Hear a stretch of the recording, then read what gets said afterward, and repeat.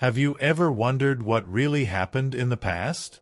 Beyond the pages of textbooks lies a world of fascinating tales, extraordinary figures, and incredible events.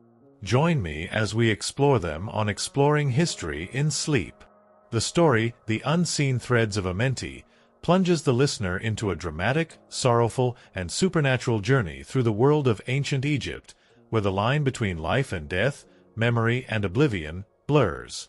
Amunet, an ordinary peasant girl, confronts her deepest fear of oblivion when her loved one passes without a trace. This obsession leads her to forgotten places, liminal spaces where the souls of the unremembered linger. There, she uncovers a terrifying gift, the ability to connect with these forgotten souls, feeling their lives, their pain, and their yearning for recognition. This gift gradually transforms her into a living ghost, her body weakening and her consciousness merging with countless ancient memories. The stark contrast between the fleeting lives of ordinary people and the eternal legacy of the pharaohs fuels Amunet's growing resentment. She begins to carve simple symbols onto stones, creating whispering stones as a silent defiance against oblivion. This act draws the attention of Imhotep, an intelligent yet skeptical scribe. Despite accusations of blasphemy, Imhotep is fascinated by Amunet and the mysteries she carries. Together, they delve into a labyrinth of forbidden texts, uncovering the chilling truth about Amenti's veils, a shadowy realm where forgotten souls exist, creating invisible energy leeches that slowly drain the living world. These texts warn of an impending crisis, where the veil between worlds will thin, threatening to turn all of Egypt into a realm of oblivion. However, the threat doesn't stop there. An ancient entity, known as the Architect of Oblivion, emerges. This being seeks not only to erase memories but to annihilate the very concept of existence, creating an absolute void. The Architect wages an unseen war against memory, distorting history and sowing doubt within the collective consciousness. In this desperate battle, Amunet and Imhotep discover an ancient secret, the primordial loom, a cosmic mechanism that weaves reality from threads of memory. To defeat the Architect, Amunet must completely sacrifice herself, merging with the loom to become the Silent Weaver. The confrontation culminates as the Architect launches a final assault on consciousness. Amunet, now one with the loom, repels the attack, restoring memory and coherence to all of Egypt. Amunet's individual death is the rebirth of cosmic memory. She becomes an eternal entity, the ultimate living ghost, ensuring that no memory will ever be completely lost. Her legacy isn't etched in monuments or texts, but in the very consciousness of all beings, in the capacity to remember and experience. The story concludes with a new dawn, where peace and clarity reign, and the primordial loom continues to weave the grand tapestry of existence, eternally protected by the eternal echo of Amunet. Story 1. The Whispers of the Forgotten Sands. Have you ever truly felt the dust of ages settle on your skin? Not just a fleeting speck, but a pervasive ancient grit that seems to carry the echoes of 1,000 forgotten breaths? Close your eyes for a moment, if you dare, and try to imagine a world where every sunrise is a battle won, and every sunset a silent prayer for the strength to face another relentless dawn. This isn't the Egypt of glittering gold masks and grand pharaohs, the one you've read about in history books or seen in meticulously crafted museum exhibits. No, this is the Egypt that the sand itself tried to erase, the stories of the nameless, the forgotten, the souls swallowed whole by the relentless march of time. And it is here, in the heart of this harsh, unforgiving reality, that our story, a story of living like a ghost, dying unremembered, truly begins. Picture a young woman, perhaps not much older than many of you listening right now, though her hands would tell a different tale. Her name was Amunet, and her existence was as humble and unremarkable as the countless grains of sand that clung to everything she owned, everything she touched. She lived in a small mud-brick hovel on the fringes of a sprawling, sun-baked village, a place perpetually shrouded in the fine, biting dust that rose from the nearby fields. Her days, much like those of her mother and her younger brother, were a monotonous rhythm dictated by the sun and the unpredictable currents of the Nile. From the moment the first weak light of dawn pierced the dusty haze, Amunet was already at work. Her body, lean and wiry from years of relentless labor, moved with an almost mechanical efficiency. The very act of waking was a physical challenge, a battle against the pervasive aches that settled deep in her bones each night. The reed mat she slept on offered little comfort, its rough fibers perpetually infused with the scent of dried river mud and the faint, unsettling odor of insects. She'd pull herself up, the familiar creak of her joints a silent companion, and immediately feel the grit of sand beneath her bare feet, an ever-present reminder of the desert's relentless embrace. It was in her coarse linen tunic, caught in the threads of her rough-spun skirt, even in the meager mouthful of flatbread she would chew, dry and tasteless, each morning. The sand was everywhere, a constant, irritating presence, a slow, insistent abrasion against the very fabric of life itself. And then there was the heat. Oh, the heat! It wasn't merely warmth, it was a physical weight, a suffocating blanket that pressed down from the moment the sun began its climb. It seeped into the very air, stealing the moisture from your skin, parching your throat, and making every breath a shallow, strained effort. Working in the fields, bent double under that merciless orb, felt like a silent, slow torture.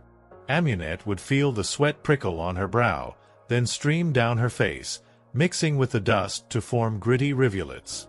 Her muscles would scream with protest, but there was no respite. The crops, the lifeblood of their village, demanded unwavering attention, and the sun cared little for the weariness of human flesh. The constant buzzing of flies, a relentless orchestra of irritation, accompanied every task, landing on her face, in her hair, on the food she ate, a constant, maddening reminder of the primitive, unyielding conditions of their existence. The Nile, that great, life-giving serpent, was both a blessing and a curse. Its muddy waters, teeming with unseen life and unseen dangers, were their only source of hydration. Amunet would carry the heavy clay amphora to the riverbank, her bare feet sinking into the silty mud, feeling the unsettling squelch of unseen things beneath her soles. The stench of the river, a complex mix of stagnant water, decaying vegetation, and animal waste, hung heavy in the air, a constant assault on the senses. She knew the risks, the unseen parasites that could infect her, the lurking crocodiles that could snatch a life in an instant. But there was no other choice. Survival was a series of compromises, a constant negotiation with the very forces of nature that sustained them.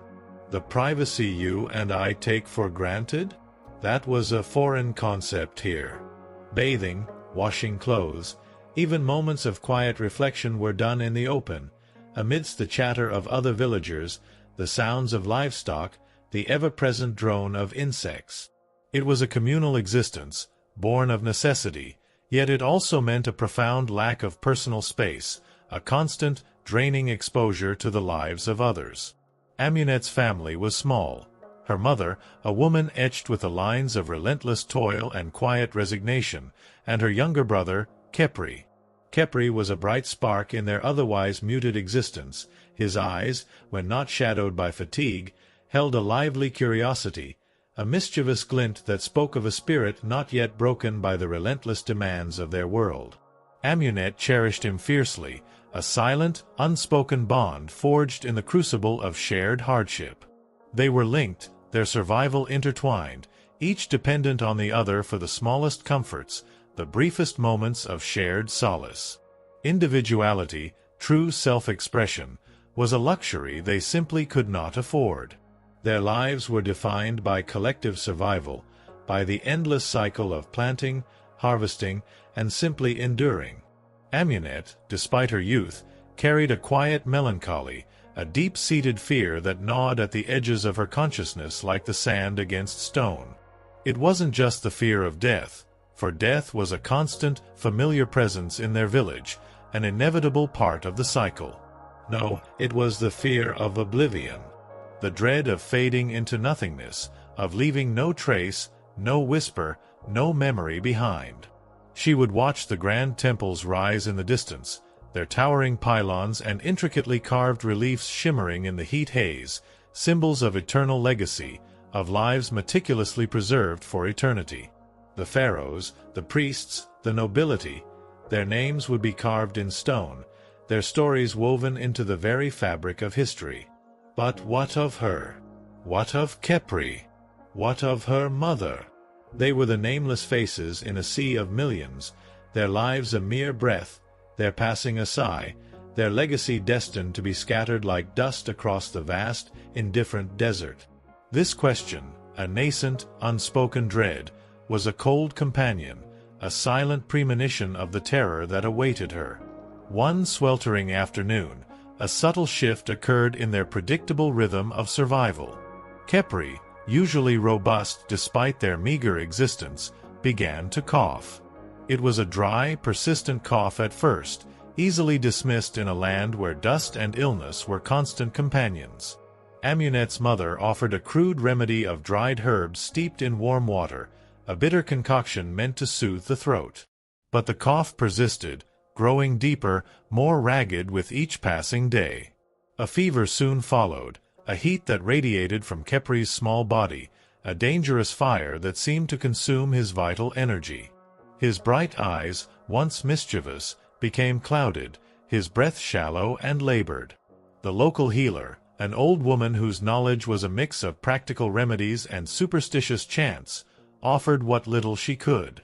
Poultices of crushed leaves, prayers whispered to the lesser gods of healing, offerings of dried fish to placate unseen spirits. But none of it worked. The fever raged, unwavering. Amunet sat beside Khepri, her heart a leaden weight in her chest, her hand constantly wiping the sweat from his brow, feeling the terrifying heat that seemed to consume him from within. She listened to his shallow, struggling breaths, each one a tiny, agonizing battle. Her mother, her face grim with a familiar resignation, prepared a thin, watery broth, but Khepri could barely swallow. The village, accustomed to such suffering, offered muted sympathies, their faces etched with the understanding that this was simply the way of things. Children often faded. It was a tragedy, yes, but a common one, a part of the brutal rhythm of life by the Nile. This societal desensitization to death, born of too many similar losses, felt like a betrayal to Amunet. She saw it as a further erasure of Khepri's fleeting, precious existence. How could they simply accept such quiet, unremarkable fading? How could a life, no matter how humble, vanish without leaving a ripple, a testament to its brief, beautiful presence? The days blurred into a haze of worry and desperate hope that slowly, inexorably, turned to despair. Khepri grew weaker, his small body wasting away, his once lively spirit now little more than a flicker. Amunet watched, helpless, as the light in his eyes dimmed, as his breath grew fainter, each gasp a testament to a strength that was rapidly failing. The silence in their small hovel grew heavier, punctuated only by Khepri's struggling breaths and the frantic, unheard beating of Amunet's own heart. And then, one quiet dawn, as the first rays of the sun cast long melancholic shadows across their mud floor, Khepri's breathing ceased. It was not a dramatic exit, no final gasp or sudden struggle. Just a gentle sigh, a soft exhalation that seemed to melt into the dust-filled air, and then, nothing. Utter stillness. Amunet waited, holding her breath, willing his small chest to rise again, but it remained tragically, irrevocably still. Her hand, resting on his small, cooling chest, felt the last vestiges of warmth drain from him. Her mother, her face a mask of grief and weary acceptance, began the preparations. Khepri was wrapped in a simple linen cloth, unadorned, unembalmed, a stark contrast to the elaborate rituals afforded to the privileged.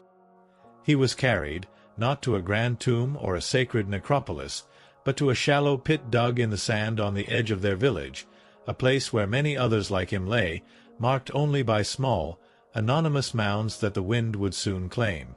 There were no priests, no elaborate prayers, no offerings to guide his soul to the field of reeds. Just the raw, silent grief of a mother and a sister, standing under the vast, indifferent sky. As the sand was shoveled over Khepri's small form, burying him deeper into the earth, into the silent embrace of oblivion, Amunet felt a cold, visceral horror seize her. This was it. This was the fear made real. A life, cherished and loved, extinguished without a trace, destined to be forgotten by all but a handful of grieving souls. His small mound would soon be flattened by the wind, his name lost to the shifting dunes, his existence a mere whisper in the vast, indifferent expanse of time. He would be truly unremembered. And in that moment, as the last grain of sand settled, Amunet understood, with a chilling certainty, that her own life, if she remained on this path, was destined for the same fate. She was living like a ghost, and she saw the chilling truth that she was dying unremembered even before her last breath. This quiet, unremarkable death of her beloved brother was not an ending, but a terrifying, desperate beginning for Amunet, pushing her inexorably towards the unseen, towards a battle she never knew existed, a battle for the very essence of memory itself. The profound emptiness left by Khepri's vanishing was a gaping wound, drawing her gaze not towards the living, but towards the chilling, whispering void of the forgotten. Story 2. The Unveiling of the Liminal Veils. The sand, once a familiar comfort beneath her bare feet, now felt alien, cold, and strangely alive against Amunet's skin. The small, anonymous mound that marked Khepri's final resting place seemed to pulse with a faint, almost imperceptible hum, a sound that vibrated not in her ears, but deep within her very bones. The raw grief that had seized her at the moment of his last breath had begun to twist, to morph into something far more unsettling. It wasn't just sorrow anymore. It was a profound, suffocating emptiness, a gaping maw in her soul that seemed to hunger for more. For answers. For a way to defy the finality of oblivion. She stood there, long after her mother had quietly returned to their hovel, long after the last rays of sun had bled from the sky, painting the desert in shades of bruised purple and charcoal gray. The stars, usually a comforting blanket of distant light, now seemed like countless pinpricks of indifference, vast and uncaring. This vastness, once simply overwhelming, now felt like a conscious void, observing her anguish with a silent, ancient patience. It was in that profound stillness, in the embrace of the creeping night, that the shift began. It wasn't a sudden, dramatic explosion of power, nothing like the tales of gods bestowing blessings. Instead, it was a subtle, insidious crawl, like a cold mist seeping into her very being. First, the chill. Not the ordinary chill of the desert night, but an internal coldness that seemed to originate from deep within her chest, spreading outwards, numbing her fingers and toes. It was the kind of cold that seemed to leach the very warmth from her blood, leaving her feeling brittle, fragile, as if a strong wind might shatter her into 1,000 fragments. Then, the whispers. Faint at first, like the rustle of dry papyrus leaves in a phantom breeze, barely distinguishable from the natural sounds of the desert, the distant howl of a jackal, the rustle of unseen scorpions across the sand, the whisper of the wind through sparse scrub. But they grew, coalescing into a cacophony of murmurs, a symphony of lost voices, all speaking at once, yet none truly intelligible. It was less like individual words and more like a vast, overlapping chorus of unspoken emotions, a tidal wave of fragmented desires and forgotten pains. Amunet pressed her hands against her temples, a desperate attempt to silence the burgeoning chaos within her mind. It was too much, too many voices, too many indistinct impressions pressing in. She squeezed her eyes shut, but the voices remained, accompanied now by flickering images behind her eyelids, fleeting glimpses of faces she didn't know, scenes of lives long past, fragments of emotions, a burst of laughter so pure it brought an ache to her chest, a pang of hunger so raw it made her stomach clench, the exquisite agony of a broken heart, the quiet contentment of a mother cradling her child. They were quick, disorienting flashes, like shards of broken glass reflecting a chaotic, forgotten world, leaving her feeling dizzy and disoriented, as if her own consciousness was being stretched thin, becoming porous, dissolving at the edges. She felt an unsettling transparency, as if she were no longer fully solid, her own thoughts and memories becoming translucent, vulnerable to the invasion of others. She stumbled back towards the village, her legs feeling heavy and disconnected, as if she were wading through thick silt or struggling against an unseen current. The familiar path seemed warped, the shadows longer, more predatory, stretching out like grasping fingers. Every rustle of desert scrub, every distant cry of a nocturnal creature, felt imbued with a new, terrifying significance, as if the very air hummed with hidden life, a secret world suddenly made visible to her tormented senses. She was no longer just Amunet, the peasant girl.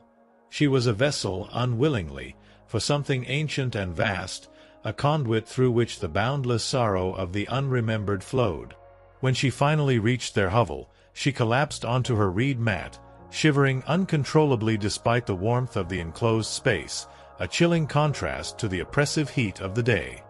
Her mother, sensing her distress but mistaking it for profound grief, simply wrapped her in a thin blanket and murmured comforting words that seemed to float unheard above the internal din, unable to penetrate the thick, swirling fog that now enveloped Amunet's mind. The nights that followed were a torment beyond anything she had ever known. Sleep became a battleground, a fragmented landscape of nightmares where the whispers amplified, growing into a deafening roar that vibrated through her skull. The images sharpened, coalescing into full, haunting vignettes, and the sheer volume of forgotten lives threatened to overwhelm her, to drown her in a sea of alien memories. She saw moments of immense joy and crushing sorrow, of mundane, trivial errands performed under forgotten suns, and monumental betrayals that echoed across centuries. A woman giving birth in a humble hut, her face contorted in agony and ecstasy, the smell of damp earth and blood sharp in Amunet's heightened perception. A warrior falling in battle, his last breath a choked cry for his mother, the metallic tang of fear and spilled blood on her tongue. A child playing with a wooden toy, his innocent laughter echoing in a place that no longer existed, a sound that brought an unexpected pang of sorrow to Amunet's own heart. These were not her memories, yet they felt intimately woven into her own experience, bleeding into her very being, blurring the lines of her identity until she struggled to distinguish her own past from the deluge of others.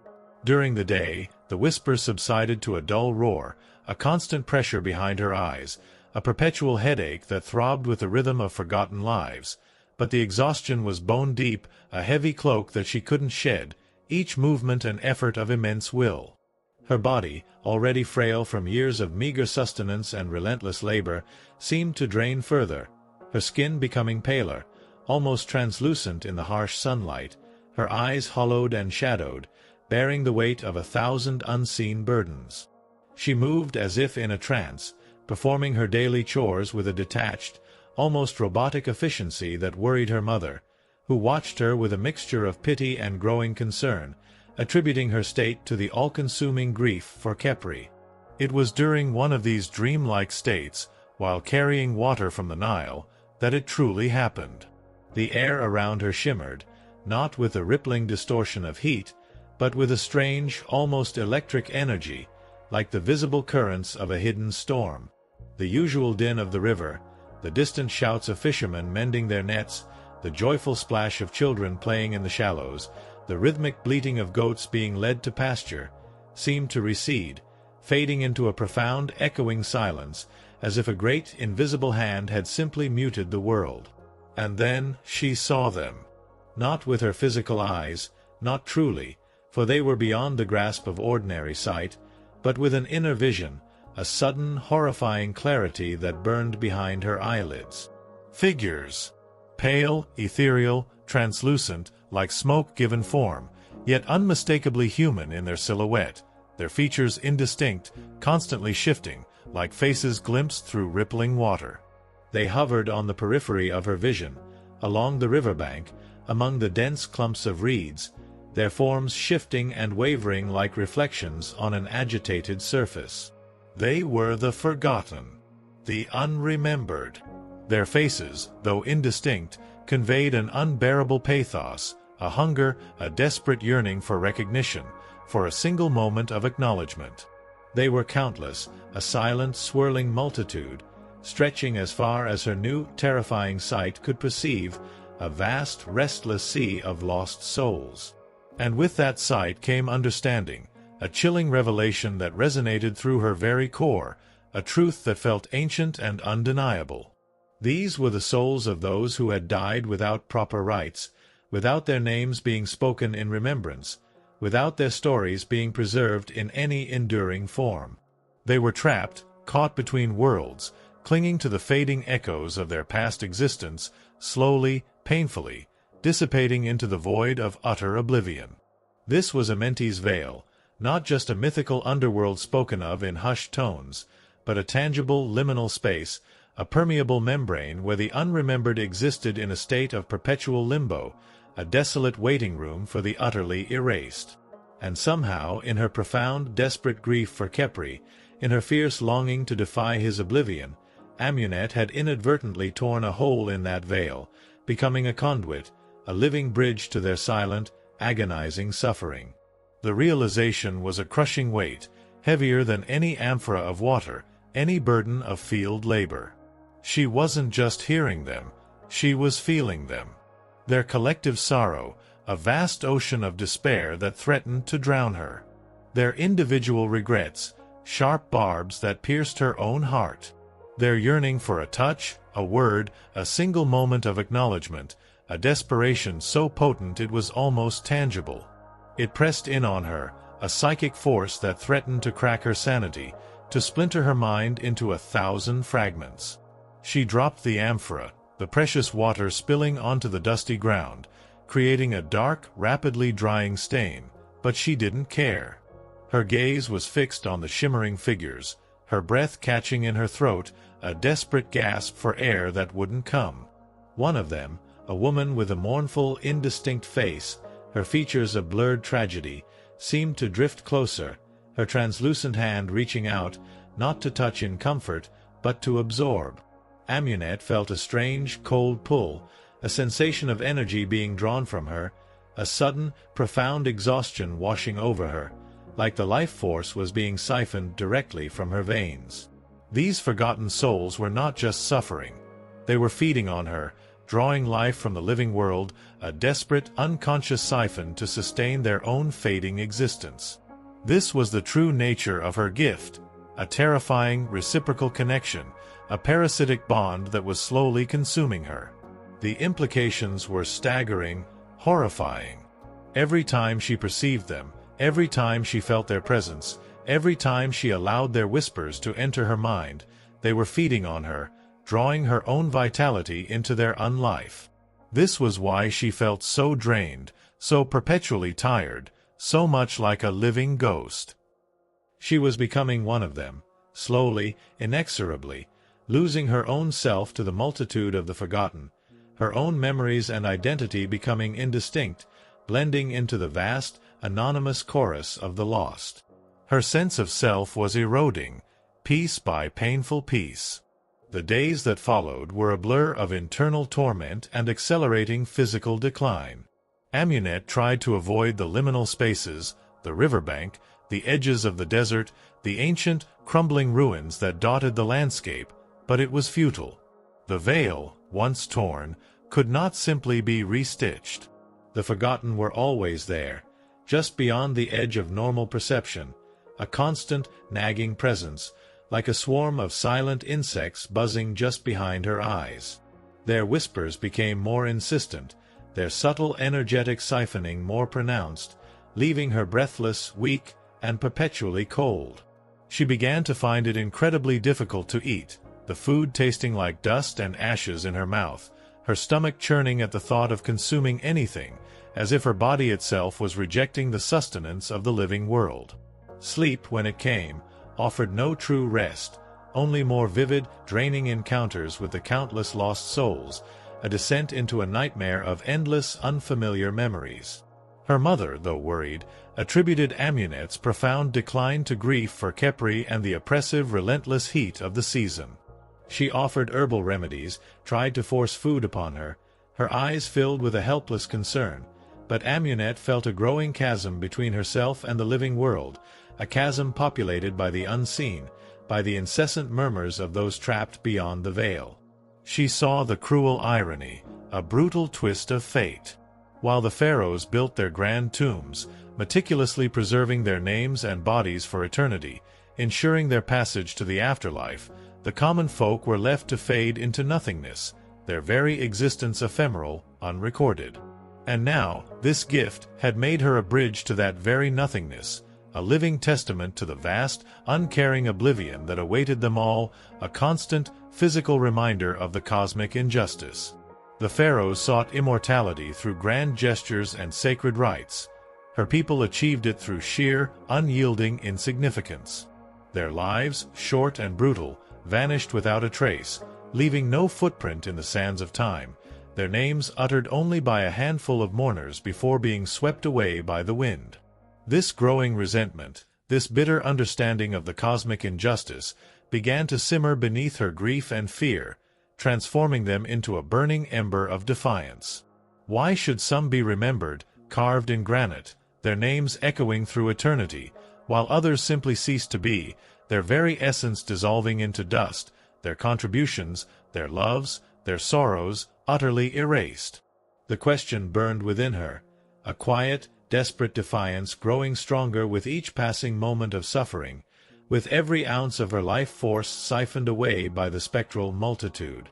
She couldn't allow Khepri, or anyone else, to simply vanish. She had to fight, even if she didn't know how, even if her very being was slowly consumed in the process. One evening, as the sun dipped below the horizon, painting the sky in fiery hues of orange, red, and purple that mocked her internal chill, Amunet found herself drawn to a small, smooth stone near the riverbank. It was unremarkable, just a pebble, smoothed by countless currents, yet in her hand it felt strangely warm, receptive, as if waiting to be shaped by her will. The whispers of the forgotten were particularly loud that night, a wave of despair washing over her as they yearned for acknowledgement, for a moment of being seen, truly seen, before their final dissolution. Her mind, pushed to its breaking point, no longer burdened by the conventions of a world that offered no answers, latched onto a desperate primal urge, to mark, to make a trace, to create something, anything, that would defy the relentless erosion of memory, that would scream against the indifferent silence of the vast desert and the even vaster void beyond. With a shard of flint she found nearby, sharp and unforgiving, Amunet began to scratch at the stone's surface. Her fingers, usually clumsy with fatigue, moved with an unexpected precision, a newfound clarity guiding her hand. It was as if an unseen force, a collective will, was flowing through her, directing her movements. She wasn't carving hieroglyphs, those complex symbols of power and permanence reserved for the elite, those intricate stories of gods and pharaohs etched into the grand monuments. No, she carved something simpler, more elemental, more universally understood, a language of the soul. She began with a wavy line, representing water, perhaps the Nile itself, the source of life and paradoxically, where so many forgotten lay, swallowed by its currents or buried in its banks. And within that line, a small, imperfect circle, a rudimentary sun, a symbol of fleeting life, yet also rebirth, of cycles, of the eternal return. And then, a single rough vertical line, a representation of a human figure, simple, anonymous, yet undeniably present, a testament to individual existence, no matter how brief or humble. It was a crude attempt to capture the essence of fleeting existence, of a life lived and lost, but still a life that had been. As she worked, a strange, profound sense of calm settled over her. The frantic whispers in her mind, usually a suffocating cacophony, seemed to quiet, receding into the background, replaced by a profound stillness, a focused clarity she hadn't felt since Khepri's passing. The figures of the forgotten, usually so fluid and indistinct, seemed to solidify slightly, their yearning taking on a more focused, less chaotic energy, almost like a collective sigh of quiet hope. When she finished, she held the stone in her palm, gazing at her rough creation. It was insignificant, a tiny pebble, easily lost among the countless others on the riverbank.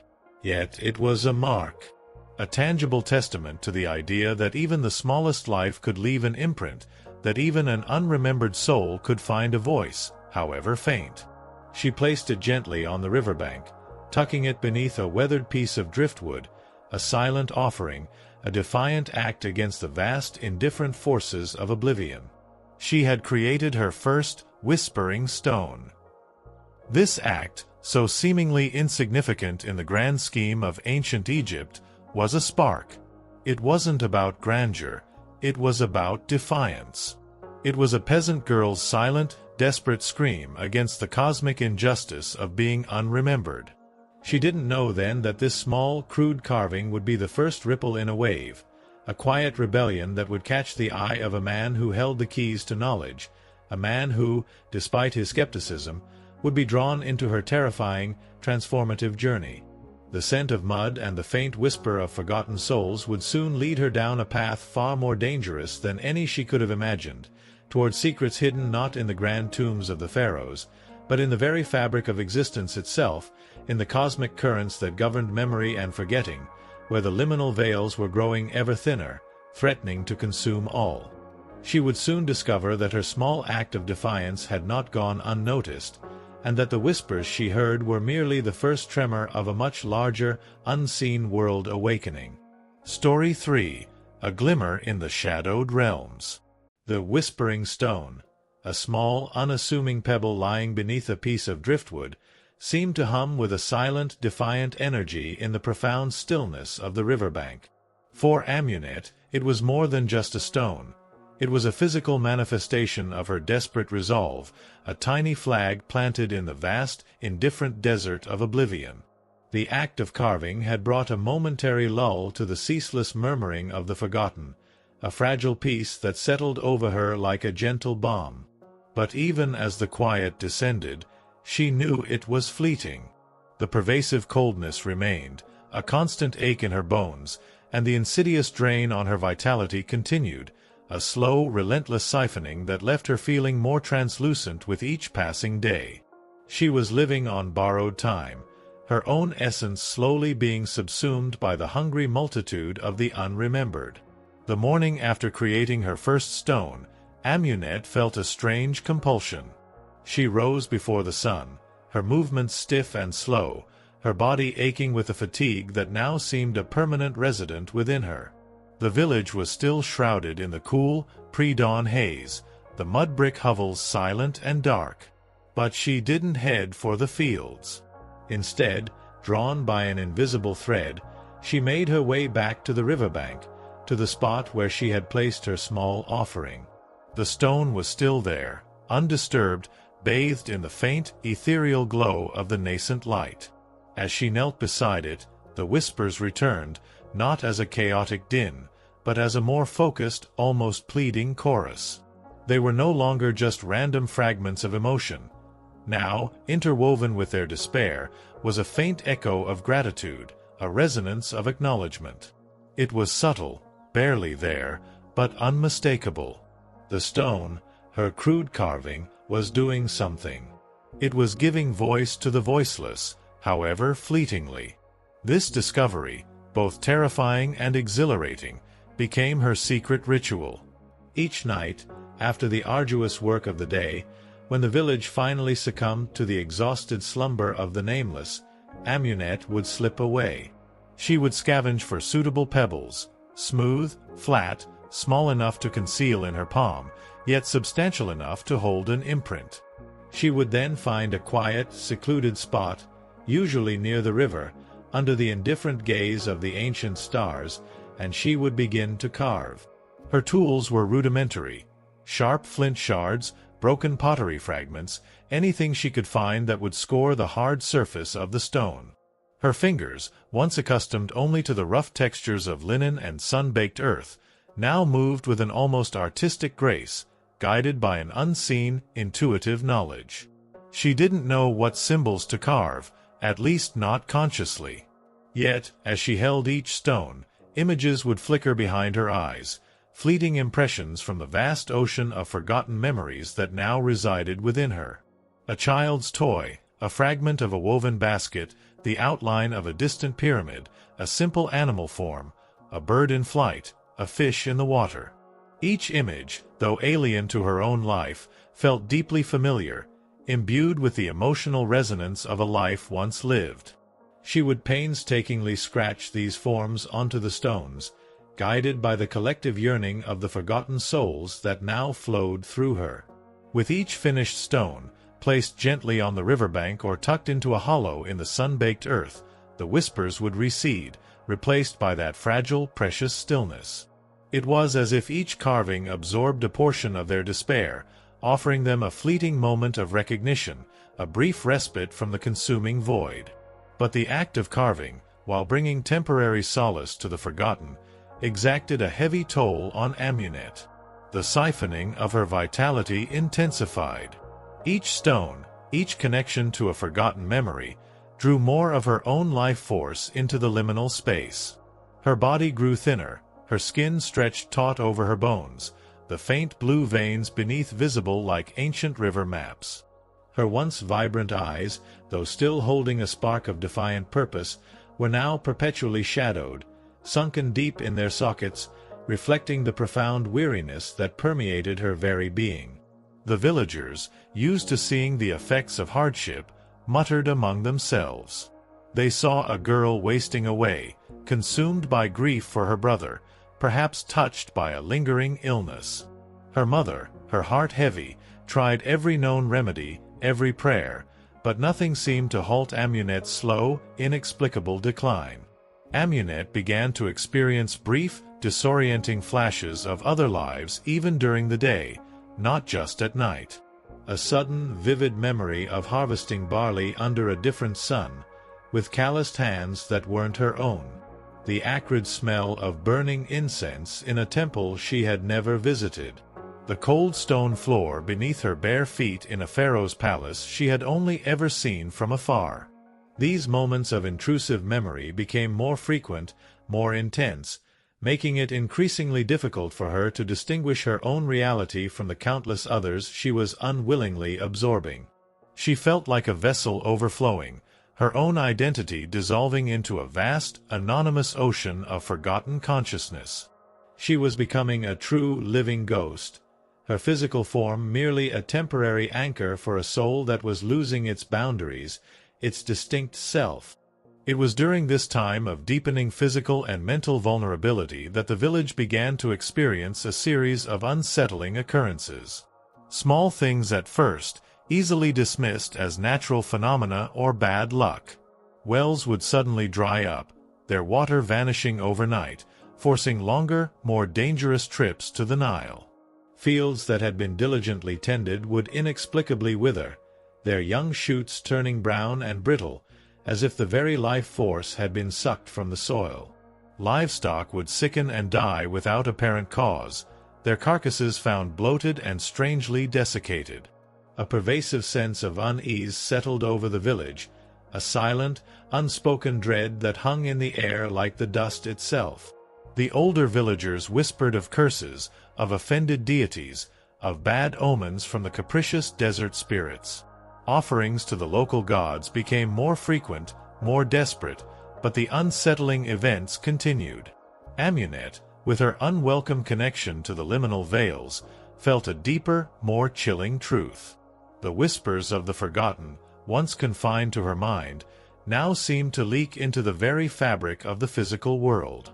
The collective hunger of the unremembered, the energetic drain they inflicted upon her, was not just limited to her. It was expanding, a subtle, insidious siphon pulling vitality from the land itself, from the water, from the animals. The Kemu, the invisible energy leeches she had glimpsed in the forbidden texts, were growing stronger, their numbers increasing, their desperate thirst for existence bleeding into the world of the living. Her carvings, her whispering stones, provided only a temporary, localized reprieve, a mere drop in an ocean of overwhelming need. She was trying to bail out a sinking ship with a thimble, and the water was rising. One night, as Amunet carved a particularly intricate symbol of a coiled snake, a memory of a healer, perhaps, or a guardian, she felt a distinct, alien presence. It wasn't the amorphous collective of the forgotten. This was singular, focused, and profoundly ancient. A cold intelligence seemed to press against the edges of her mind, curious, analytical, and distinctly aware of her. She froze, her flint shard poised over the stone. The whispers of the forgotten went silent, their desperate clamor replaced by a chilling, watchful stillness. It was as if the entire unseen realm held its breath, sensing a greater power. This was a presence unlike any she had encountered, neither suffering ghost nor benevolent spirit. It felt like something that observed, something that sought knowledge, something that had been watching her. A faint, almost imperceptible scent of dried papyrus and old ink drifted on the desert wind, a fragrance that had no place amidst the smells of mud and dust. It was subtle, yet distinct, a scent that hinted at ancient libraries, at forgotten scrolls, at the meticulous preservation of knowledge. Amunet felt a strange pull, a sense of being examined, weighed, measured. She glanced up, scanning the dark horizon, but saw nothing but the endless stretch of sand and the distant, unchanging stars. Yet, the presence remained, a silent, intellectual hum in the background of her terrified awareness. It was a sensation of being noticed, a stark contrast to the profound oblivion she was fighting against. This unsettling encounter stirred a new kind of fear within her, but also a sliver of desperate hope. Perhaps this entity, whatever it was, knew something. Perhaps it held answers, or at least a path to understanding the terrifying reality she was now entangled in. But the thought was fleeting, quickly overshadowed by the chilling knowledge that she was utterly alone in this struggle. Who would believe her? Who could she even speak to about the invisible throngs of the forgotten, the unseen forces draining the land, the subtle intelligence that now seemed to observe her every move? She was a peasant girl, with no standing, no voice beyond the silent plea of her carvings. The next few days saw the escalating weirdness in the village. A child's cries were heard coming from an empty hut. Food left unattended would mysteriously rot and decay at an alarming rate, far beyond what the heat would cause.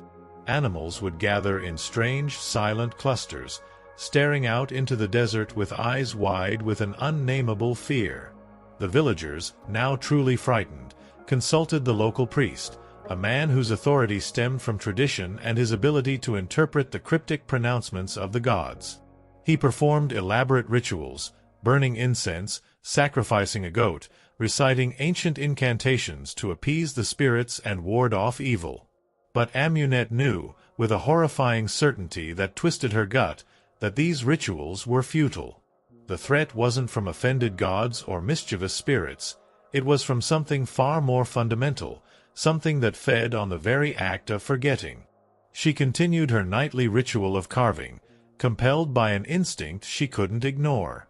Each stone felt more urgent, each symbol more desperate.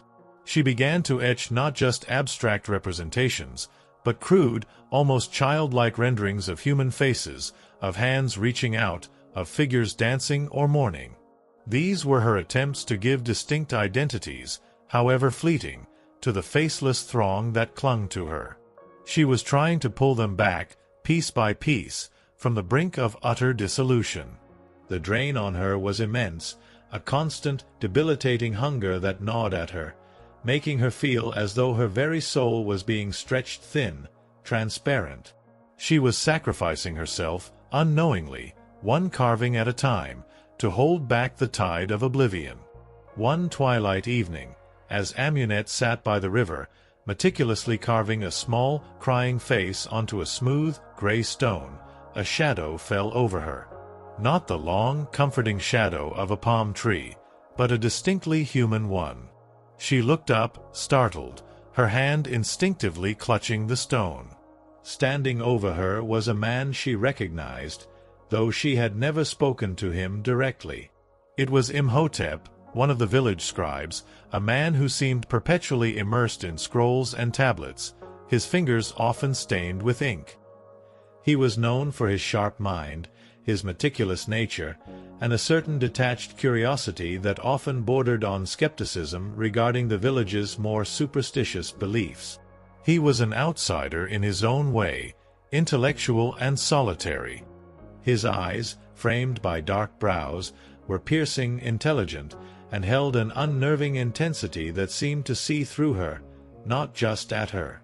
They were eyes that missed nothing. He wasn't overtly threatening, but his presence was unexpected, his gaze unwavering as it fell upon the stone in her hand, then to the collection of similar stones she had meticulously placed along the riverbank. He hadn't seen her carving them, not exactly, but he had seen the stones, the subtle oddity of their presence, in a place where such deliberate marks were rare. He had been observing the escalating strangeness in the village, the drying wells, the withered crops, and his analytical mind, unlike the superstitious villagers, sought patterns beyond divine wrath. He had been drawn to the river by the unusual stillness, by a faint, almost imperceptible hum that only he, with his heightened sensitivity to esoteric energies, seemed to detect. And then he had seen her. "What is this, girl?" Imhotep's voice was low, resonant, carrying a tone of quiet authority, yet edged with an unmistakable note of profound curiosity. He wasn't accusing, not yet. He was simply questioning, his gaze fixed on the stones, a mixture of fascination and suspicion playing across his features.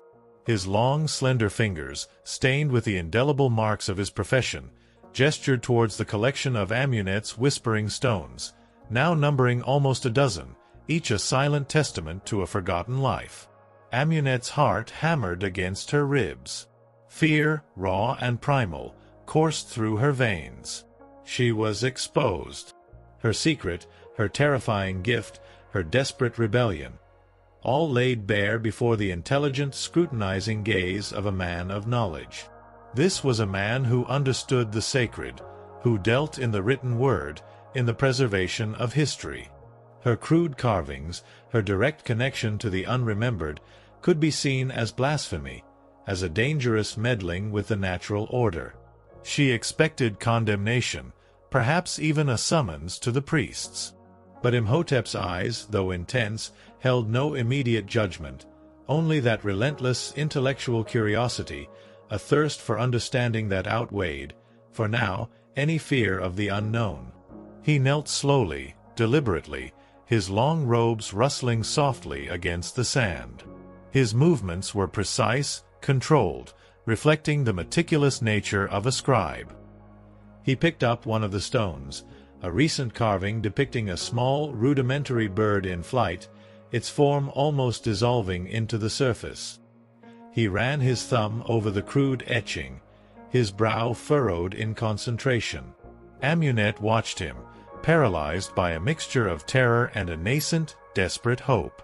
Perhaps, just perhaps, this man, this intellectual, this guardian of ancient texts, might see more than just superstitious markings. Perhaps he might see the truth she was grappling with, the chilling reality of Amenti's liminal veils, the silent suffering of the forgotten, and the insidious drain on the living world. The whispers in her mind, though subdued by the stone, still buzzed with an anxious urgency, a collective plea for recognition, a desperate hope that this man, this bridge between their world and the written word, might finally understand. His presence, so unexpected and unnerving, was about to pull Amunet from the quiet solitude of her terrifying gift into a world of ancient knowledge, forbidden texts, and a cosmic struggle far greater than she could ever have imagined.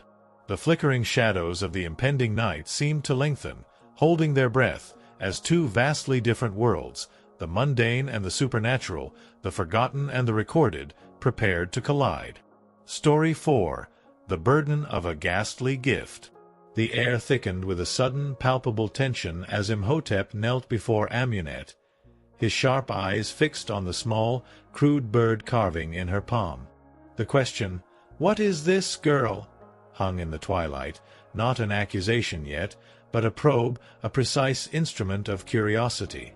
Amunet's heart, already a frantic drum against her ribs, pounded harder. Her peasant instincts screamed for her to flee, to deny everything, to vanish like the very souls she now conversed with. But the oppressive weight of the whispers in her mind, and the unsettling clarity of Imhotep's gaze, pinned her to the spot. There was no escape from this man. He saw too much, questioned too deeply. She swallowed, her throat dry, tasting only dust and the metallic tang of fear. The truth, however bizarre, was her only recourse. They whisper," she began, her voice a reedy tremor, barely audible over the river's gentle lapping. "The unremembered. They are everywhere, and they are fading." She held out the small stone, her hand trembling. This helps them. It gives them a voice, a mark, a breath." The words tumbled out, raw and unfiltered, born of desperation and the crushing loneliness of her secret burden. She watched Imhotep's face for any sign of disbelief, of immediate dismissal, but his expression remained unreadable, only a deepening of the furrow between his brows. He picked up another stone, one carved with a simple human figure, and then another, a rudimentary sun.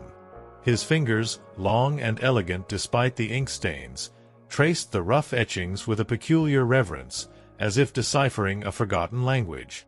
"Whispers?" he finally murmured, his voice low, almost a whisper himself, more to himself than to her. "And what do they whisper, these unremembered?" There was a flicker of something in his eyes, not doubt, but a nascent, almost scientific curiosity, a scholar's fascination with the unknown. It wasn't the immediate condemnation she expected from a man of the temples, a man versed in proper rituals and sacred burials. This surprised her, bringing a flicker of a different kind of hope to her weary soul. Perhaps he wasn't like the others. Amunet took a deep breath, the subtle drain on her energy momentarily forgotten in the urgency of her confession. They whisper their lives, their hunger, their fear of being gone, truly gone. Not to the field of reeds, not to Osiris, but nothingness. The last word was a choke, thick with the horror that had gripped her since Khepri's burial. She spoke of the chilling coldness that permeated her, of the translucent figures she now saw, of the subtle siphoning of her own vitality. She recounted the worsening conditions in the village, the drying wells, the blighted crops, the strangely ailing livestock, attributing them to the insidious hunger of the expanding multitude of the forgotten. She spoke of the Khemu, a word she had found in her fevered understanding of the whispers, a word that resonated with ancient dread. Imhotep listened, utterly motionless, his gaze never leaving her face. He absorbed every word, every nuance, his intellectual mind sifting through the extraordinary claims, seeking patterns, seeking logic where others would find only madness.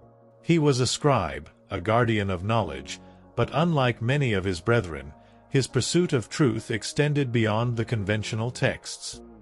He had always been drawn to the anomalies, to the fringes of accepted understanding. The escalating strange events in the village, which had baffled the priests and terrified the common folk, had plagued his analytical mind. Amunet's wild tale, instead of sounding like the ramblings of a grief-stricken girl, offered a terrifying, yet coherent, explanation. "The Khemu," he repeated slowly, the word rolling off his tongue with a mixture of recognition and a deep, unsettling caution. A term rarely spoken, found only in the most obscure, most forbidden texts, even within the temple archives. They are said to be the echoes of erased existence, not merely dead, but unmade. His eyes, for the first time, showed a flicker of genuine alarm. And you say you see them? You feel them? Amunet nodded, her eyes wide, tears finally brimming. They are everywhere. They are growing. And they feed. She gestured vaguely towards the river, the air above it shimmering faintly to her eyes, invisible to his. They feed on life. On memory. They will take everything. Imhotep stood, slowly, his presence suddenly towering over her. He began to pace, a short, agitated circuit on the sandy ground, his long robes swirling around his ankles. His mind, accustomed to the structured logic of hieroglyphs and astronomical charts, was grappling with a reality far more chaotic and terrifying than anything he had ever encountered in his extensive studies. The idea of the unremembered, not as peaceful shades in the afterlife, but as a parasitic force, was a horrifying heresy, yet it resonated with a primal dread he couldn't ignore.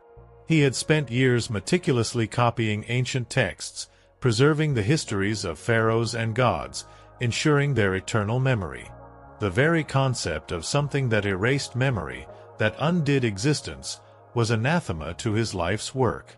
He stopped abruptly, turning back to Amunet, his gaze piercing. "Show me. Show me how you make them cease their whispers." Amunet hesitated. The act of carving was intimate, deeply personal, and profoundly draining. But the desperation in Imhotep's voice, the genuine thirst for understanding, outweighed her hesitation. She picked up a fresh stone, smooth and gray, and with a shard of flint, she began to carve. Her hands moved with a familiar, almost automatic grace, etching the simple, elemental symbols, the wavy line of the river, the crude circle of the sun, the single, stark vertical line of a human figure. As she carved, she described the surge of impressions, the fading of the whispers, the temporary solace it brought to the forgotten, and the simultaneous drain it inflicted upon her. She spoke of the faces she sometimes saw, of the fleeting emotions that guided her hand, of the lives she was briefly touching, acknowledging. Imhotep watched, utterly captivated. He saw the subtle tension in her jaw, the way her breath hitched with effort, the deepening shadows beneath her eyes. He saw the almost imperceptible glow that seemed to emanate from the stone as she worked, a faint, ethereal light that he, with his own heightened sensitivity to esoteric energies, a sensitivity honed by years of studying the arcane and the forbidden, could just perceive. He also felt it, a subtle drawing sensation in the air around them, a faint, cold pull towards the stone, almost as if a vast, unseen vacuum was drawing energy. He recognized it as the signature of the Khemu, exactly as described in the obscure texts he had encountered, but never truly believed. The sensation intensified as Amunet finished, and then, as she gently placed the stone on the ground next to the others, a tangible sigh seemed to settle over the immediate vicinity, a momentary stillness in the unseen realm, followed by a faint, almost imperceptible warmth, a brief counterpoint to the pervasive cold. "These are remarkable," Imhotep finally said, his voice hushed with awe. He picked up one of the finished stones, a simple carving of a fish, its lines almost dissolving into the rock. "They are not common symbols, yet they carry a profound resonance. They are a form of recording, unlike any I have encountered. A living record." He looked at her, his eyes filled with a new, complex understanding. "You are tapping into something primordial. Something beyond the established cycles of life and death, beyond the conventional afterlife."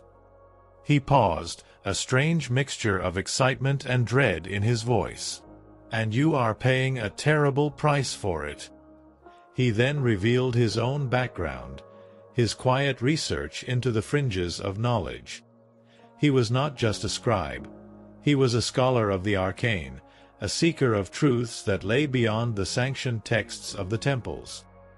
He confessed to a long-standing fascination with the concept of the unremembered, a notion dismissed by most as mere superstition, but one that resonated with unsettling consistency in the scattered, fragmented lore he had managed to piece together.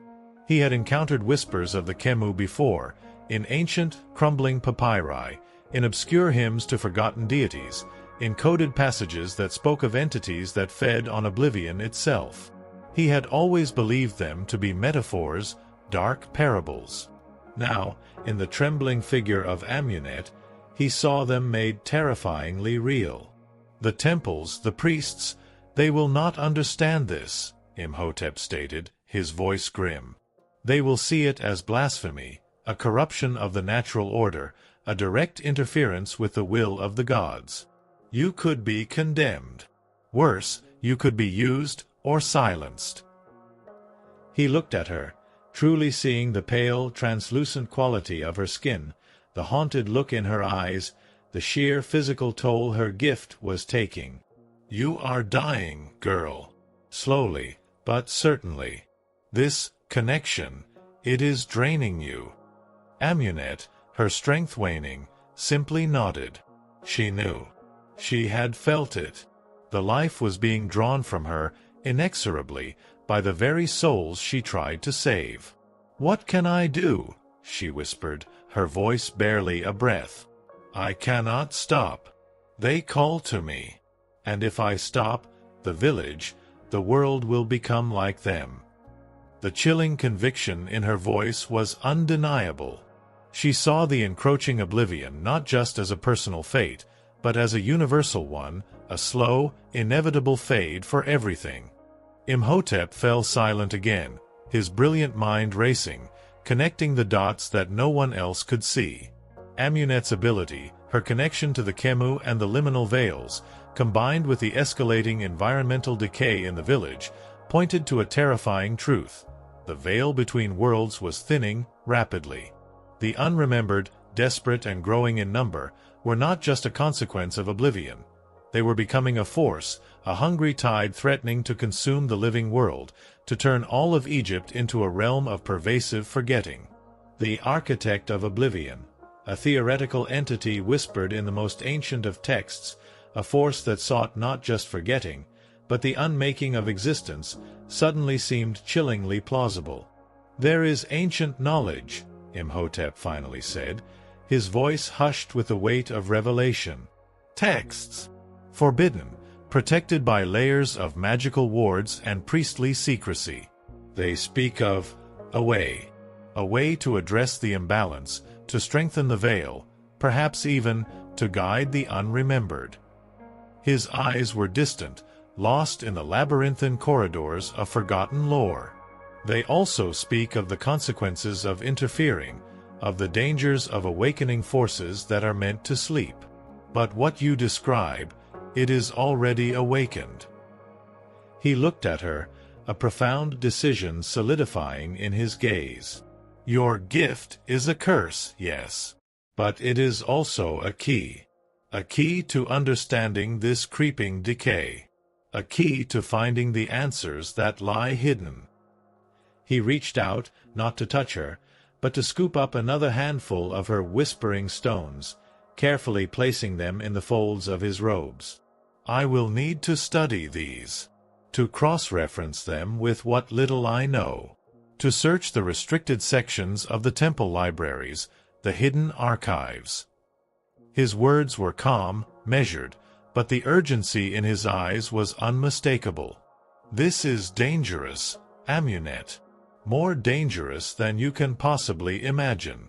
The priests, the hierarchy, they would see this as a violation of the sacred order, a threat to their very authority. They would condemn you and anyone associated with you. Amunet, despite the physical toll, felt a flicker of strength, a desperate purpose ignite within her. She was no longer alone. This man, this scholar, with his piercing intellect and his secret knowledge, saw her, believed her. And he understood the stakes. The burden was still hers, but it was now shared, at least in its chilling comprehension. "Then we must be careful," she whispered, her voice gaining a surprising resolve. "But we must do something. For Khepri. For everyone."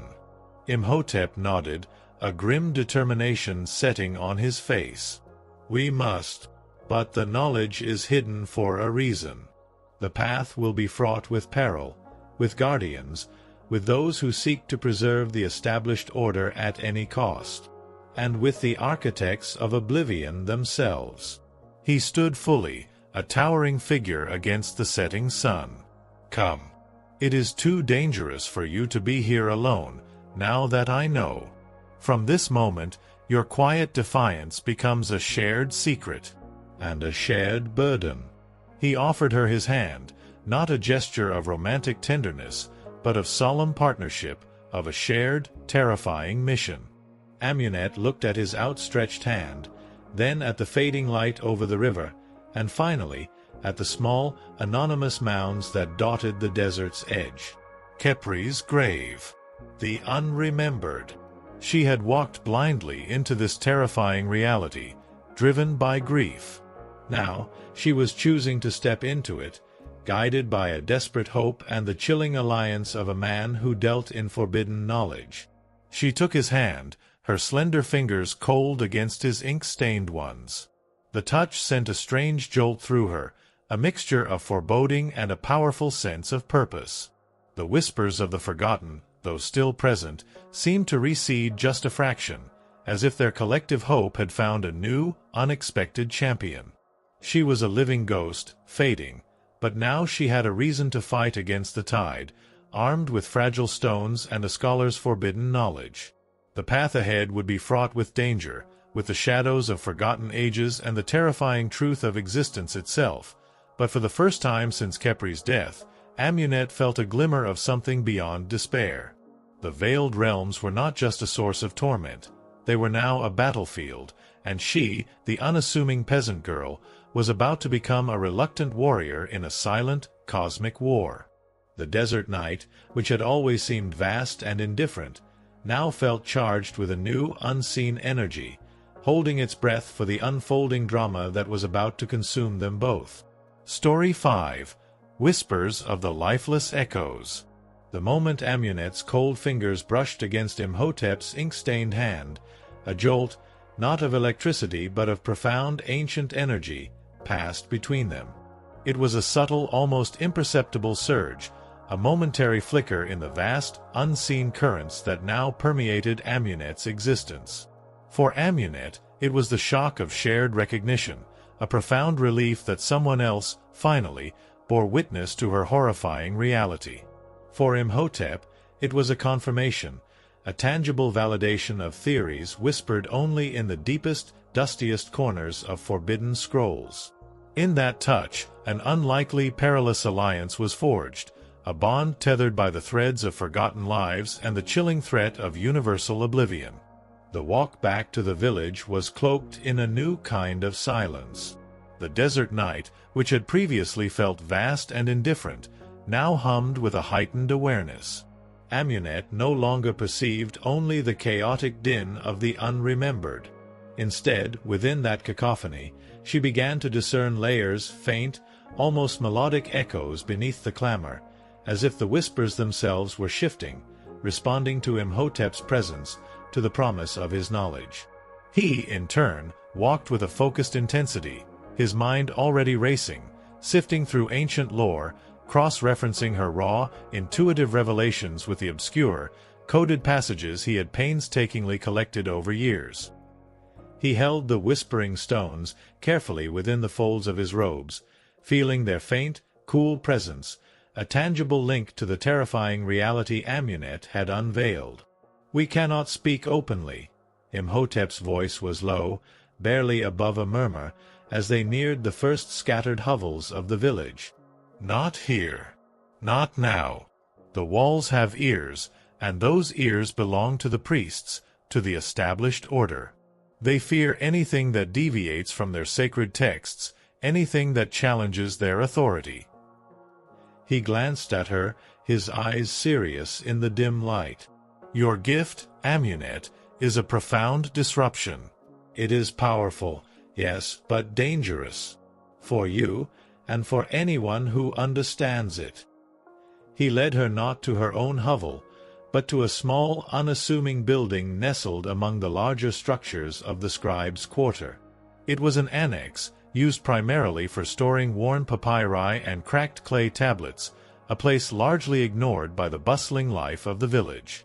The air inside was thick with the scent of dried ink, old dust, and the faint, earthy aroma of decaying paper. A single, flickering oil lamp cast long, dancing shadows across shelves overflowing with scrolls and stacks of ancient records.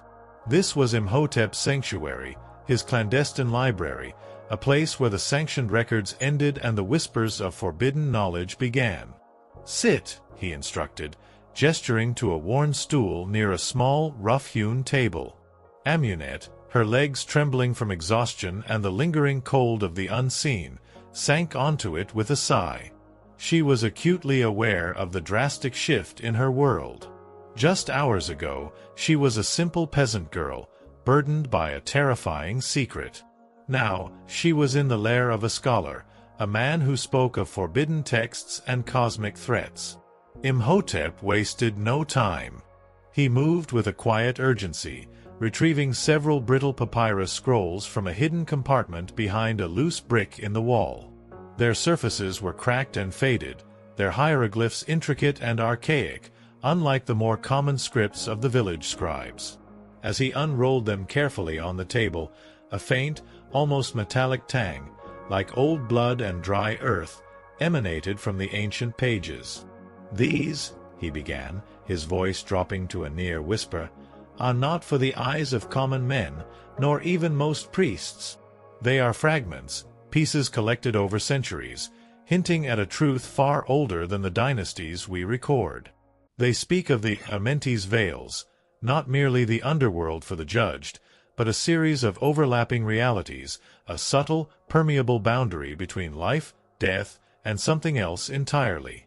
A realm where the unmade reside." He tapped a gnarled finger on a section of one scroll, pointing to a series of abstract symbols that seemed to writhe on the ancient paper.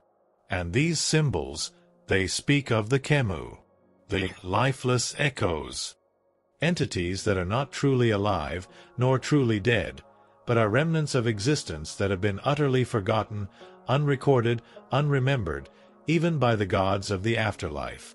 They are the souls for whom the field of reeds has no entry, because they simply ceased to be."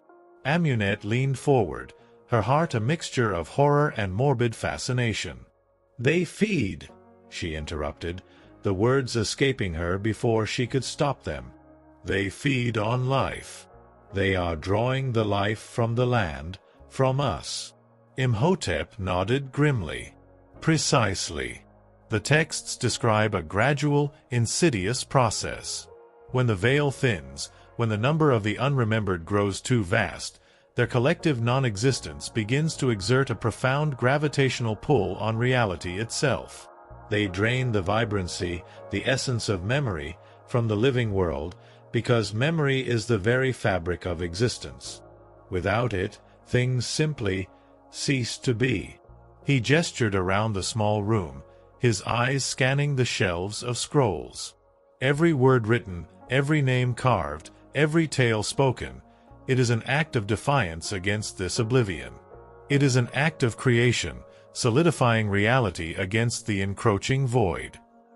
He paused, picking up one of Amunet's whispering stones, the one with the bird carving, and held it up to the lamplight.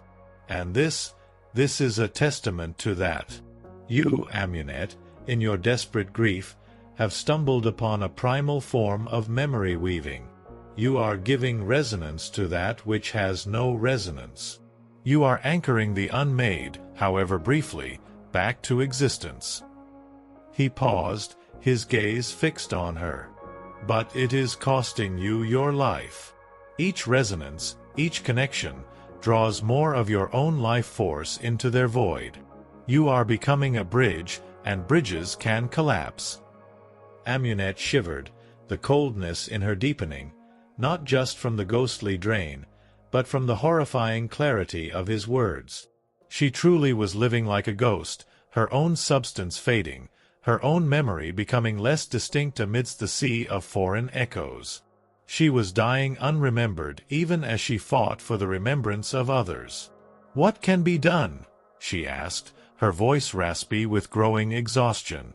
"If the veil is thinning, if they are so many, what hope is there?"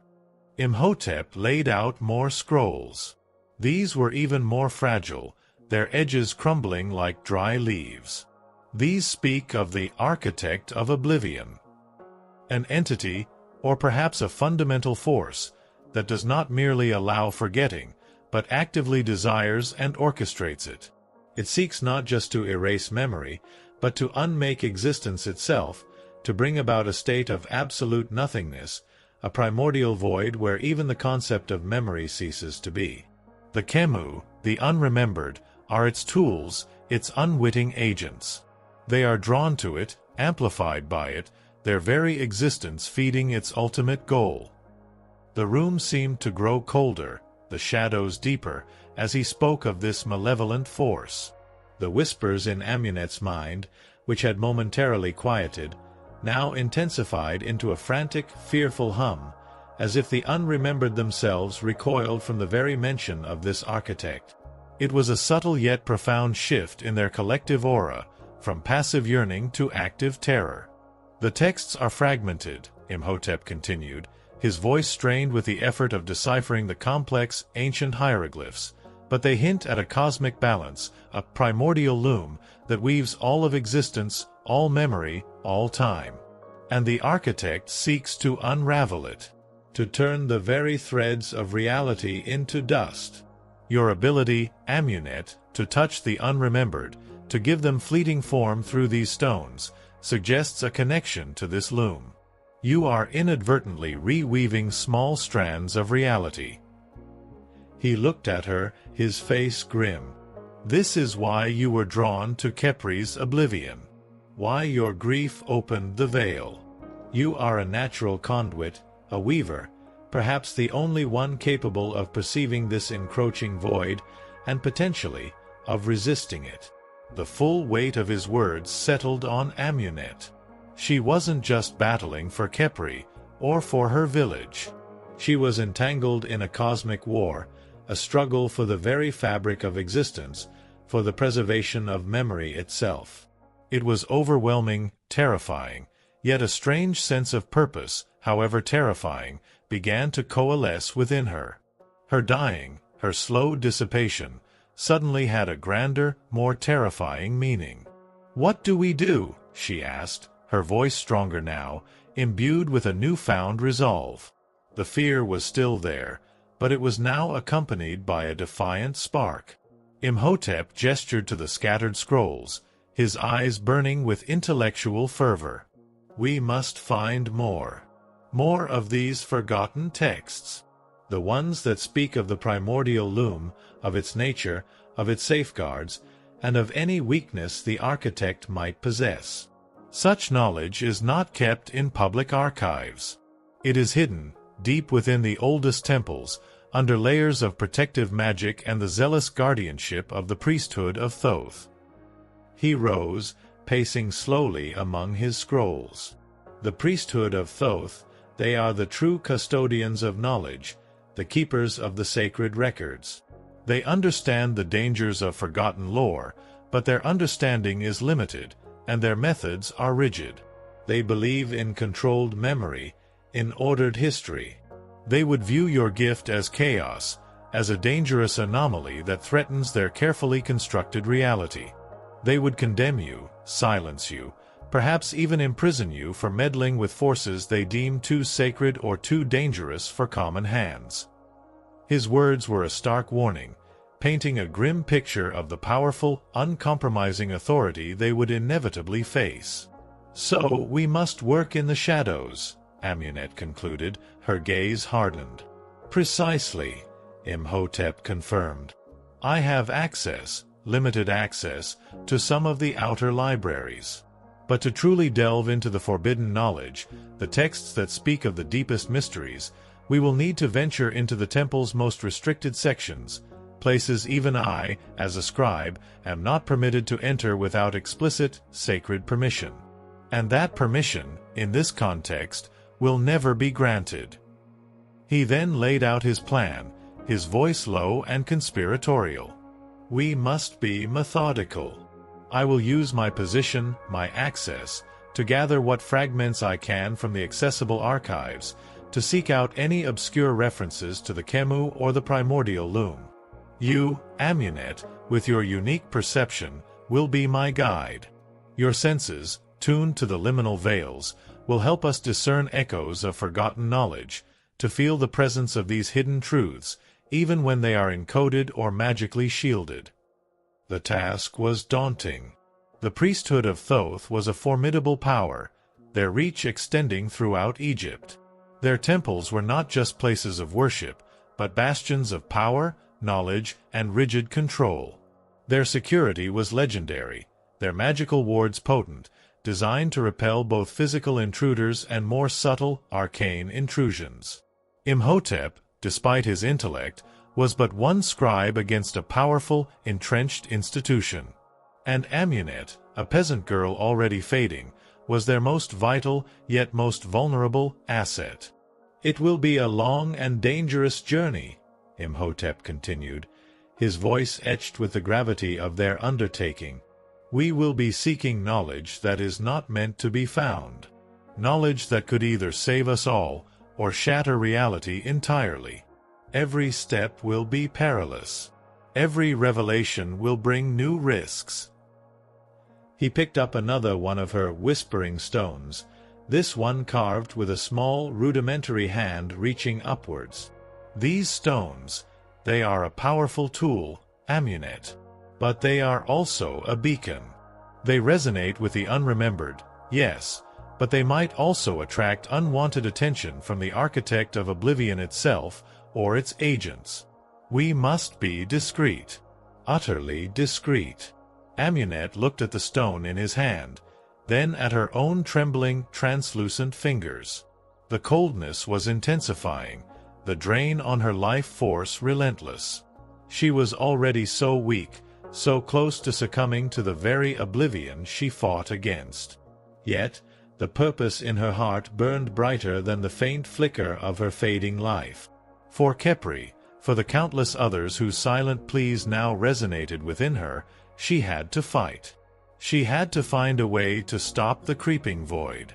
"I understand," she whispered, her voice surprisingly steady. "I am ready." Imhotep met her gaze, a profound respect dawning in his eyes. He saw not just a frightened girl, but a burgeoning warrior, a reluctant heroine forged in the crucible of loss and supernatural torment. He knew this alliance was unlikely, perhaps even foolhardy, but it was their only hope. The fate of memory itself, the very existence of reality, rested on the frail shoulders of a dying peasant girl and a solitary, unorthodox scribe. As the first faint light of dawn began to paint the eastern sky, turning the horizon a soft, bruised purple, Imhotep extinguished the oil lamp. The room plunged into near darkness, illuminated only by the faint, ethereal glow that still seemed to cling to Amunet, a soft luminescence that hinted at her unusual burden. He folded the forbidden scrolls with practiced care, securing them in a hidden compartment. "Rest now, Amunet," he advised, his voice gentle but firm. "You will need every ounce of strength you can muster. Our journey begins tomorrow. A journey into the shadowed realms of ancient knowledge, guided by the whispers of the lifeless echoes." He led her out of the scribe's annex, back into the quiet, pre-dawn village. The daily rhythm of life was just beginning to stir, the first sounds of awakening birds, the distant bleating of goats. But for Amunet, the world had fundamentally changed. She was no longer just a part of the mundane flow of existence. She was a bridge, a conduit, a living link to the silent, desperate multitude beyond the veil. And tomorrow, with Imhotep, she would step fully onto that bridge, into the heart of a cosmic mystery that threatened to unmake all that was, and all that had ever been. The unseen threads of Amenti were already beginning to weave their fates, drawing them deeper into a silent, perilous war for the soul of memory itself. Story 6. the first carvings in the Stone of Silence. The pre-dawn chill was still clinging to the mud-brick hovels as Amunet followed Imhotep through the quiet lanes of the sleeping village. The air, usually thick with the earthy scent of the Nile and the faint aroma of cooking fires, now seemed permeated by the subtle, unsettling presence of the unremembered, a silent hum that vibrated solely for Amunet. She walked with a new, strange duality. Her physical body, weakened and translucent from the constant drain, yet her spirit infused with a terrifying clarity and a desperate purpose. The hand that had gripped Imhotep's was now cold, but a spark of something resilient had ignited within her, the faint glow of shared burden. Imhotep, for his part, moved with an almost ethereal stillness, his long shadow stretching and shrinking in the intermittent glow of distant oil lamps. His mind, Amunet sensed, was already miles away, lost in the labyrinthine corridors of ancient texts and forgotten theorems. He wasn't simply a man of intellect, he was a scholar obsessed, driven by a thirst for knowledge that bordered on the spiritual. His presence, so calm and focused, was a stark contrast to the internal chaos Amunet constantly battled. He was her anchor, her guide into a world she never knew existed beyond the terrifying whispers. Their destination was not the imposing main temple that loomed in the distance, a bastion of official knowledge and priestly power. Instead, Imhotep led her to a smaller, less conspicuous building within the temple complex itself, a structure typically reserved for minor scribes and the sorting of less significant records. This was his true domain, a place where he could operate with a semblance of privacy. The entrance was guarded by a single elderly temple guard, his face a roadmap of ancient wrinkles, who merely nodded at Imhotep, his eyes barely registering Amunet, the mere peasant girl trailing behind the esteemed scribe. This anonymity, this very invisibility, was their greatest asset. Inside, the air was thick with the scent of aged papyrus and beeswax, a heady aroma that spoke of centuries of recorded thought. Shelves rose to the ceiling, groaning under the weight of countless scrolls and clay tablets, each meticulously catalogued. Unlike Imhotep's clandestine annex, this space was organized, albeit dust-laden, a testament to the systematic storage of information. This was the outermost layer of the temple's vast archive, a place where the sanctioned histories, the acceptable truths, were kept. "We begin here," Imhotep murmured, gesturing to a particular section of shelves. The periphery. Any references to the Khemu, to the thinning of the veil, or to the primordial loom, would be carefully obscured, coded, or hidden within seemingly mundane texts. The priesthood of Thoth believes in controlling knowledge, not suppressing it entirely. They hide truths in plain sight, hoping only the worthy or the initiated will uncover them. And often, those hidden truths are terrifying. He explained their method. He would identify texts that, based on his existing knowledge of forbidden lore, might contain subtle hints. Amunet, with her unique connection to the liminal, would then use her heightened senses to feel for resonance. The unremembered, he elaborated, are intrinsically linked to the concept of forgotten knowledge. Where knowledge is obscured, where truth is suppressed, their presence, their desperate energy, will often resonate. You will feel it, Amunet. A stronger whisper, a distinct chill, a sharper flicker of images. And so began their secret work. During the harsh light of day, Amunet would perform her usual village chores, trying to conserve her strength, trying to blend in. But with the setting of the sun, when the village settled into its exhausted rhythm, she would slip away, meeting Imhotep at the discreet entrance to the archives. Their nights became a silent dance amidst ancient scrolls and the heavy weight of forgotten histories. Imhotep was a tireless scholar. He would pull out scroll after scroll, his long fingers deftly unrolling and re-rolling fragile papyri. He read tirelessly, his eyes scanning hieroglyphs that would take Amunet a lifetime to decipher. He looked for anomalies in historical accounts, strange gaps in genealogies, cryptic verses in seemingly innocuous hymns to minor deities, unusual shifts in the descriptions of the afterlife. He was a master of his craft, able to navigate the labyrinthine complexities of ancient Egyptian script and symbolism. Amunet, meanwhile, learned to hone her new, terrifying senses. At first, the sheer volume of whispers in the archive was overwhelming, a cacophony of lost voices that threatened to shatter her fragile composure. But Imhotep, with his quiet, steady presence, taught her to focus. "Think of it as the river," he'd instruct, his voice calm amidst the silent, ghostly din. "The river always flows.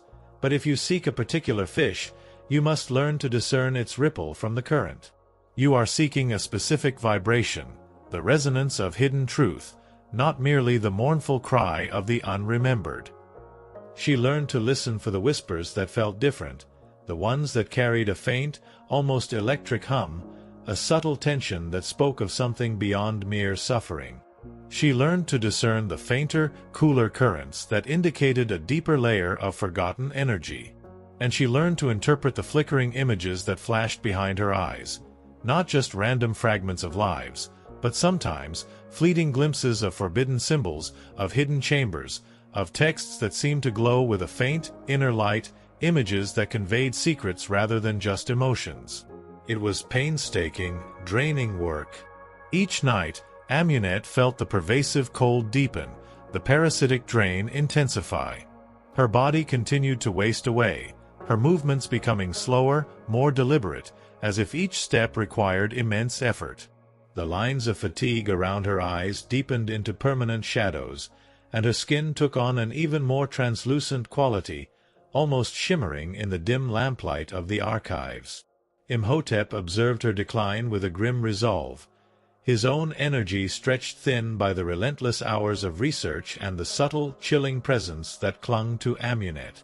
He offered her meager rations of preserved dates and figs, but she could barely stomach them, the food tasting like ash in her mouth. Yet, despite the toll, Amunet felt a strange, profound sense of purpose. For the first time in her life, her existence had meaning beyond mere survival. She was fighting, not just for herself, but for the very fabric of reality, for the souls that had been utterly erased. And as she honed her ability to discern the hidden knowledge, the whispers themselves began to change.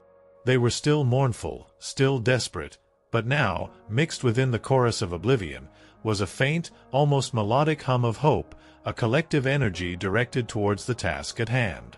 It was as if the unremembered, sensing her efforts, were trying to guide her, to help her unearth the very truths that could set them free. One particularly long night, as Imhotep meticulously unrolled a dusty, seemingly innocuous administrative record detailing the yearly grain harvests, Amunet felt a distinct, sharp spike of cold. It wasn't the usual pervasive chill, it was a focused, almost painful probe. Behind her eyes, a vivid image flared, not of a life, but of a symbol. A coiled serpent, its head consuming its tail, a symbol of eternity, yet within its coil, a single, sharp, discordant line, a break in the infinite loop. This symbol, imbued with a powerful, unsettling energy, pulsated within her mind. "This one," she whispered, her voice strained, her hand reaching out to touch the ancient papyrus. "There is something here. A sharp coldness. A symbol." Imhotep paused, his eyes narrowing. He had already scanned the document, finding nothing outwardly unusual. But he trusted Amunet's instincts, her unique perception. He carefully re-examined the scroll, his fingers tracing the intricate hieroglyphs, seeking the anomaly. It took him several minutes, his brow furrowed in deep concentration, but then, with a sharp intake of breath, he found it. Tucked almost invisibly into the decorative border around a column of figures, so small and subtly blended with the pattern as to be almost undetectable, was the symbol Amunet had described, the coiled serpent, distorted by that single, discordant line. "By Thoth's wisdom," Imhotep breathed, his voice hushed with a mixture of excitement and dread. "It's a sigil. A ward. But not one I recognize from any common protective magic. It's a cipher. A key to hidden meaning within the text itself. He began to work feverishly, translating the surrounding hieroglyphs, applying arcane principles of numerology and symbolic inversion, his mind a blur of ancient knowledge. Amunet watched him, fascinated, as he peeled back layers of linguistic and magical concealment. The administrative record, seemingly about grain, began to reveal a secondary meaning, a coded message about the movements of certain priests, about access points within the temple, about specific dates that correlated with planetary alignments. It was a complex, multi-layered system of concealment, designed to be understood only by a select few. "This is a map," Imhotep finally declared, his eyes bright with intellectual triumph, yet shadowed with caution. "Not to a physical location, not exactly. But a map to knowledge. It outlines a pathway through the outer archives, past certain wards, to a hidden entrance to the inner sanctum. The restricted section. The place where the true secrets of the primordial loom are kept." His gaze met Amunet's, a grim determination etched on his face. "This is it. The first step. The threshold. Beyond this point, the dangers will be far greater. The priesthood of Thoth guards these secrets with their very lives, and with potent magic. Any intrusion will be met with severe consequences. They are not merely protecting information, they are protecting what they perceive as the stability of the cosmic order. And our very existence, Amunet, threatens that order." Amunet felt the familiar wave of fear, the chill of her physical decline. But beneath it, a surprising resolve had solidified. She thought of Khepri, his small body swallowed by the indifferent sand. She thought of the countless voiceless shades whose suffering now resonated within her, whose desperate yearning she carried like a sacred trust. She thought of the insidious draining of her village, the subtle creep of oblivion that threatened to consume everything. She had no choice. She was already too far down this path, too deeply entangled in the unseen war. "When do we go?" she asked, her voice quiet but firm, startling Imhotep with its unwavering certainty. He looked at her, a profound respect dawning in his eyes, recognizing the steel beneath the peasant girl's fragile exterior. The astrological alignments mentioned in the cipher indicate a specific window, a precise hour when the outer wards will be at their weakest. That hour is 2 nights from now, just after the deepest part of the moon's descent. He paused, his gaze hardening. "We will have to be silent, invisible, and utterly prepared for what we might find, and what might find us." The next 2 days were a blur of nervous anticipation for Amunet. She meticulously collected more pebbles, carving them with a feverish intensity, trying to fortify herself against the relentless drain. Each completed stone felt like a small act of power, a defiant whisper against the coming storm. Imhotep, meanwhile, spent his time preparing. He gathered specialized papyrus and inks, ground specific herbs into fine powders for protective charms, and meticulously cleaned a small, hidden lantern designed to emit minimal light. He spoke little, his mind clearly consumed by the enormity of their impending task and the dangers that lay within the forbidden archives. He had studied the priesthood of Thoth for years, understood their intricate magical defenses, their network of silent watchers, and the profound, uncompromising zeal with which they guarded their knowledge. As the second night approached, the air in the village grew heavy, not just with dust, but with a palpable tension that Amunet felt vibrating on the edge of her heightened senses. The whispers of the unremembered were particularly agitated, a restless tide of anxiety and profound, almost frantic hope. They sensed the shift, the impending intrusion into the heart of sanctioned memory. It was as if their collective fate hung in the balance, tied to the daring endeavor of a dying girl and a renegade scribe.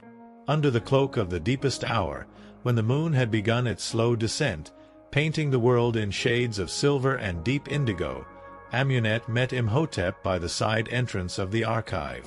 He was cloaked in dark, unassuming robes, his face partially obscured by a hood. He carried a small satchel, clinking faintly with unseen implements. Amunet wore her usual coarse linen, her paleness almost glowing in the faint light, a beacon to the unseen. "Are you ready, Amunet?" Imhotep's voice was barely a breath, a ripple in the stillness. Amunet looked at him, then towards the imposing, silent bulk of the temple, a fortress of secrets guarding truths that could unravel reality. She was terrified, physically weakened, but something within her, forged in the crucible of Khepri's loss, burned with an unyielding flame. "Ready," she affirmed, her voice a strong, clear whisper that seemed to cut through the night. Imhotep nodded, a grim smile touching his lips. He produced a small, intricately carved wooden figurine from his satchel, a representation of Thoth, the ibis-headed god of knowledge and writing. He whispered an ancient incantation, his voice resonating with power, and a faint, shimmering field of magic seemed to coalesce around them, a subtle ward against detection. It was a mere whisper of magic, designed to confuse and deflect, not to confront the potent defenses of the temple directly. He then moved to a seemingly solid section of the wall, his fingers running over the cold stone. Amunet felt a strong surge of the familiar, sharp coldness, the unique signature of the hidden sigil from the papyrus. Imhotep pressed his hand against a specific block, reciting another ancient phrase, his voice merging with the faint hum of the unremembered that now permeated Amunet's being. Slowly, with a soft, grinding sound that seemed impossibly loud in the absolute stillness of the night, a section of the stone wall slid inwards, revealing a narrow, dust-choked passage. The air from within was stale, thick with the scent of forgotten ages, and the whispers within Amunet's mind intensified, a cacophony of ancient echoes, vibrant with a frantic, desperate hope. "Beyond this threshold, Amunet," Imhotep whispered, his hand on her arm, his eyes serious, "we step into a labyrinth of hidden knowledge. The truths here are not merely written. They are alive, imbued with the power of forgotten ages. The dangers are not just physical. They are existential. The priesthood will not hesitate to silence those who trespass. And the architect, its presence will be stronger here. Are you certain?" Amunet looked into the dark, yawning passage, into the profound unknown. She saw not just darkness, but the countless yearning faces of the unremembered, their desperate pleas filling her mind. She felt the insidious drain on her life, the relentless pull towards oblivion. She remembered Khepri's fading breath, his silent, anonymous grave. Her purpose was clear. "Yes," she breathed, her voice resolute. "For Khepri. For memory." Imhotep nodded, and together, the dying peasant girl and the renegade scribe stepped into the hidden passage, leaving the familiar world behind. The stone wall slid shut behind them with a soft, grinding thud, plunging them into absolute darkness, illuminated only by the faint glow emanating from Amunet and the small, hidden lantern Imhotep now held. They were now truly in the heart of the shadowed realms, seeking knowledge that could save or destroy, guided by the silent, desperate whispers of the lifeless echoes, deeper into the very core of memory and oblivion. The unseen threads of Amenti were pulling them inexorably towards a confrontation with forces beyond human comprehension, a battle for the very soul of existence. Story 7. A Scribe's Unbidden Curiosity. The stone wall slid shut behind them with a soft, grinding thud, plunging Amunet and Imhotep into absolute darkness. The air instantly grew heavy, thick with the scent of ancient dust, dry papyrus, and something else, a pervasive, almost metallic tang that Amunet now recognized as the signature of concentrated, forgotten knowledge, a static charge in the very fabric of the air. The whispers of the unremembered, which had swelled to a frantic chorus outside, now seemed to solidify, coalescing into a more potent, almost physical hum within the confines of the passage. It was as if this hidden space was a conduit, a direct artery to the realm of the erased. Imhotep's small, hidden lantern, designed to emit only a faint, diffused glow, cast just enough light to reveal the rough-hewn walls of the narrow tunnel. It wasn't smooth, chiseled stone like the public parts of the temple, but unrefined rock, barely wide enough for two people to walk abreast. The ceiling was low, forcing them to stoop in places. The darkness was profound, swallowing the light greedily, leaving only a small, trembling circle around them. Amunet could feel the immense weight of the temple above them, a vast, complex edifice built not just of stone, but of belief, ritual, and meticulously guarded secrets. "Watch your step." Imhotep's voice was a low murmur, barely cutting through the oppressive stillness. "These passages are not maintained, and they are rarely used, even by those who know of their existence." He moved with a quiet certainty, his long, practiced strides echoing faintly in the confined space. He held the lantern steady, its beam sweeping across the rough rock, revealing patches of strange black lichen clinging to the damp stone, and the occasional skeletal remains of insects, ancient and desiccated. Amunet walked close behind him, her bare feet silent on the cold, gritty floor. The coldness that constantly permeated her being now intensified, emanating not just from her own draining life force, but from the very walls around them. It was a coldness that spoke of profound emptiness, of lives that had vanished without a trace, their resonance absorbed by the hungry void. The whispers in her mind were clearer here, sharper. She could almost distinguish individual cries, brief fragments of emotion, a child's sob, a warrior's roar of triumph, the soft lullaby of a mother, all superimposed on the pervasive hum of collective sorrow. It was a torrent of sensory input, almost too much to bear. "The air, it's heavy," Amunet whispered, her voice a little breathless. "The whispers are stronger here. It's like 1,000 voices crying out at once." Imhotep nodded, his gaze fixed on the path ahead. This passage likely traverses areas where the veil between the living and the unmade is thinnest, where the forgotten are most concentrated. Their energy, their sheer number, creates this atmospheric pressure. It also means we are closer to the sources of the knowledge we seek, and closer to the dangers that guard it. His words were a chilling confirmation, making the skin on Amunet's arms prickle despite the stifling air. As they delved deeper, the passage began to twist and turn, descending into the very foundations of the temple. The air grew colder, damper, and the faint metallic scent intensified, mingling with a new aroma. The dry, earthy smell of millennia-old papyrus, of ancient wood, and something else, something subtly magical, like ozone after a distant lightning strike. Amunet felt a strange, almost magnetic pull, a sense of being drawn towards a profound source of forgotten energy, a nexus point of the unremembered. Suddenly, Imhotep stopped, his hand raised. "Listen," he whispered. Amunet strained her ears, and through the cacophony of whispers, she heard it, a faint, almost imperceptible clicking sound, rhythmic, like the steady drip of water, yet unsettlingly mechanical. "What is it?" she breathed, her heart pounding. "Automata," Imhotep murmured, his voice grim. "Ancient temple guardians. Not living, not dead. Constructed of stone and enchanted metal, powered by subtle magics. They are blind, deaf, and feel no pain. Their sole purpose is to detect and eliminate intruders. They are relentless." The clicking sound grew louder, accompanied by a faint, grating scrape against stone. Amunet could now discern a hulking shadow moving in the limited light ahead, a vague, imposing shape lumbering towards them down the narrow passage.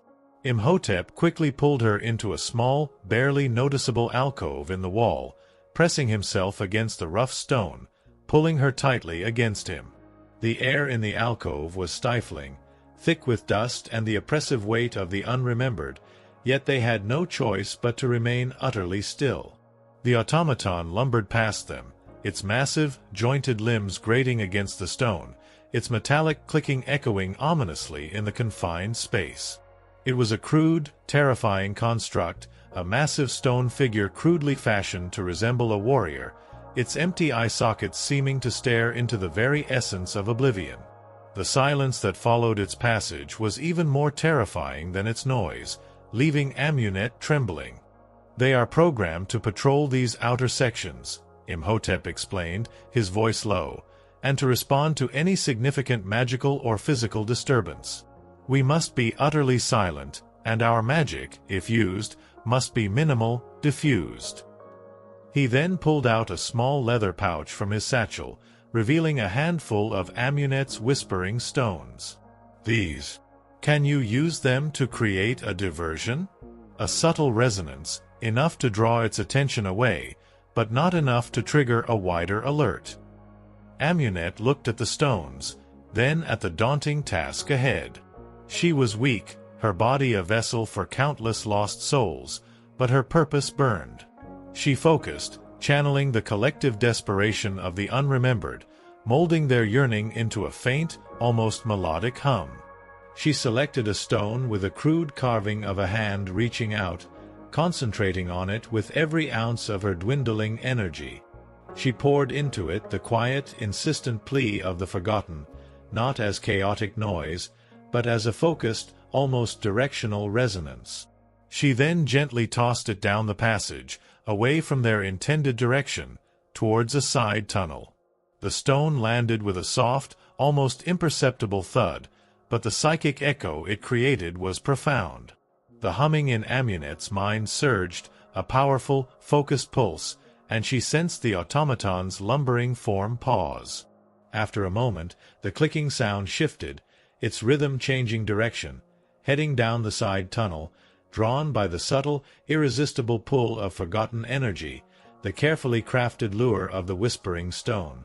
"Remarkable," Imhotep breathed, a genuine note of wonder in his voice. "You can control their resonance. This changes everything." His respect for Amunet, already immense, deepened considerably. She wasn't just a conduit, she was a wielder of unseen forces, a quiet force of nature. They continued their descent, navigating the intricate, unlit passages, relying on Imhotep's meticulous memory of forgotten schematics and Amunet's enhanced senses. She learned to discern the fainter, colder currents that indicated specific types of forbidden knowledge, the subtle shifts in the whispers that hinted at hidden chambers or concealed texts. Her senses were becoming a compass in this labyrinth of secrets, guiding them through the layers of physical and magical wards. They encountered more wards, shimmering lines of light that Imhotep had to deactivate with precise incantations and powdered herbs, their touch sending a jolt of energy through Amunet, ancient glyphs that pulsed with a low, disorienting hum which she had to mentally absorb and redirect. Each ward they passed left Amunet feeling more drained, more transparent, her inner cold deepening. She felt as though her very essence was being stretched thinner and thinner, as if her personal memory was being diluted by the endless stream of others. She was acutely aware that she was not just seeking knowledge, she was becoming it, absorbing it, even as it consumed her. Finally, after what felt like hours of relentless navigation, the passage opened into a vast, cavernous chamber. It was unlike anything Amunet had ever seen. Rows upon rows of towering shelves, carved directly from the living rock, stretched into the gloom, disappearing into the distant darkness. These shelves were not laden with common papyri, but with massive, intricately carved stone tablets, their surfaces covered in dense, archaic hieroglyphs that seemed to hum with an inner power. This was not a public archive, it was a vault, a repository of monumental knowledge. The air here was heavy, almost suffocating, with the combined weight of ancient wisdom and countless forgotten lives. "The Stone of Silence," Imhotep whispered, his voice filled with awe. "The innermost archive." the place where the priesthood of Thoth stores the knowledge they deem too sacred, too powerful, or too dangerous to be widely known. The true histories, the primal truths, the records that challenge the very narrative of our existence. These are the texts that speak of the deeper workings of the cosmos, of the weaving of reality, and of the forces that threaten to unravel it. Amunet felt it instantly. The whispers here were not the chaotic din of the unremembered multitude she usually experienced. Instead, they were muted, almost silent, absorbed by the sheer weight of concentrated knowledge. This was a realm where the unremembered were suppressed, rendered inert by the overwhelming presence of documented, preserved existence. It was a place of immense power, but also of profound, chilling stillness. The absence of their frantic pleas was almost more terrifying than their presence, a testament to the chilling efficacy of the temple's control over memory. Imhotep moved with a quiet intensity, his lamp casting dancing shadows on the massive tablets. He was clearly in his element, a scholar unleashed in the ultimate library. His fingers, reverently, traced the hieroglyphs on one of the tablets, his eyes devouring the ancient wisdom. Amunet, however, felt a different kind of sensation. The chill in her body was intense, but here it felt focused, concentrated, radiating from specific tablets.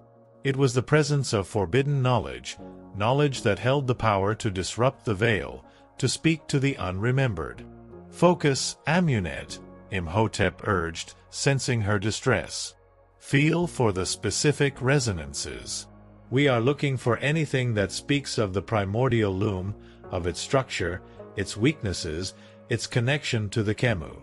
Or anything that mentions the architect of oblivion itself, its true nature, its vulnerabilities." Amunet closed her eyes, forcing herself to push past the overwhelming stillness. She stretched her inner senses, reaching out into the vast chamber, letting her consciousness brush against the immense tablets. It was like reaching into a cold, still pool, feeling for hidden currents. The whispers, though suppressed, still existed, faint and ethereal, like the ghost of a sound. She followed the subtle coldness, the points of intense chill that marked the locations of the most profound and dangerous secrets. She moved slowly, deliberately, guided by an invisible thread. Her hand reached out, instinctively, to a massive tablet, taller than herself, its surface covered in a dense, almost hypnotic pattern of intertwined symbols. As her fingers brushed the cold stone, a jolt, not of pain, but of profound understanding, coursed through her. The whispers in her mind surged, not with fear, but with a sudden, overwhelming chorus of triumph, of recognition. The images behind her eyes sharpened, coalescing into a single, terrifying vision. A vast, cosmic loom, its threads shimmering with the light of countless stars, weaving the tapestry of existence. And within that tapestry, dark, insidious threads, like gnawing worms, slowly unmaking the pattern, pulling the threads of memory into oblivion. She saw the architect, not as a being, but as a force, a fundamental principle of entropy and erasure, a hunger at the very edge of creation. "This one," Amunet gasped, her voice hoarse, her body trembling with the intensity of the vision. "The loom. And the architect." Imhotep rushed to her side, his lamp illuminating the tablet. His eyes widened, recognizing the archaic symbols, the profound implications of what she had found. This was a primary text, a foundational piece of knowledge that predated most of the temple's official records, a direct account of the cosmic forces that governed their reality. "Incredible," he breathed, his scholar's heart thrumming with excitement, even as a chill of dread settled over him. This speaks of the very beginning, of the creation of the threads of memory, and the primordial counterforce of unmaking. He began to meticulously copy the symbols onto a prepared scroll, his nimble fingers working with practiced speed, his mind absorbing the profound implications of each glyph. Amunet stood beside him, her gaze fixed on the tablet, the vision of the cosmic loom still vibrant in her mind's eye. The drain on her was immense, a constant debilitating pull, but she fought it, fueled by the sheer weight of the knowledge she was absorbing, by the clarity of the task before them. As Imhotep copied, a faint, almost imperceptible tremor ran through the vast chamber. It was subtle, barely noticeable, but Amunet felt it acutely, a growing tension in the unseen realm, a shift in the currents of forgotten energy. The whispers in her mind, though still subdued, began to stir with an uneasy resonance, a growing fear. The architect, or its agents, were sensing their intrusion. The stone of silence was beginning to awaken its true guardians. A faint, chilling hum began to emanate from the very stone around them, a deep, resonant vibration that seemed to penetrate Amunet's bones. It wasn't the click of automata, it was something far more ancient, more insidious. The temperature in the vast chamber dropped precipitously, the air growing frigid, almost icy. From the distant shadows, where the light of Imhotep's lamp could not reach, Amunet began to perceive movement. Not the lumbering forms of stone automatons, but fluid, almost ethereal shapes, coalescing from the very darkness itself. They were like elongated shadows given sentience, their forms indistinct, their purpose malevolent. They were the true guardians of the stone of silence, not constructs of stone, but entities woven from forgotten memory and the very fabric of oblivion, stirred by the intrusion into their domain.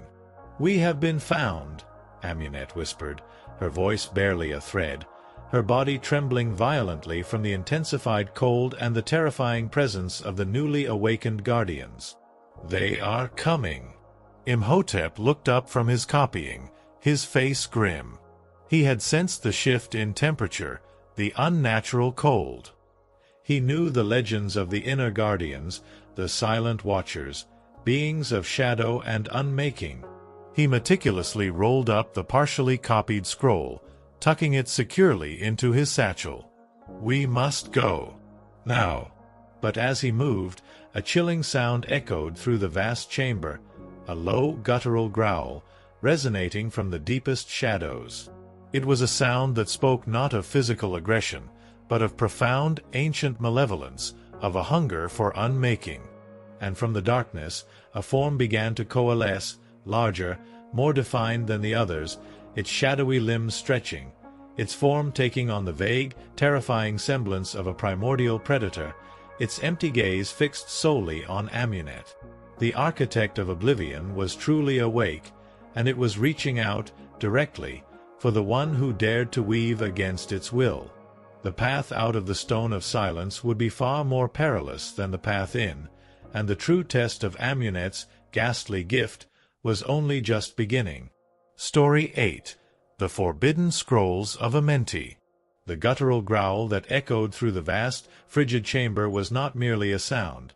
It was a physical force that vibrated through Amunet's very bones, a primal note of ancient malevolence and insatiable hunger. It wasn't the low thrum of the unremembered, nor the clicking of automata. This was something far older, far more fundamental, a sound that spoke of unmaking, of the very unraveling of existence. From the deepest shadows, where Imhotep's faint lamp could not penetrate, a colossal form began to coalesce, larger and more defined than the swirling shapes of the silent watchers they had glimpsed. It was the architect of oblivion, not a creature of flesh and blood, but an entity woven from the fabric of forgotten ages, a primordial predator of memory itself, its empty gaze fixed solely on Amunet. "Move, Amunet. Now." Imhotep's voice, usually calm and measured, was sharp with urgency. He had already tucked the partially copied scroll of the primordial loom into his satchel, his fingers fumbling slightly in his haste. He grabbed Amunet's arm, pulling her away from the tablet that had just offered them such profound, terrifying knowledge. The air around them grew impossibly colder, sucking the very warmth from their lungs, and Amunet felt the pervasive drain on her vitality intensify to an almost unbearable degree. It was as if the architect was directly siphoning her life force, drawn by her unique connection to the unremembered. The shadowy entity lunged. It wasn't a physical lunge, not in the way a lion would attack, but a surge of non-existence, a horrifying displacement of reality. Amunet felt a wave of profound emptiness wash over her, a momentary sensation of being unmade, of her own being dissolving at the edges. She gasped, her vision blurring, but Imhotep's grip on her arm was a grounding force, pulling her back from the brink of dissolution.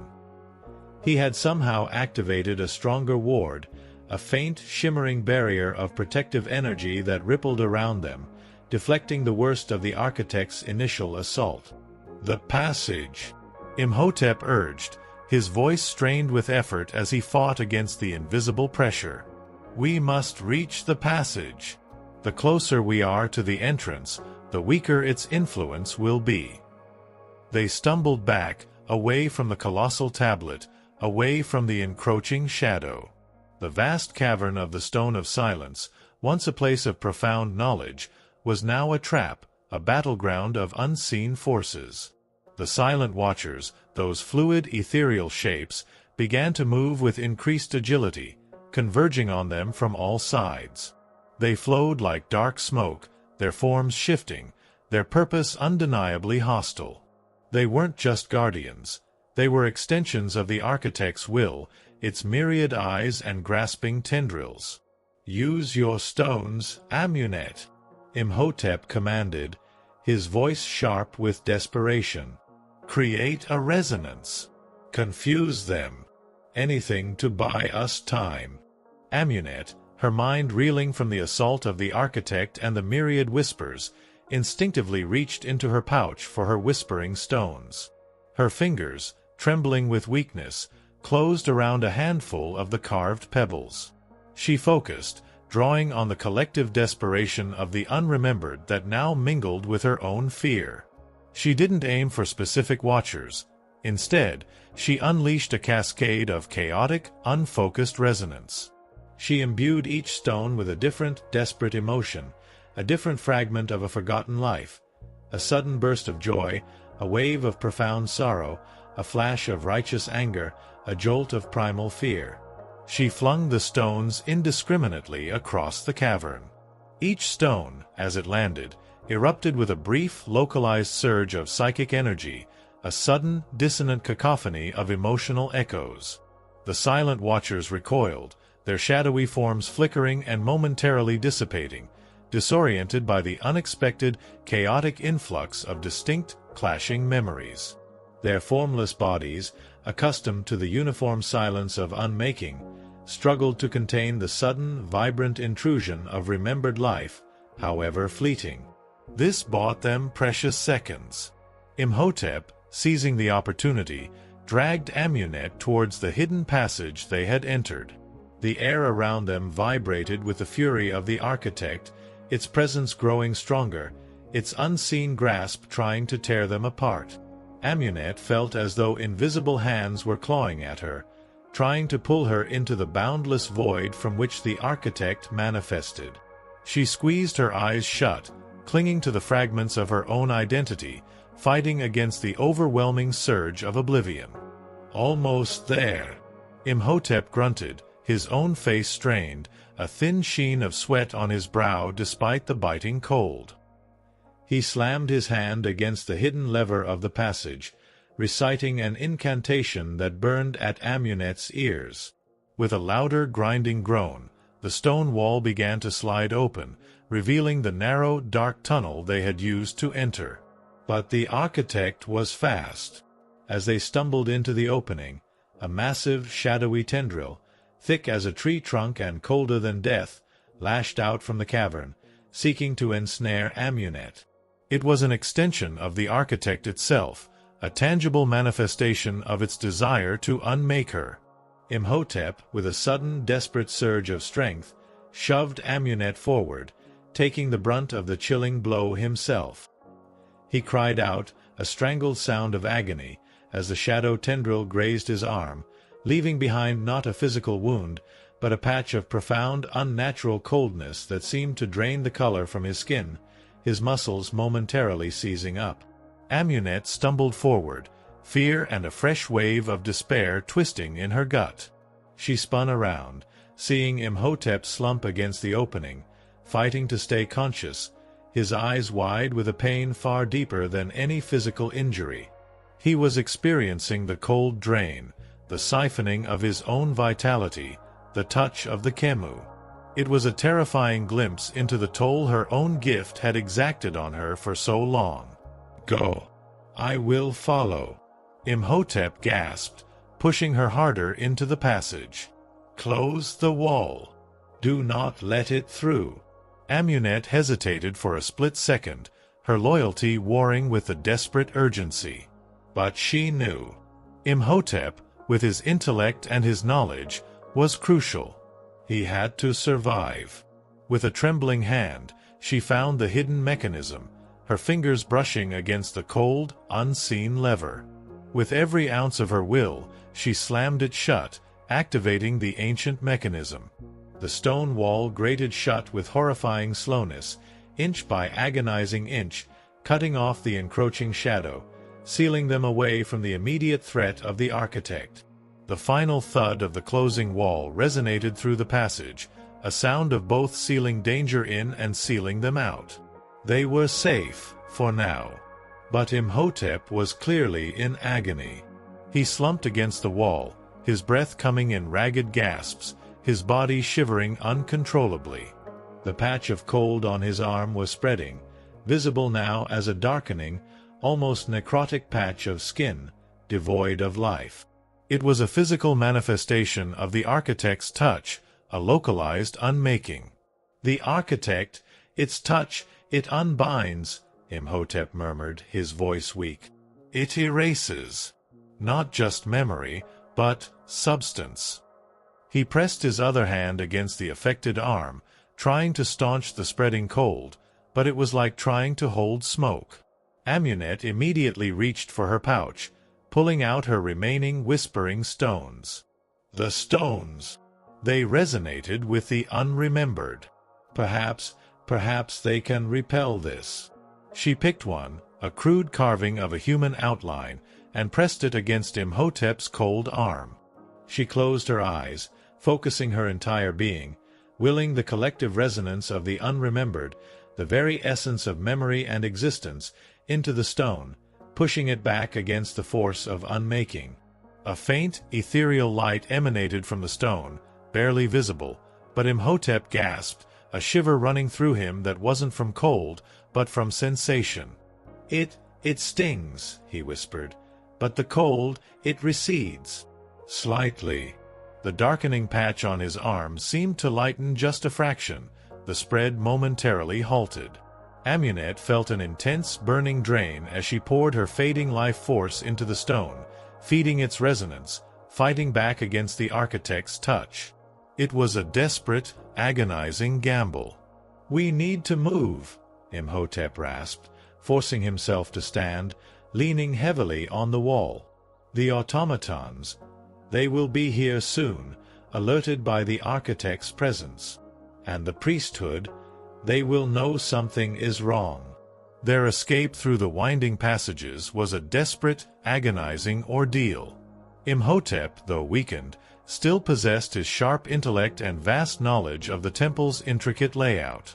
He guided them through a bewildering maze of tunnels, his movements precise, almost uncanny in the darkness. Amunet, however, was their eyes and ears in the unseen realm. Her heightened senses, now acutely sensitive to the ebb and flow of unseen energies, could feel the subtle shifts in the wards, the approaching hum of automatons, and the chilling presence of residual energies left by the silent watchers. She used her whispering stones strategically, tossing them to create diversions, to confuse the lumbering automatons, each act of creation demanding a heavy toll on her already dwindling life force.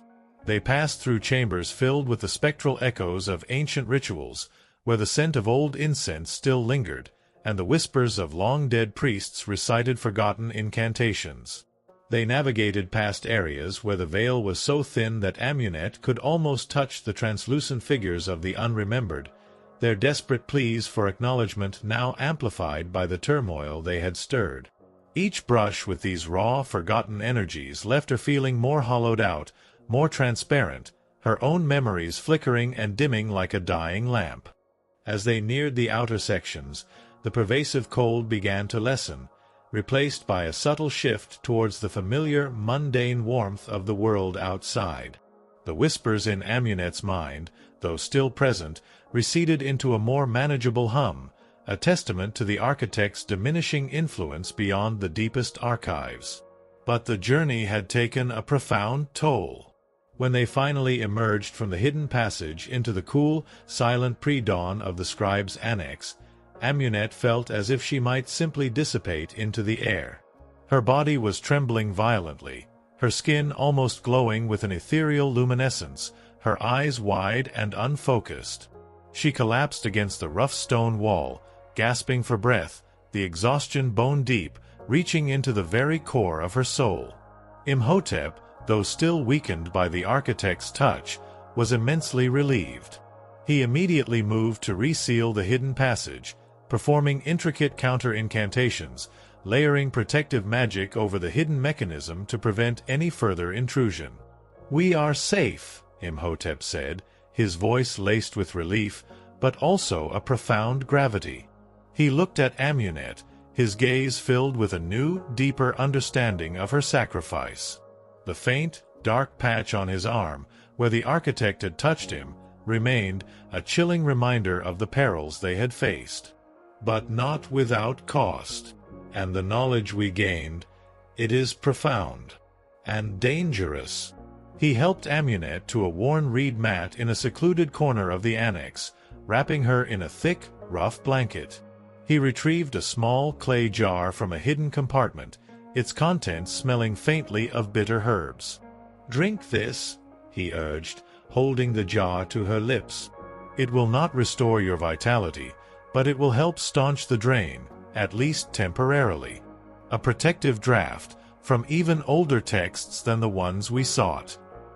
Amunet drank, the bitter liquid burning her throat, but she felt a faint, almost imperceptible warmth spread through her, a small barrier against the pervasive cold.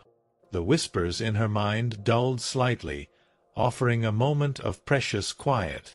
"The texts in the Stone of Silence," Imhotep began, his voice low and serious, "they confirmed what was only hinted at in the outer scrolls. The primordial loom is the very essence of existence, the weaving of memory into reality. Every event, every life, every thought is a thread. And the architect of oblivion is a conscious, malevolent force, a primal hunger that seeks to unravel those threads, to return all to nothingness.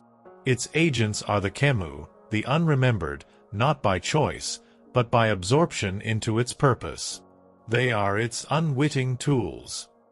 He then unrolled the partially copied scroll he had risked his life for. His eyes, though weary, burned with intellectual fire. "This section, it speaks of vulnerabilities. The architect is powerful, yes, but it is not invulnerable. It feeds on forgetting, on the erosion of memory. Its weakness lies in the very act of remembrance, in the deliberate act of weaving new threads, strong and vibrant, that defy its unmaking." He looked at Amunet, a profound realization dawning in his eyes. "Your stones, Amunet, your carvings, they are not merely anchors for the forgotten. They are acts of creation, acts of conscious remembrance. You are weaving new threads. Faint, yes, but real. You are fighting the architect on its own terms." The implications were staggering. Amunet, the simple peasant girl, was an unwitting warrior in a cosmic battle, her crude carvings the very weapons against oblivion. But the thought was quickly followed by the crushing weight of her own fading life. She was dying in this struggle. "But I am fading," Amunet whispered, her voice barely audible. "I cannot continue like this. The drain is too great." Imhotep knelt beside her, his expression grim. "I know. And this is the crux of our dilemma. The scrolls hint at a way to strengthen the loom, to repair the veil, to sever the architect's ultimate influence. But it requires a profound act of remembrance, a conscious, collective reweaving of vast swathes of forgotten history. And that knowledge, the full method, it is scattered, fragmented, hidden in even more obscure texts. We have only scratched the surface. He sighed, his gaze distant, lost in the weight of their impossible task. And the priesthood of Thoth. They will be alerted. They will find the subtle disturbance in their wards. They will not rest until they discover who dared to trespass, and why. He looked at Amunet, his eyes filled with a desperate resolve. We have gained critical knowledge, but we have also made powerful enemies. From this moment, we are hunted. And the race against oblivion, and against those who would maintain it, has truly begun. Amunet closed her eyes, the whispers of the unremembered, though dulled by the potion, still a constant presence in her mind. She was a fading ember, but she held the key to a cosmic war. The forbidden scrolls of Amenti had revealed not just the terrifying truth of oblivion, but also the desperate, fragile hope of remembrance. Her journey had just begun, a perilous path deeper into the mysteries of memory, guided by a scribe's forbidden wisdom and the desperate cries of the erased. The sun would soon rise, casting its familiar warmth over the land, but for Amunet and Imhotep, their world was forever changed, plunged into the chilling shadows of an unseen conflict. Story 9. Threads of Doubt in the Sacred Texts. The silence of the scribe's annex was a fragile thing, stretched taut over the lingering chill of the architect's touch and the pounding rhythm of their desperate escape. Amunet, huddled beneath the thick blanket, felt the bitter draught Imhotep had given her slowly begin to work its magic, dulling the incessant whispers to a bearable hum and slightly stemming the terrifying drain on her vitality. But the respite was fleeting. Her body still felt like a translucent vessel, her skin almost luminous in the dim light of the single oil lamp, and the exhaustion was bone-deep, a constant ache that resonated through her very soul. Imhotep, too, bore the mark of their recent ordeal. The dark, cold patch on his arm, where the architect's shadow had grazed him, remained a chilling testament to the encroaching void. "We cannot stay here," Imhotep stated, his voice low, his gaze sweeping the familiar room as if seeing it for the first time as a potential trap. "The priesthood will know. They will sense the disturbance in their wards, the violation of the stone of silence. It will be only a matter of hours, perhaps less, before they begin their search. And they are thorough, relentless." He began to gather his most vital scrolls, the forbidden ones that spoke of the loom and the architect, tucking them into a leather-bound satchel. "Where will we go?" Amunet whispered, her voice still weak. The outside world, beyond the immediate village, felt vast and terrifying, especially for a girl who had rarely ventured beyond the fields and the riverbank. "To the forgotten paths," Imhotep replied, a grim set to his jaw. "To the hidden places known only to a few.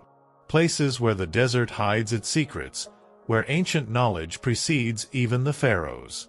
It will be a perilous journey, Amunet. The desert is unforgiving, and we will be hunted, not just by the priesthood, but potentially by the architect's influence, spreading its tendrils further." He then looked at her, his expression softening slightly, a rare glimpse of compassion. "You are weak. We must find a way to stabilize your condition, to mend the damage wrought by your gift. The draft will only suffice for so long.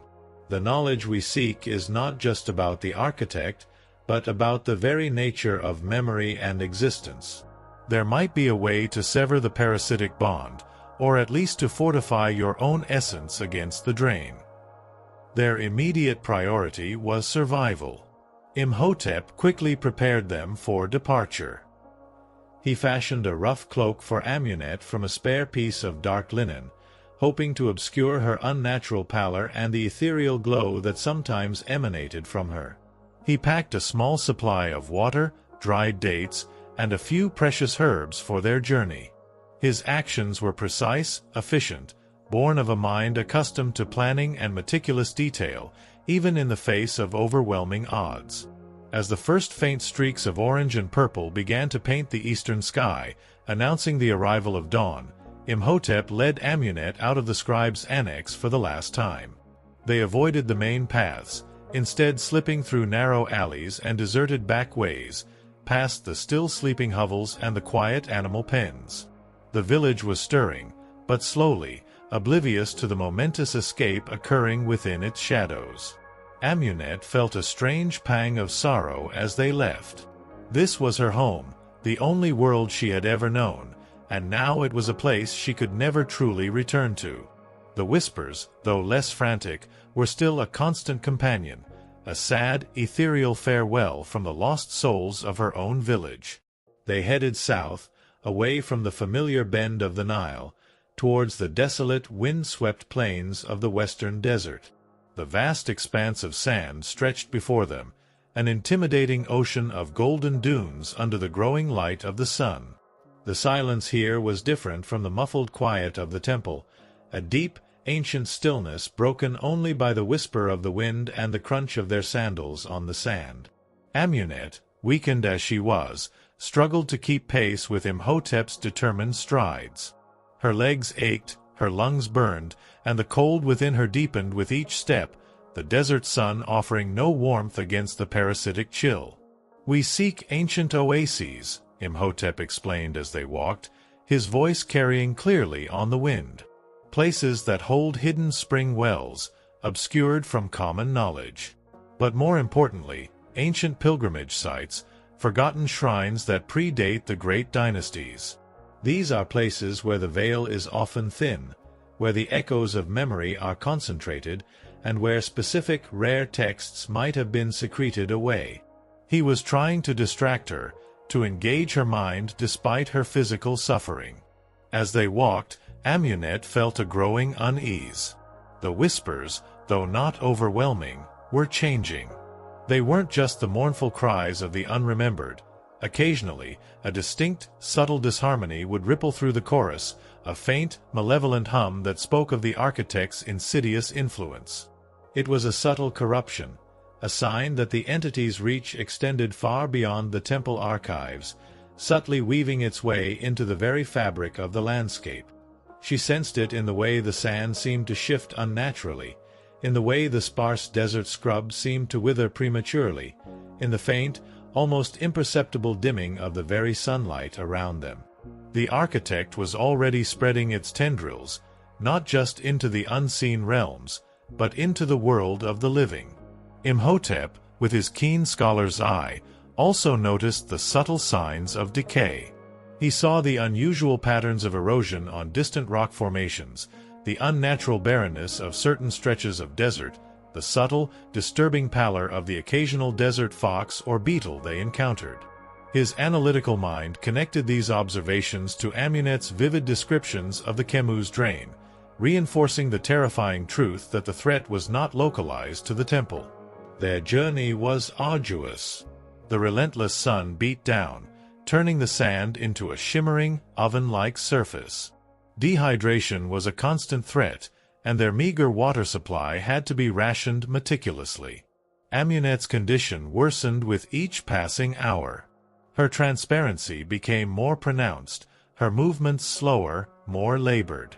The whispering stones, though small, were a heavy burden in her satchel, each one a constant, subtle drain, yet she refused to part with them. They were her purpose, her connection to the lost, and her only weapon. One afternoon, as they crested a particularly high dune, Amunet felt a sharp, intense spike of cold, accompanied by a sudden, jarring silence in the whispers. The air shimmered violently, as if reality itself was being stretched thin. In the distance, rising from the shimmering heat haze, she saw it, a towering, skeletal structure, not a natural rock formation, but a massive, crumbling ruin unlike any she had ever encountered. It was made of black, obsidian-like stone, jagged and unnatural, reaching towards the sky like skeletal fingers. Around it, the sand seemed lifeless, devoid of even the hardiest desert flora. "What is that place?" Amunet whispered, a chill of dread seeping into her bones. Imhotep gasped, his eyes wide with recognition, a rare flicker of fear in his usually stoic gaze. "The Citadel of Unmaking," he breathed, his voice barely audible. "A myth. A place spoken of only in the most obscure lore, believed to be the architect's ancient stronghold, a place where it experiments with the unraveling of reality itself." He turned to Amunet, his face pale. "This is not merely the architect's influence. This is its presence. We must turn back. We must find another way." But it was too late. From the obsidian ruins, a wave of profound emptiness washed over them, a palpable pressure that pressed down on Amunet, making her gasp for air. The whispers in her mind, previously dulled, now flared into a deafening roar of absolute terror, the collective fear of the unremembered who recognized their tormentor. And then, from the ruins' shadowy tendrils, countless and terrifyingly precise, shot out across the desert, weaving through the air, seeking, searching. They were extensions of the architect's will, its eyes and hands in the physical world, drawn by Amunet's resonance. "It has found us," Amunet cried, her voice raw with fear. The sight of the tendrils, visible to her heightened senses, was horrifying, like black lightning striking across the sand. Imhotep acted quickly. He pulled out a handful of powdered herbs, throwing them into the air, simultaneously chanting a complex, ancient incantation.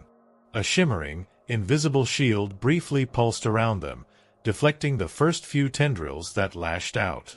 But the shield was temporary, fragile against the architect's immense power. "We cannot fight it directly," Imhotep grunted, straining against the invisible pressure. "Not here. Not now. We must distract it. Buy time." He then looked at Amunet, his gaze firm despite the fear in his eyes. "The scrolls I copied from the Stone of Silence, the knowledge of the primordial loom, of the architect's vulnerabilities. I need more time to decipher them fully. But you, Amunet, you possess the raw power of defiance. You can challenge its very nature." Amunet, understanding instantly, reached for her whispering stones. She felt the architect's overwhelming presence, its direct assault on her very being, trying to unmake her, to absorb her into its void. She would not allow it. With a desperate cry, she poured every ounce of her remaining strength, every shred of her defiant will, into a large, flat stone. She didn't carve. She simply imbued it with her overwhelming desire for remembrance, for existence, for the very life that the architect sought to extinguish. She focused on the memory of Kepri's smile, on her mother's gentle touch, on the warmth of the sun on her face, on every precious, fleeting moment of her own life. She flung the stone towards the citadel of Unmaking with all her might. As it flew, it began to glow, faintly at first, then brighter, until it pulsed with an ethereal, defiant light, a miniature star against the encroaching shadow. It was not a magical explosion, but a profound, resonant burst of pure memory, a concentrated pulse of existence that screamed defiance against the architect's nature. The architect recoiled. The shadowy tendrils that had reached for them faltered, flickering like dying flames. The immense wave of emptiness that had pressed upon Amunet seemed to recede, as if struck by an opposing force. The defiant resonance of the stone, imbued with such concentrated memory, was anathema to the architect, an unbearable pain to its essence of unmaking. It was a momentary reprieve, a shock wave through the invisible currents. "Run!" Imhotep yelled, grabbing her arm and pulling her, stumbling, down the back of the dune, away from the citadel of Unmaking. They ran without looking back, driven by the sheer terror of the architect's presence and the knowledge that they had, for a brief moment, defied it. They ran until their lungs burned and their legs gave out, collapsing in the shadow of a small isolated cluster of jagged rocks. The sun was now high in the sky, beating down relentlessly. Amunet was beyond exhausted, her body feeling like mere gossamer, her mind a blurred tapestry of her own fading memories and the countless echoes of the forgotten. She felt as though she might simply dissolve into the hot desert air. Imhotep, though still pale and weary, his arms still bearing the cold mark of the architect, quickly set about finding a small, shaded crevice where they could rest and hide. "That was an act of immense power, Amunet," Imhotep finally said, his voice raspy, once they were safely hidden.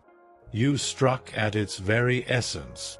But it was only a momentary reprieve. It will know us now. It will hunt us with purpose." He looked at her, his eyes filled with a new, profound understanding of her unique and terrifying ability. "You are more than a conduit, Amunet. You are a weaver of memory.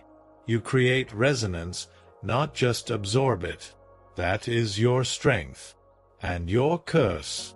Amunet, too weak to respond, simply closed her eyes, her consciousness teetering on the edge of oblivion. The cold was overwhelming, the drain almost complete.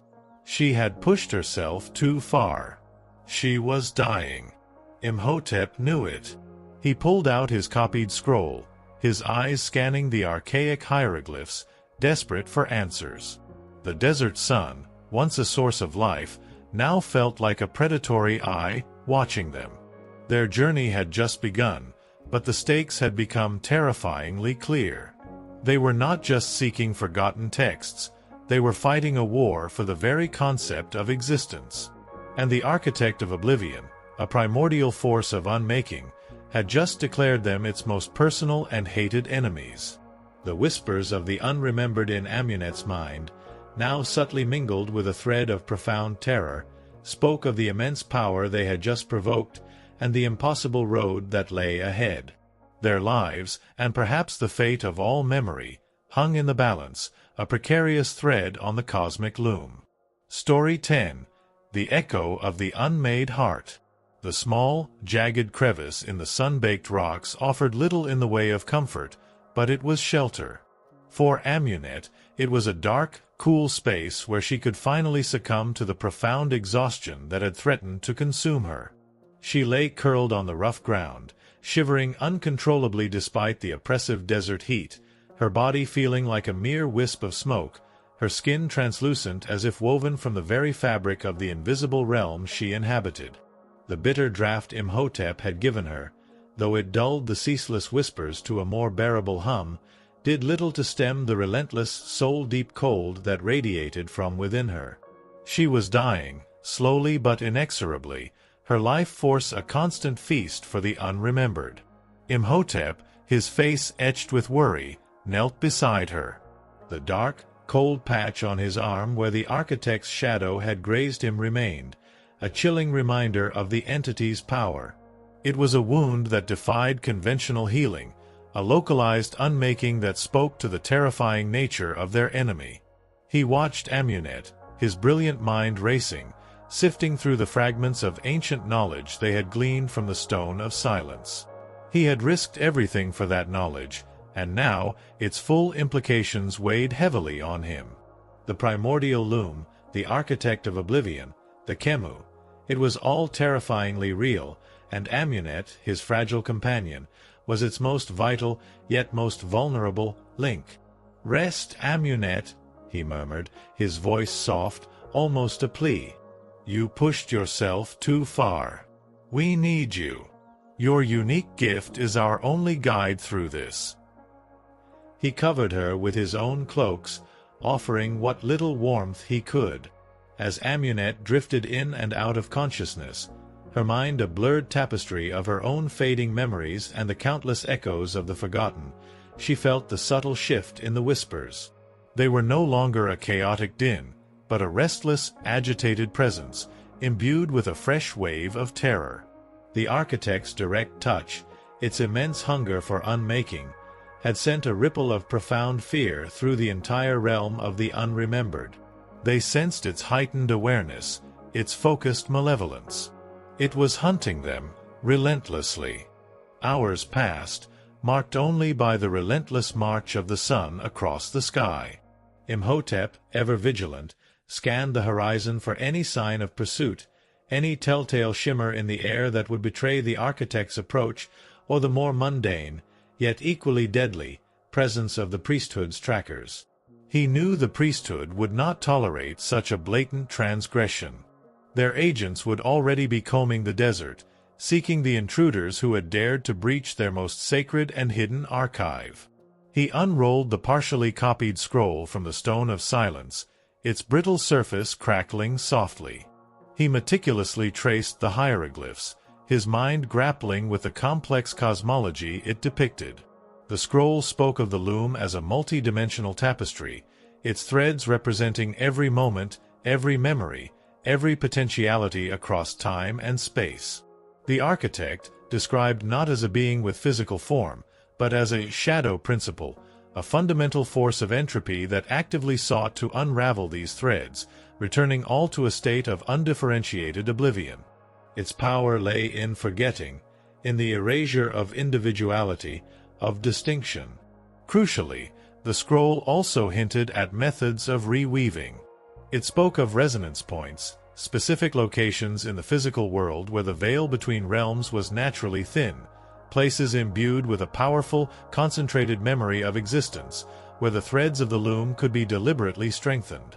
These were not just geographical locations, but also moments in time, specific conjunctions of celestial bodies, or unique confluences of human and natural energy. The text suggested that at such points, a skilled weaver, a being capable of manipulating the threads of memory, could perform an act of profound remembrance, not just individual, but collective, on a scale that could push back against the architect's influence. Imhotep looked at Amunet, a bitter understanding dawning. She was a weaver. Her whispering stones were crude, intuitive acts of reweaving, small victories against the encroaching void. But for her to perform an act of remembrance on the scale required to truly impact the architect, she would need immense power, more than her fragile body could sustain. The very act of weaving drew upon her own life force, and she was already fading. "We need a place of power," Imhotep murmured to himself, his gaze fixed on the scroll. "A resonance point, and a way to amplify your ability, Amunet, without consuming you entirely." The thought of a solution was a flickering hope in the vast darkness of their predicament. As the sun began its slow descent, painting the western sky in fiery hues, Amunet stirred. Her eyes fluttered open, dark and haunted, but a spark of lucidity returned. "Imhotep," she whispered, her voice a dry rasp. "The architect, it's close. I can feel its hunger. And the priesthood, they are coming.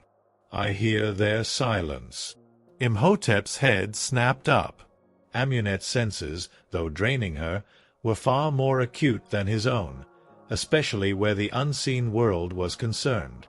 Her reference to the priesthood's silence sent a fresh wave of dread through him. The elite priesthood of Thoth often employed silent trackers, highly trained agents who moved without a trace, their footsteps muted by specialized magic, their presence shielded by wards.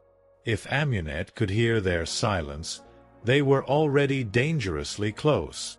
"We must move," he stated, his voice devoid of emotion, already planning their next escape route. "We cannot risk a direct confrontation with both the architect and the priesthood simultaneously. Not in your current state." He helped Amunet to her feet. Every movement was an effort, but her will was surprisingly strong. She was fueled by a desperate resolve, a desire to finish what she had started, to honor Khepri's memory. As they emerged from the crevice, the setting sun cast long, distorted shadows across the dunes. The desert, once a place of vast, desolate beauty, now felt like a predator, its very emptiness a hiding place for unseen dangers. They traveled through the night, a desperate, silent flight across the undulating dunes. Imhotep guided them by the stars, his knowledge of the desert, both mundane and arcane, proving invaluable. Amunet, though physically breaking, remained their sentinel in the unseen realm, her connection to the unremembered now a double-edged sword. She felt the subtle shifts in the desert air, the minute vibrations that betrayed the approach of unseen trackers. She sensed the chilling tendrils of the architect, distant but persistent, probing the landscape for her unique resonance. During brief, desperate stops, Imhotep would consult his scroll, frantic to find any clue, any hidden pathway, any ritual that could offer them respite or a way to fight back. He found mentions of memory wells, sacred springs imbued with the concentrated memory of the earth itself, places of immense psychic energy that could potentially fortify Amunet's being. But these wells were deeply hidden, their locations guarded by ancient, often dangerous, protective spirits, or by communities that lived outside the strictures of Egyptian society, fiercely protective of their ancestral secrets. The full moon rose, casting an eerie, silver glow over the silent dunes. Under its cold light, Amunet's transparency seemed to intensify, her form almost shimmering, as if she were dissolving into the moonlight itself. The whispers in her mind grew more urgent, more frantic. They were warning her, pleading with her, their collective fear a chilling testament to the dangers that closed in.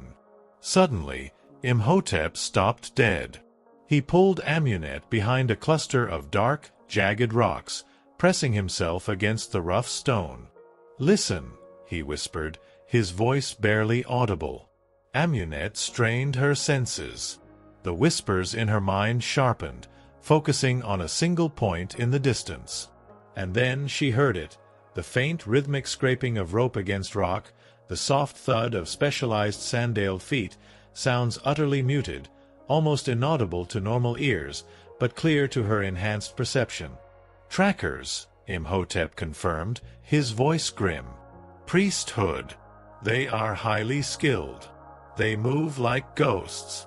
They must have followed the residual energy signature left by the architect's presence at the citadel, or perhaps by your own resonance, Amunet." Amunet could discern 3 distinct presences, their movements precise, synchronized, and utterly devoid of any natural human sound. They were like extensions of the desert itself, silent and deadly. Their mission was clear: to capture them or to eliminate them, to prevent the forbidden knowledge from spreading. "We need a diversion," Imhotep whispered, his eyes scanning their surroundings. There was nowhere to run.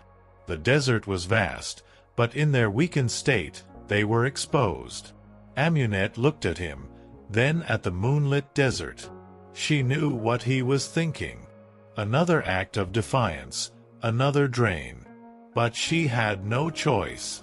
She reached for her last few whispering stones. She held one, a small, smooth pebble, and focused her waning strength, pushing the raw essence of collective, forgotten memory into it. She concentrated on an image that flashed in her mind, a burst of ancient, joyful laughter, a sound that carried the powerful resonance of pure, unadulterated life. It was a potent memory, a powerful counterpoint to the dread of the architect. With a silent prayer, she flung the stone with surprising force towards a distant, isolated rock formation. As it landed, it didn't just glow. It seemed to sing, an invisible psychic resonance that erupted across the landscape, a joyous, defiant burst of memory that momentarily shattered the oppressive silence of the desert. The effect was instantaneous and profound. The priesthood trackers, highly disciplined and trained to ignore mundane distractions, faltered. Amunet felt their focused, cold presences momentarily shatter, disoriented by the unexpected, raw burst of untamed memory. They were accustomed to the ordered, controlled memory of their sacred texts, not the wild, untamed resonance of the unremembered. Simultaneously, a distinct, chilling hiss rippled across the desert from the direction of the citadel of Unmaking. The architect, sensing the direct defiance, the raw act of remembrance, responded with immediate fury. Its shadowy tendrils, previously distant, now began to lash out with alarming speed, seeking to crush the source of such audacious creation. The powerful burst of memory from Amunet stone had caught the attention of both their hunters, the hunters from the world of men and the hunter from the realm of unmaking. "Now!" Imhotep urged, grabbing Amunet's hand, and they began to run, not away from the architect, but diagonally across the desert, aiming for a distant, barely visible ridge. They were exploiting the chaos, using the architect's fury as a shield against the priesthood, and the priesthood's momentary disorientation as a window against the architect. The chase was a desperate, terrifying blur. Amunet felt the two opposing forces converging, the cold, disciplined presence of the priesthood's trackers behind them, and the vast, hungry emptiness of the architect's searching tendrils from the direction of the citadel. She was caught between two immense, inimical powers, both seeking to claim her. Her body screamed in protest, each step an agony, her vision flickering at the edges. As they reached the base of the ridge, Imhotep scanned the rock face. It was steep, treacherous, but offered numerous small caves and hidden passages. He found one, barely a crawl space, and pulled Amunet inside. They squeezed into the tight, dark space, pressing themselves against the cold rock. Outside, they could hear the frantic, agitated movements of the priesthood trackers, their muted calls now a desperate whisper as they tried to re-establish their bearing. And then, a profound, chilling silence fell as the architect's tendrils swept closer, forcing the trackers to retreat, their disciplined movements now tinged with a palpable fear. Inside the cramped cave, Amunet gasped for breath, her chest burning, her body shivering uncontrollably. She was on the verge of collapse, her mind a chaotic whirl of whispers and fading memories. The draft had worn off completely, and the full force of the parasitic drain was upon her. She was cold, so profoundly cold, that she felt her heart begin to slow, her very blood turning to ice. "Amunet," Imhotep whispered, his voice laced with terror. He could feel her essence fading, the subtle glow around her dimming, threatening to extinguish entirely. He knew she was at her breaking point, physically and spiritually. He looked at the scroll again, his eyes desperately scanning for any immediate answer, any ritual, any lore that could offer salvation. His gaze fell on a specific passage, a series of ancient, almost poetic hieroglyphs that seemed to shimmer even in the dim light. It spoke of a place, a specific memory well, not merely a spring, but a crucible of concentrated memory, a place where the threads of the loom converged. It was called the Spring of Echoes, located in a hidden canyon, far to the south, rumored to be guarded by sentient echoes of ancient guardian spirits, and reachable only through a treacherous, winding path through forgotten riverbeds. The text hinted that only a weaver, pushed to the brink of unmaking, could truly perceive its hidden path, and that its waters possessed the power to fortify, to reweave the very essence of a fading soul. "The Spring of Echoes," Imhotep murmured, his voice urgent. "It is our only hope, Amunet. A place that can sustain you. A true resonance point. But it is far, and the path will be perilous beyond measure." He looked at her, his eyes filled with a desperate, unwavering resolve. "Can you endure, Amunet? Can you hold on until we reach it?" Amunet's eyes were closed, her face pale and still. The whispers in her mind were now a mournful wail, a collective lament for a soul on the verge of fading. She was so cold, so weary. But then, a faint, internal spark ignited within her, a tiny flicker of defiance. She thought of Khepri, of his smile, of the life that was unfairly erased. She thought of the architect, its terrifying hunger. She would not become another unremembered echo. She would not let it win. With a supreme effort, she opened her eyes, meeting Imhotep's gaze. Her voice was barely a breath, a fragile whisper against the vast silence of the desert, but it was clear. "Lead the way, Imhotep. for Khepri, for memory. Imhotep nodded, a grim determination setting on his face. He knew the journey ahead would be a race against time, against their relentless hunters, and against Amunet's own fading life. But now they had a destination, a fragile hope. The desert night, vast and silent, held its breath, witnessing the desperate flight of a dying girl and a renegade scribe, drawn by the faint promise of a legendary spring, a final chance to turn the tide against the ultimate oblivion. Their path now led deeper into the ancient mysteries of memory and existence, towards a confrontation with forces that threatened to unravel the very fabric of reality. Story 11.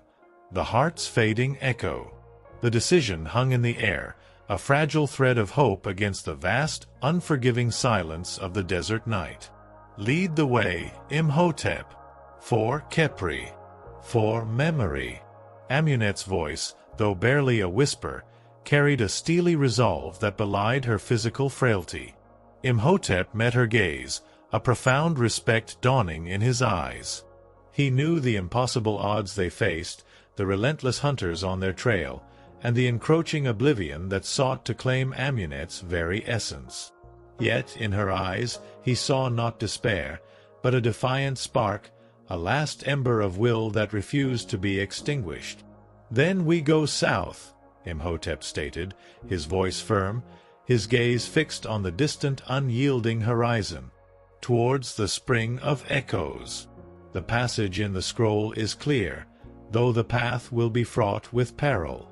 He helped Amunet to her feet, her body trembling with exhaustion. Every movement was a struggle, each step a testament to her unyielding will. Their journey became a desperate race against time, a relentless flight across the treacherous, moonlit dunes. The desert, usually a source of vast ancient peace, now felt like a living entity, its stillness a cloak for unseen dangers. Amunet, though on the verge of collapse, remained their vital sentinel. Her heightened senses, once a terrifying burden, were now their most potent weapon. She felt the subtle shifts in the currents of the unremembered, discerning not just their chaotic presence, but the chilling order of their hunters. The priesthood trackers were relentless. Amunet could feel their silent approach like cold tendrils creeping across the sand. They were masters of stealth, their movements muted by ancient wards, their purpose utterly focused. She sensed their methodical sweeps, their patient circling, their unwavering determination to reclaim the forbidden knowledge and silence its bearers. More than once, they had to dive into shallow depressions, or squeeze into impossibly tight rock crevices, holding their breath, their hearts pounding in unison, as the muted thud of sandaled feet passed mere paces from their hiding spots. The priesthood were not just men. They were extensions of a rigid, uncompromising order, and their pursuit was fueled by a zeal for maintaining the cosmic balance as they understood it. Compounding this immediate threat was the insidious, ever-present pull of the architect of oblivion. Its presence was a vast, hungry emptiness that stretched across the desert, subtly corrupting the very landscape. Amunet felt its tendrils, not as physical limbs, but as waves of profound coldness, probes of unmaking that sought to find and absorb her unique resonance. The whispers in her mind, once chaotic, now became a terrifying barometer, their agitation reflecting the architect's growing awareness of her and its increasing proximity. She felt her memories begin to blur at the edges, her own identity dissolving into the vast ocean of forgotten lives, a profound sense of self-loss that was almost unbearable. "The architect is close," Amunet would gasp, her voice a thin thread, her body shivering uncontrollably, even as the desert sun beat down. It's reaching for me. I can feel its hunger." Imhotep, despite his own exhaustion and the persistent chill in his arm, remained steadfast. He would pull out the copied scroll from the stone of silence, his eyes scanning for any countermeasures, any ritual or ward that could offer them respite.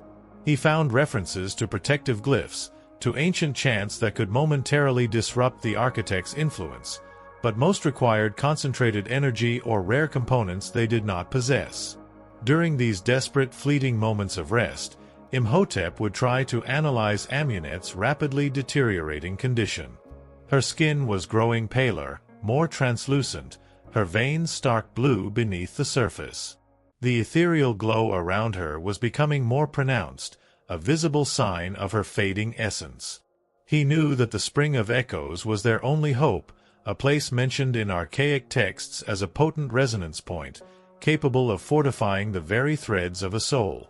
The spring is sustained by the concentrated memory of forgotten riverbeds, Imhotep explained during one brief respite, his voice urgent.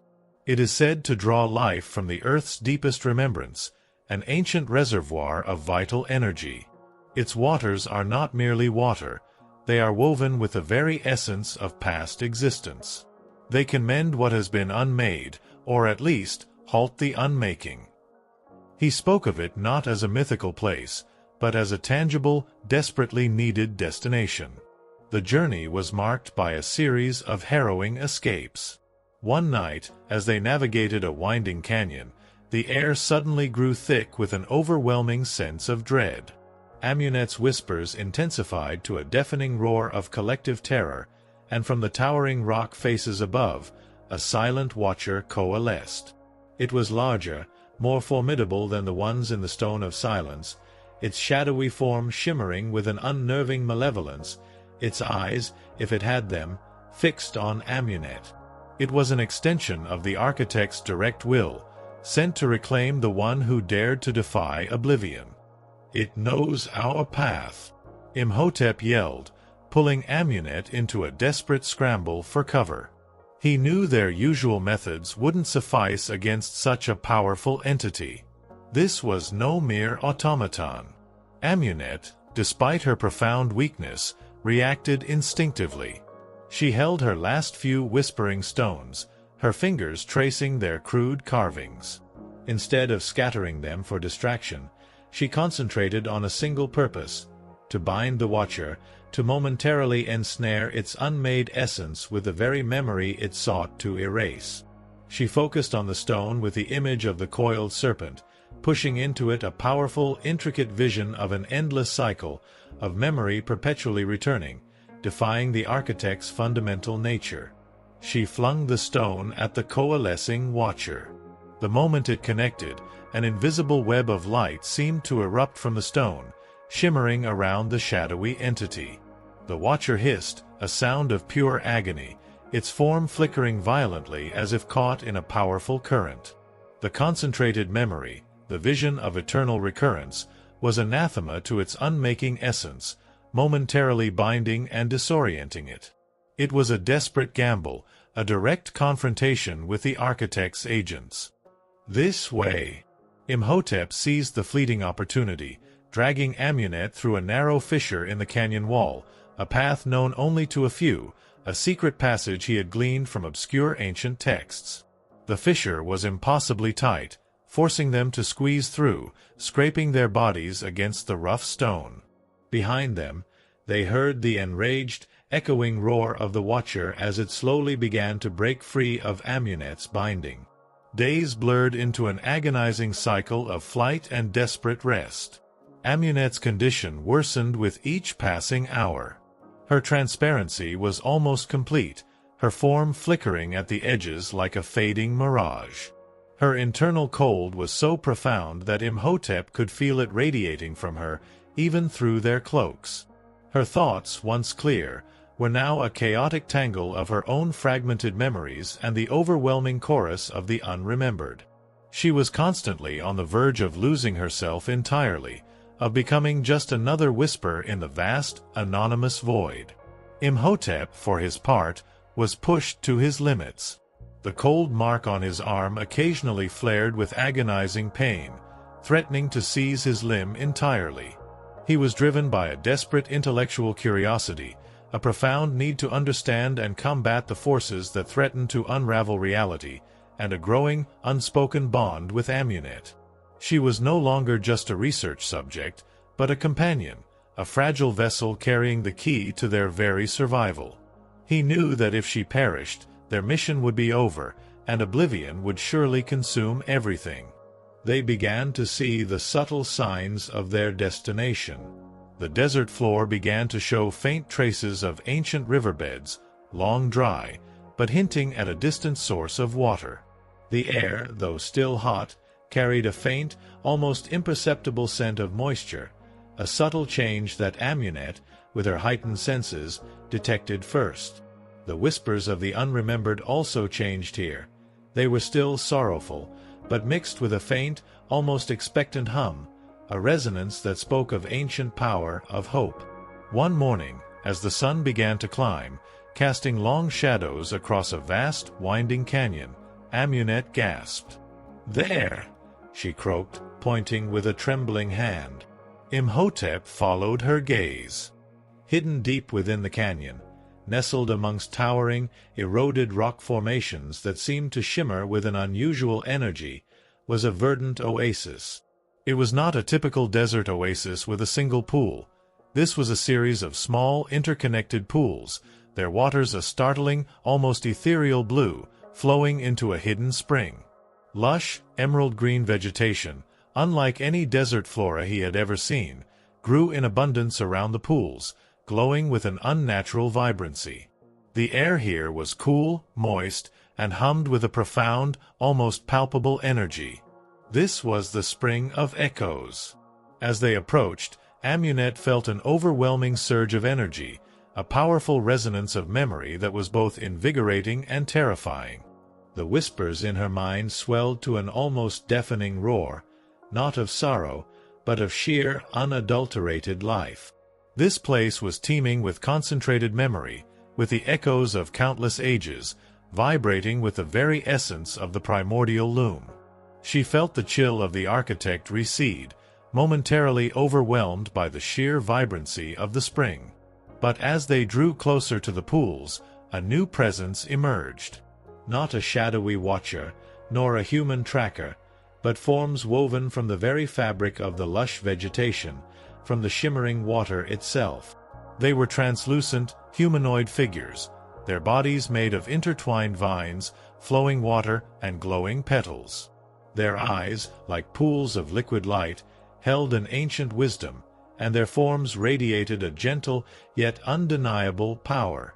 These were the guardian echoes, the sentient spirits of the Spring of Echoes, awakened by their arrival. They were silent, watchful, their presence radiating a sense of profound judgment. One of the guardian echoes, taller than the others, its form shifting like a living waterfall, stepped forward. It raised a hand, not in aggression, but in a gesture of profound inquiry.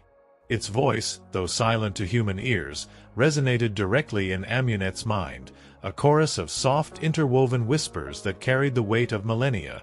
Who dares disturb the heart of remembrance?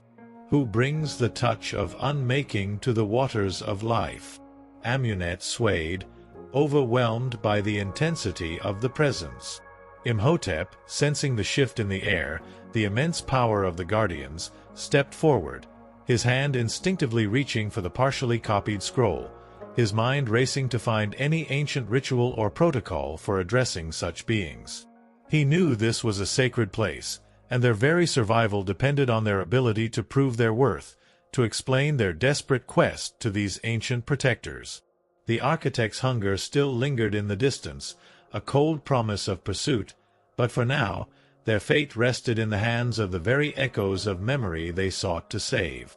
The path to the Spring of Echoes had ended, but their true trial and the deeper mysteries of the loom were only just beginning. Story 12. The Crucible of Remembrance. The air around the Spring of Echoes hummed with a profound, almost overwhelming energy, a symphony of concentrated memory that vibrated through Amunet's very bones.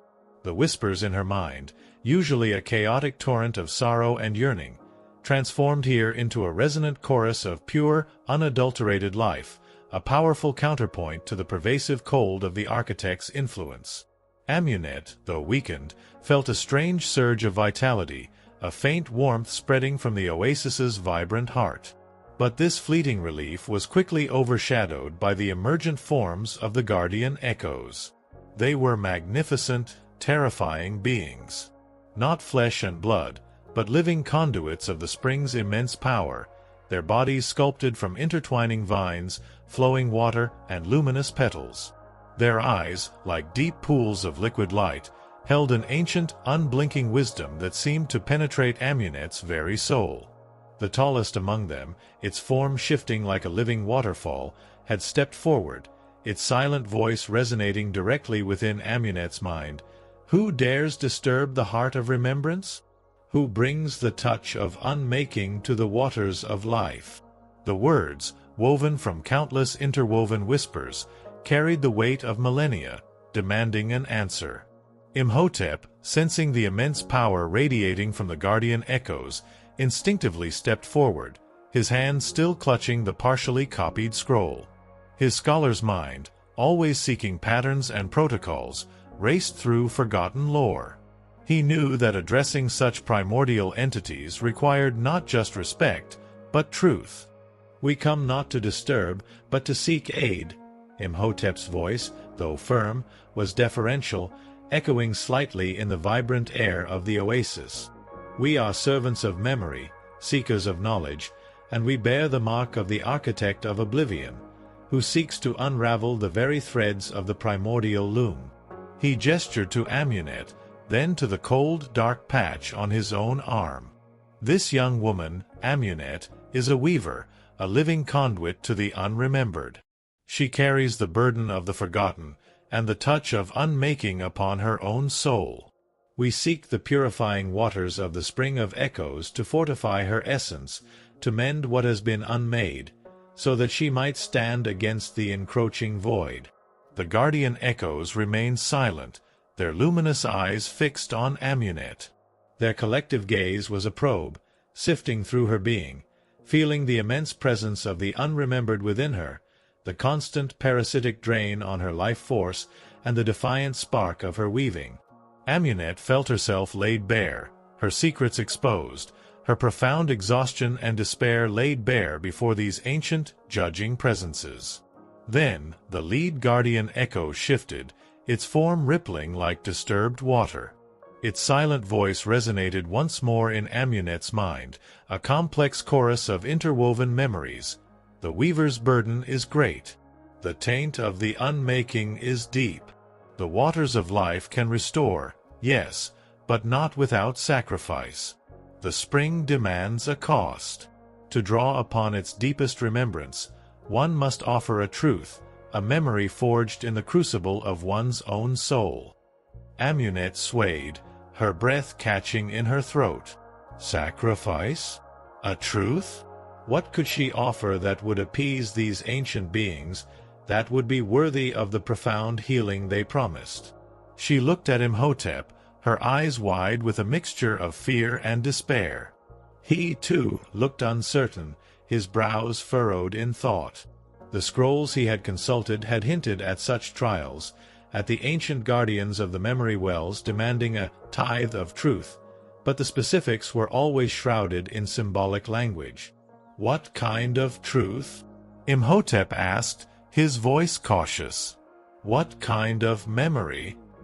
The guardian echo responded, its voice still resonating in Amunet's mind, but its words now seemed directed at both of them.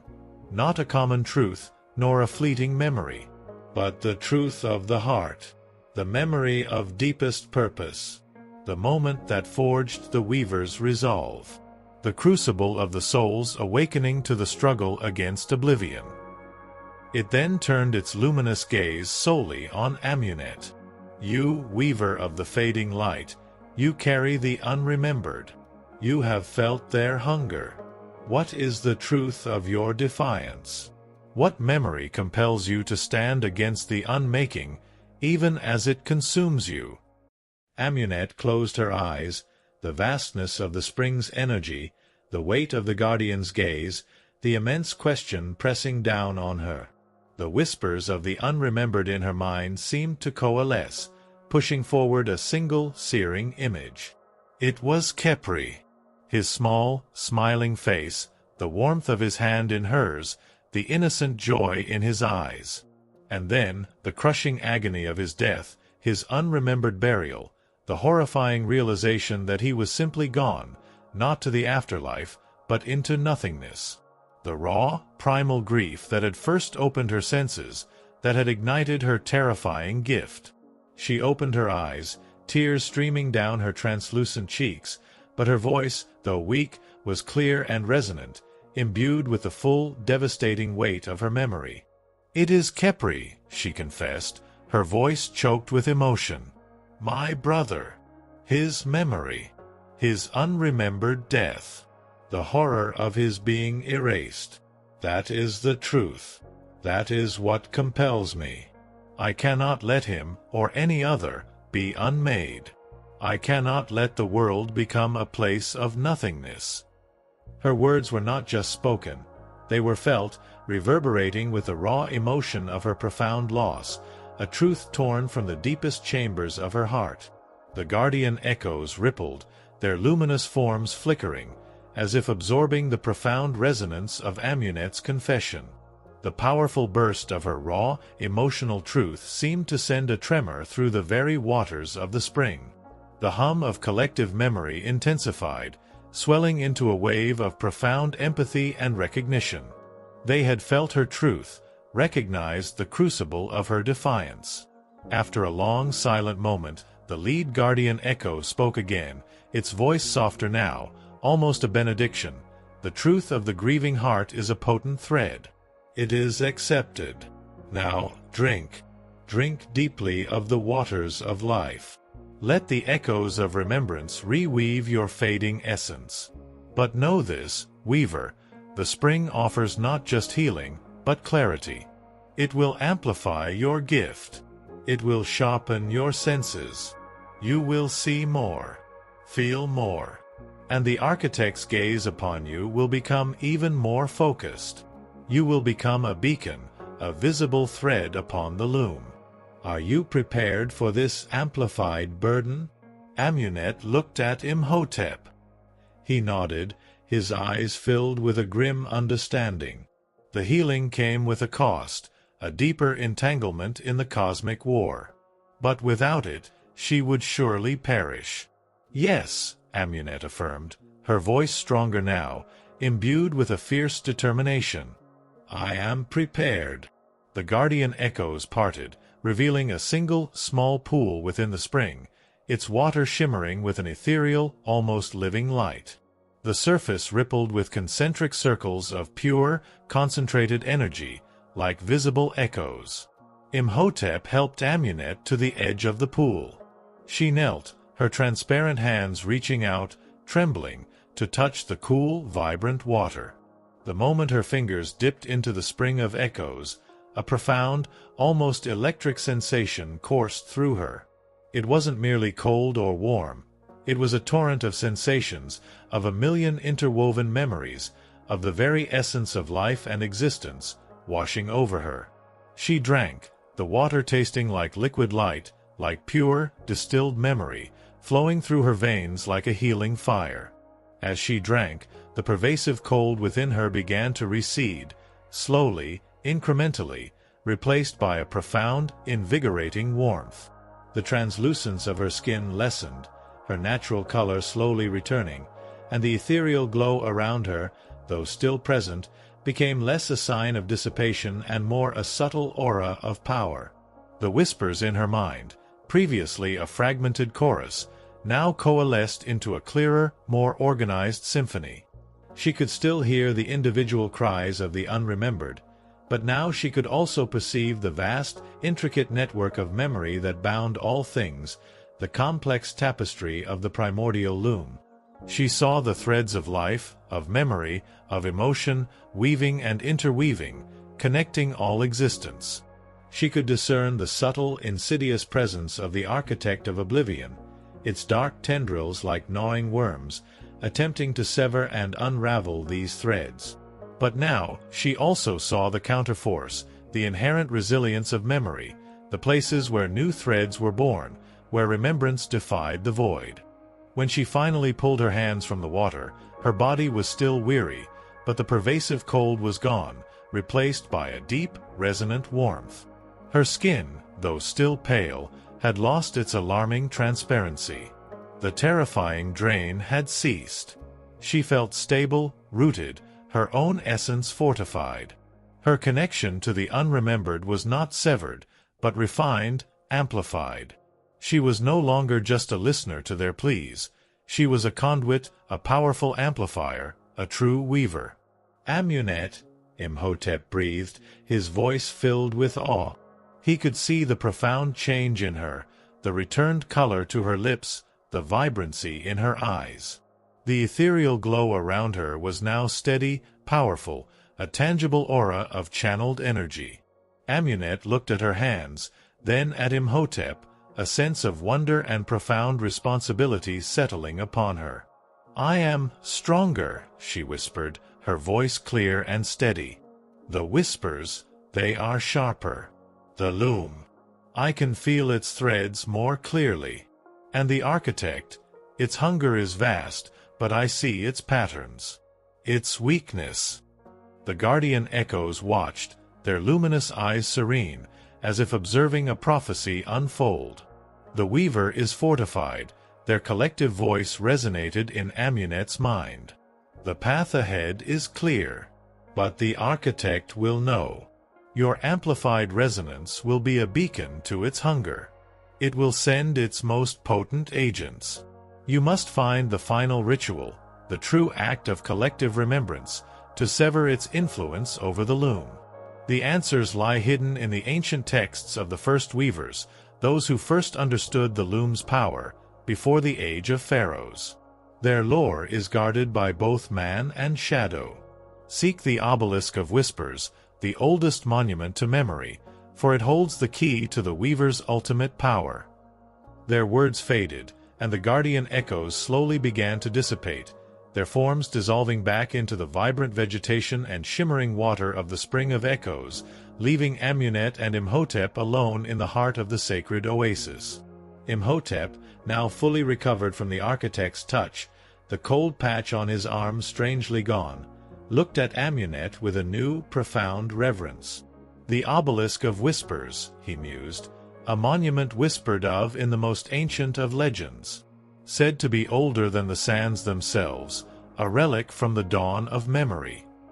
He looked at the partially copied scroll, then at Amunet, his eyes filled with a daunting understanding. The path is clear, but the dangers are immense.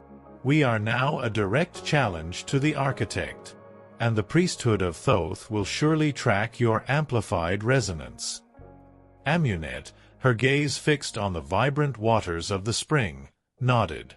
She was stronger, yes, but the weight of her mission, the terrifying clarity of the cosmic war she was entangled in, was almost crushing. She was a beacon now, a visible thread on the primordial loom, drawing the architect's full attention. The whispers of the unremembered in her mind, though no longer a drain, were a constant reminder of the stakes. This was not just a quest for knowledge, it was a battle for existence itself. Her transformation was complete. The peasant girl was gone, replaced by a weaver of memory, destined to face the ultimate oblivion. Their journey, fortified by the Spring of Echoes, now led them towards the deepest, most dangerous secrets of ancient Egypt, and a confrontation with a foe that sought to unmake reality. Story 13. The Weaver's Unveiling. The waters of the Spring of Echoes had worked their profound magic. Amunet stood at its edge, her weariness still present, but the soul-deep cold that had been her constant companion for so long was gone, replaced by a vibrant, resonant warmth. Her skin, once alarmingly translucent, now possessed a healthy, albeit still pale, hue. The ethereal glow that had marked her fading essence now pulsed with a steady, inner light, a visible manifestation of her fortified being. Her physical form had been rewoven, strengthened by the raw, distilled memory of the spring. But the transformation was more than physical. Her senses, always tuned to the liminal, were now profoundly amplified. The whispers of the unremembered, once a chaotic din, were now a clear, intricate symphony. She could discern individual voices, their stories, their fragmented memories, woven into the vast tapestry of the primordial loom. And, chillingly, she could feel the insidious presence of the architect of oblivion with terrifying clarity, its tendrils of unmaking reaching across the landscape, seeking to unravel the very threads of existence. The guardian echo's prophecy resonated in her mind. You will become a beacon, a visible thread upon the loom. Imhotep, standing beside her, looked at her with a mixture of awe and profound trepidation. The cold patch on his arm, a direct consequence of the architect's touch, had vanished entirely, its unmaking essence seemingly repelled by Amunet's amplified presence. He was invigorated too, his mind sharper, his purpose clearer than ever. He rolled up the copied scroll, the ancient hieroglyphs of the loom and the architect's vulnerabilities now imbued with a new, terrifying relevance. The obelisk of whispers, Imhotep murmured, his gaze sweeping across the vast ancient canyon, a place now shimmering with the resonant energy of the spring. An enduring myth, a monument from the dawn of memory. It makes sense that the lore of the first weavers would converge there. But its location, shrouded in legend, known only to a few, and guarded by untold dangers. Their path from the Spring of Echoes was immediately fraught. As they emerged from the hidden canyon, the desert air, once a mere physical sensation, now pulsed with a new layer of perceived reality for Amunet. She felt the subtle vibrations of memory, the faint echoes of lives lived and forgotten, woven into the very sand beneath her feet. But she also felt the chilling presence of the architect, its hunger now acutely focused on her amplified resonance.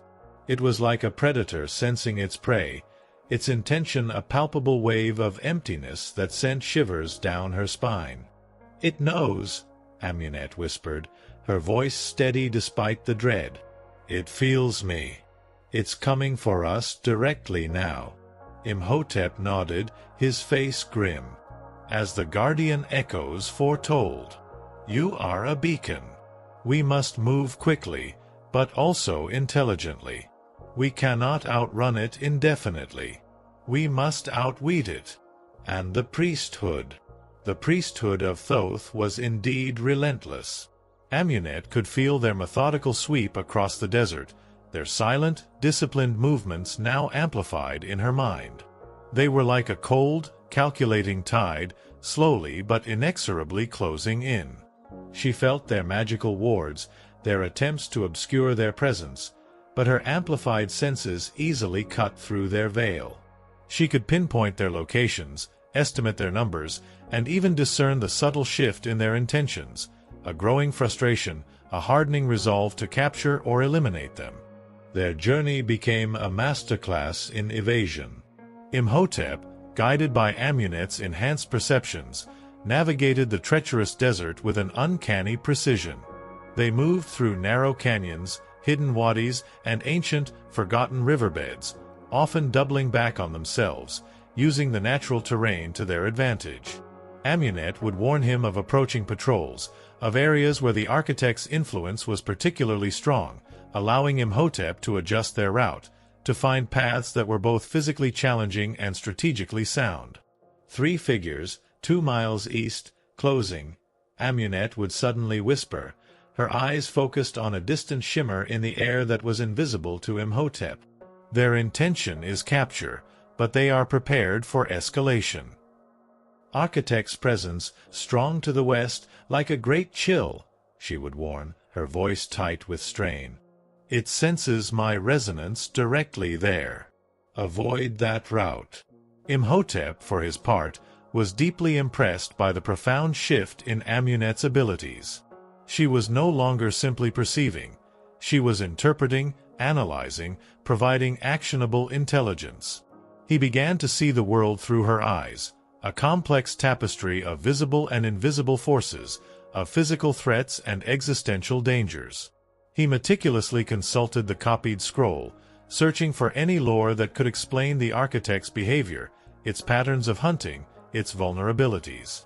The text spoke of the architect's shadow weavers, lesser manifestations drawn from its essence, dispatched to unravel specific threads of memory, or to hunt those who sought to reweave them.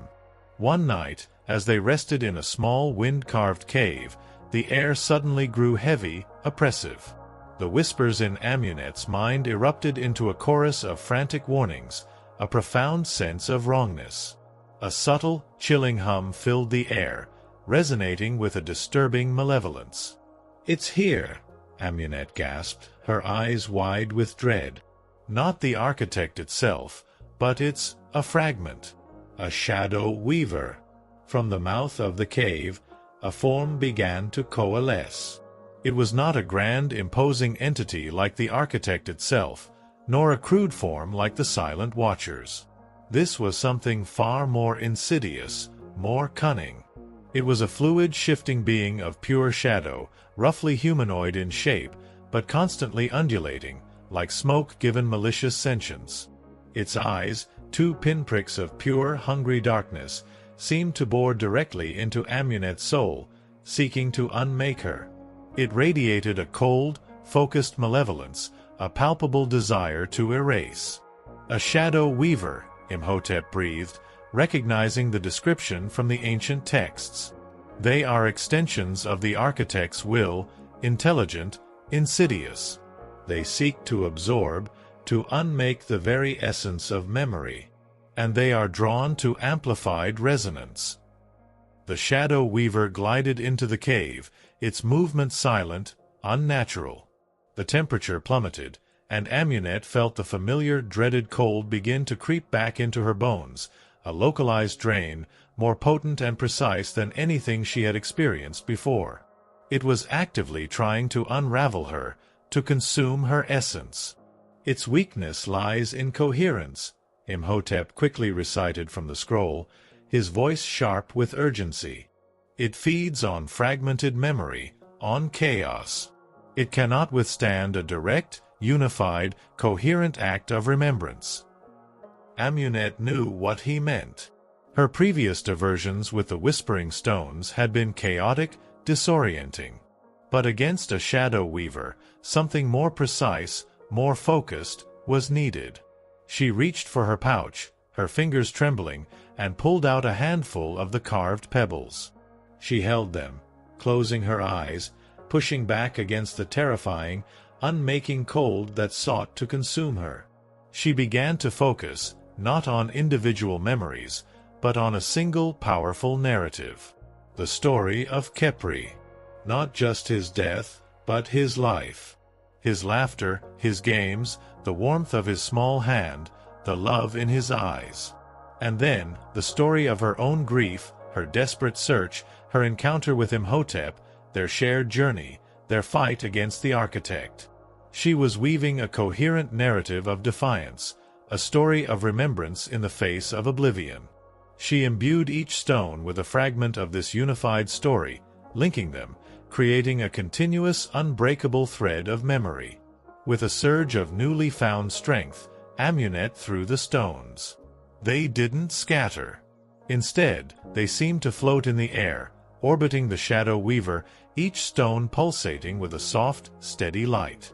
And from each stone, a fragment of Amunet's coherent narrative resonated, echoing through the small cave.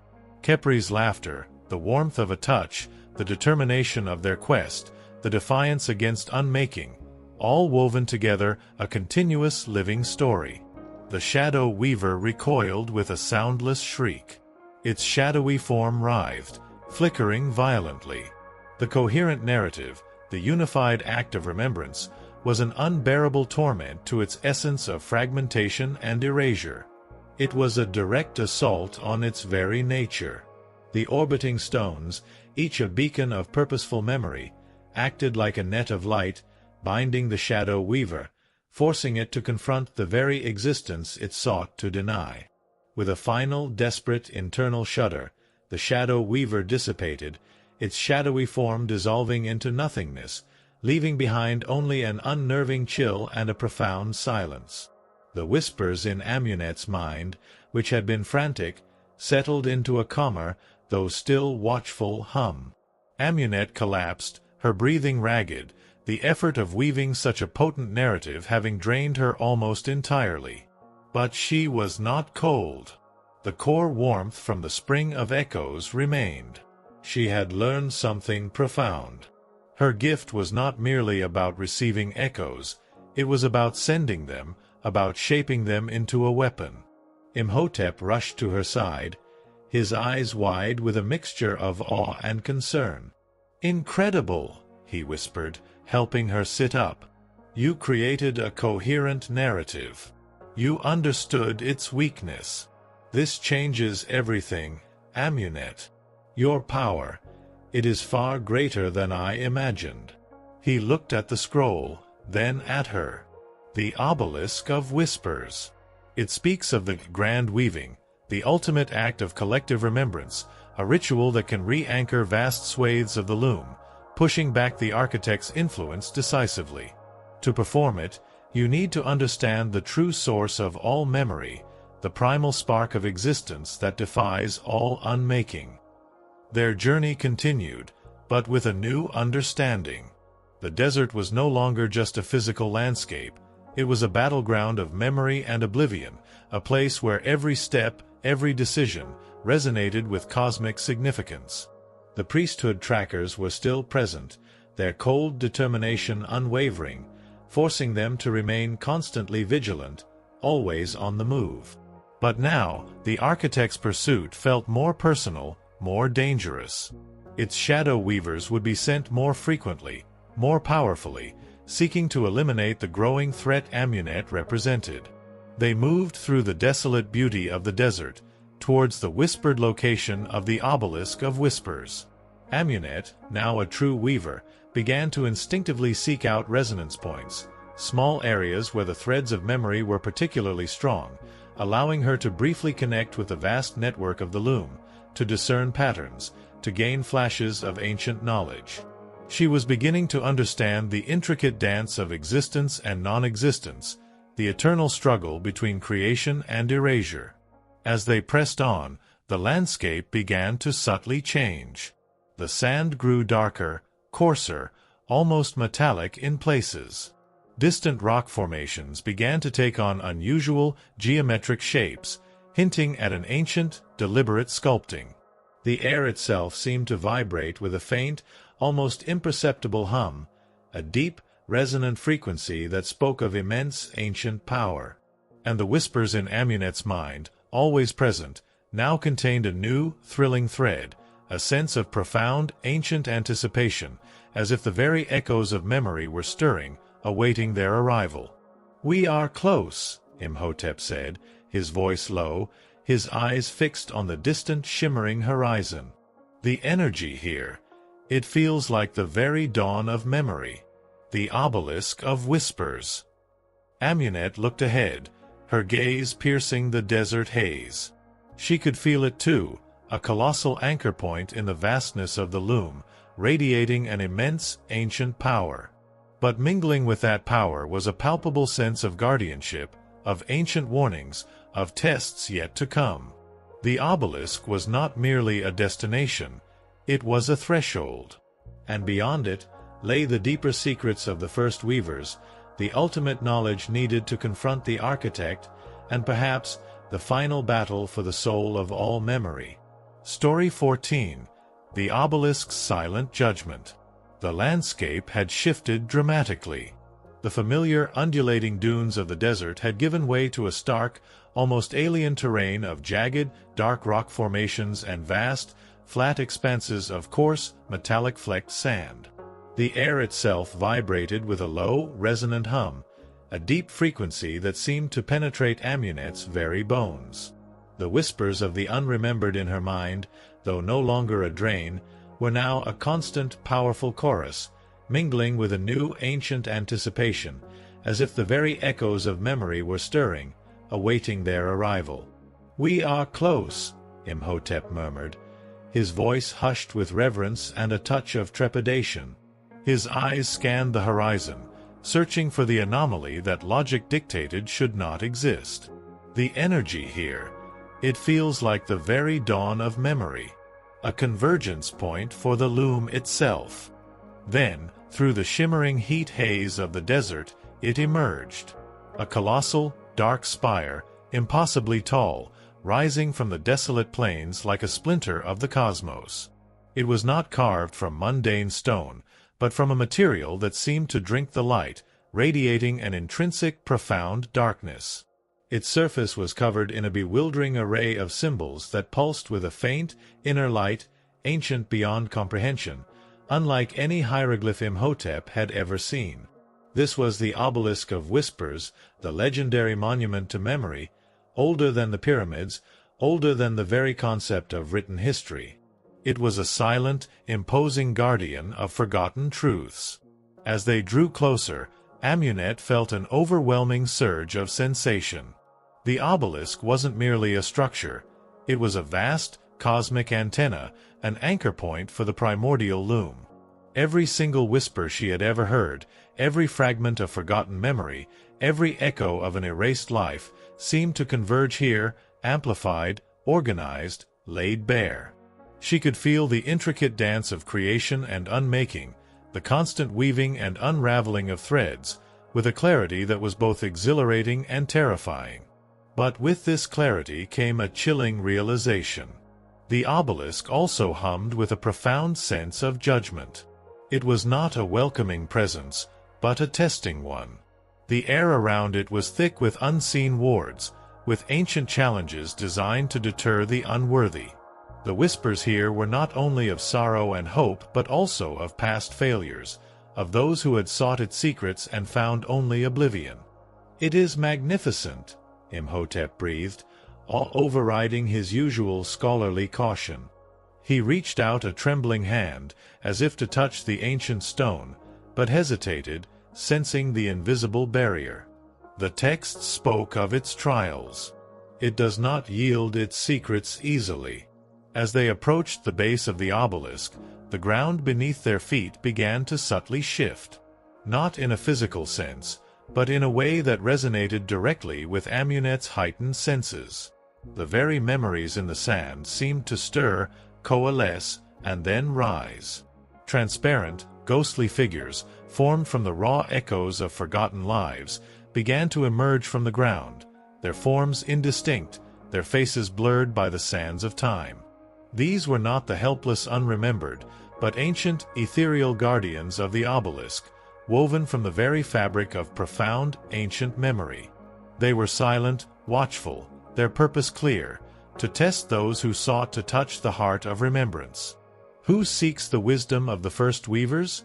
One of the spectral guardians resonated in Amunet's mind, its voice a chorus of countless, ancient whispers, powerful yet ethereal. "Who dares disturb the silence of the obelisk?" Imhotep, ever the scholar, stepped forward. "We are seekers of truth, burdened by the encroaching shadow. We seek knowledge of the loom, of the architect of oblivion, to prevent the unmaking of all existence. This weaver," he gestured to Amunet, "bears the touch of oblivion, yet wields the power of remembrance. She seeks the grand weaving, the final act of defiance." The guardians remained impassive, their luminous forms radiating a profound judgment. "The path to the first weavers is not of spoken words, but of remembered truth," the lead guardian resonated.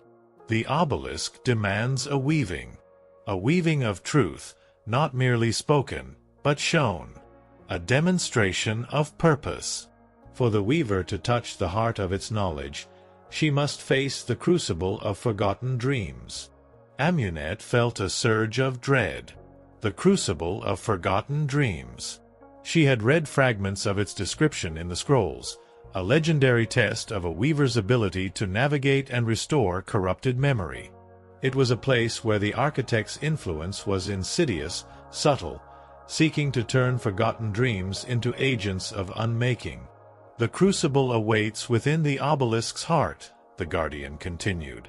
"Should the weaver falter, should her truth falter, then her essence will be absorbed into the obelisk's silence, another echo to power its ancient vigil."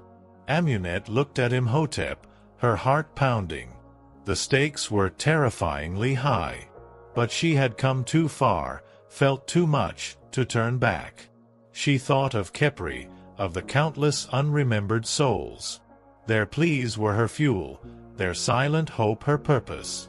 "I will enter," Amunet declared, her voice firm, reverberating with the strength drawn from the spring of echoes. The guardians shifted, and a section of the obelisk's impenetrable surface shimmered, then dissolved, revealing a dark, spiraling tunnel leading into its heart. The air within was thick with the scent of ancient dust and a chilling, pervasive coldness that was subtly different from the architect's direct touch. This was the cold of corrupted memory, of fragmented dreams turned malignant. "I cannot follow you, Amunet," Imhotep said, his hand on her shoulder, his gaze filled with a mixture of pride and profound worry. "The crucible is for the weaver alone. My knowledge can guide you only to the threshold. But I will be here, and I will guard your return." Amunet nodded, taking a deep breath. She stepped into the spiraling darkness, leaving Imhotep at the entrance, the spectral guardians watching silently. The tunnel closed behind her, plunging her into a profound, suffocating darkness. She walked deeper, the path twisting and turning, the silence absolute save for the thrum of the obelisk itself. The whispers in her mind, though clear, were now tinged with a new, unsettling quality. Fragmented, disorienting images, whispers of regret, of dreams never realized, of hopes extinguished. These were the forgotten dreams. Suddenly, the darkness around her shattered, replaced by a bewildering kaleidoscope of swirling colors and disjointed images. She was no longer in a physical tunnel, but immersed in a vast, shifting landscape of pure memory. It was a place where dreams, once vibrant and alive, had been twisted, fragmented, and turned against themselves by the architect's insidious influence. She saw fleeting visions of happiness turn to sorrow, of love transform into betrayal, of soaring ambition ending in bitter despair. Each fragmented dream resonated with a powerful, disorienting energy, seeking to overwhelm her senses, to shatter her coherent self. Then, from the swirling chaos, figures began to coalesce. Not the distinct shapes of the unremembered, but amorphous, shifting forms, their features blurred, their voices a cacophony of distorted whispers. These were the dream wraiths, sentient manifestations of the corrupted dreams, driven by a profound bitterness and a desire to unmake the memory that spawned them. They lunged at her, not with physical force, but with psychological assaults, attempting to overwhelm her mind with despair, with the crushing weight of their own unfulfilled desires. Amunet fought back, channeling the coherence she had learned at the Spring of Echoes. She focused on the core truth of her own purpose, on Khepri, on her defiant will to remember. She began to weave. Her whispering stones, empowered by the spring, glowed with an inner light, radiating waves of coherent memory. She sent out pulses of ordered remembrance, of interconnected narratives, countering the chaotic fragmentation of the dream wraiths. She focused on a single coherent memory, the image of her mother's face, etched with love and resilience. She held it, magnified it, pushing its resonance out into the swirling chaos. The dream wraiths recoiled from the pure, unbroken memory, their forms flickering in pain. The coherent truth was anathema to their fragmented existence. As she continued, a pathway began to materialize before her in the swirling landscape of dreams. It wasn't a physical path, but a shimmering thread of coherent memory, weaving through the chaos. She followed it, her senses acutely aware of the attempts to disorient her, to break her focus. The whispers in her mind, though chaotic, were now also guiding her. She could feel the presence of the first weavers, ancient, profound echoes within the obelisk itself, their wisdom subtly guiding her through the crucible. They were not actively intervening, but their presence was a subtle current, a hidden knowledge that she could intuitively draw upon. Finally, the chaotic landscape began to recede, replaced by a central chamber within the obelisk. It was vast, circular, and illuminated by a soft, ethereal light emanating from the intricate symbols carved into the walls. In the center stood a single massive plinth, upon which rested a collection of ancient, almost metallic scrolls. These were not papyrus, but thin sheets of hammered gold and electrum, covered in symbols that hummed with immense power. These were the true scrolls of the first weavers, the ultimate source of knowledge about the loom and the architect. As Amunet approached the plinth, the whispers in her mind coalesced into a single profound voice, resonating with wisdom that transcended time. You have faced the crucible, weaver. You have proven your coherence. The scroll of the first weavers awaits. Its wisdom will reveal the architect's true nature, and the final weaving needed to defy oblivion.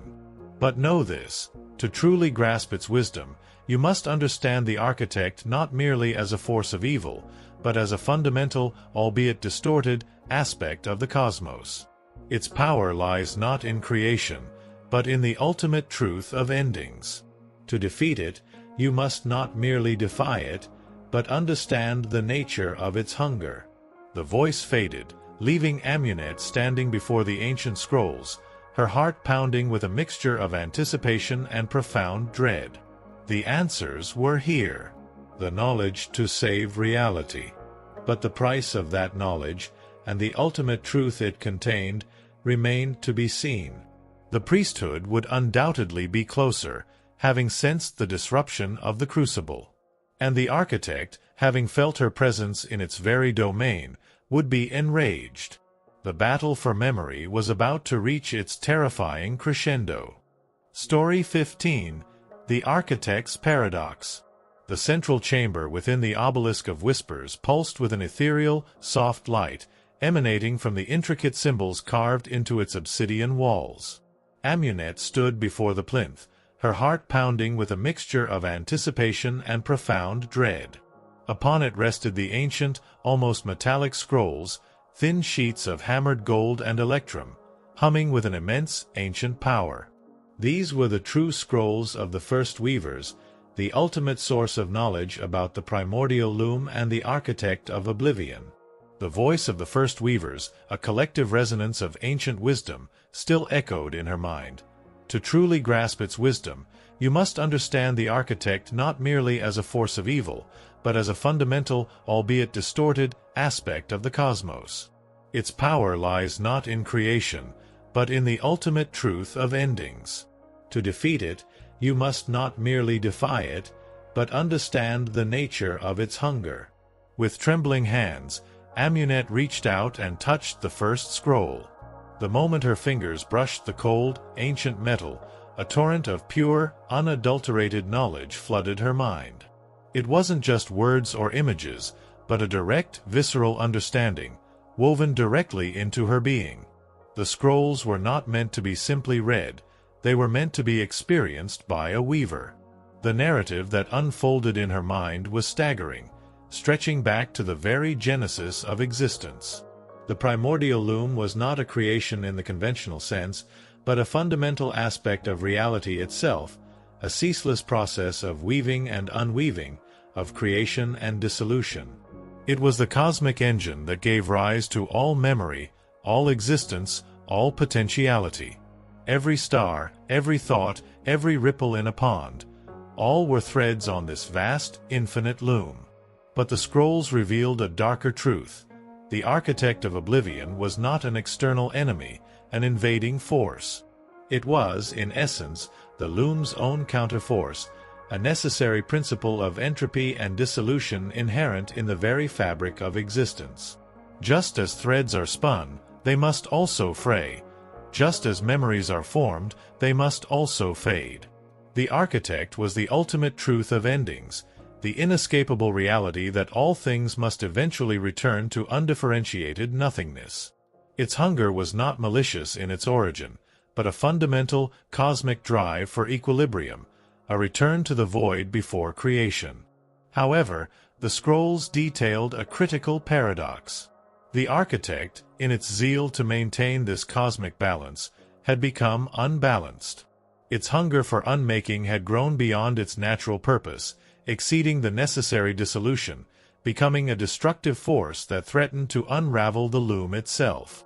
It was no longer simply dissolving threads, It was erasing them prematurely, violently, leaving behind not gentle fading, but absolute void. This uncontrolled hunger was what created the Kemu, the unremembered, souls violently torn from the loom before their time, their very existence nullified, leaving behind the horrifying silence of true oblivion. The scrolls elaborated on the architect's corruption.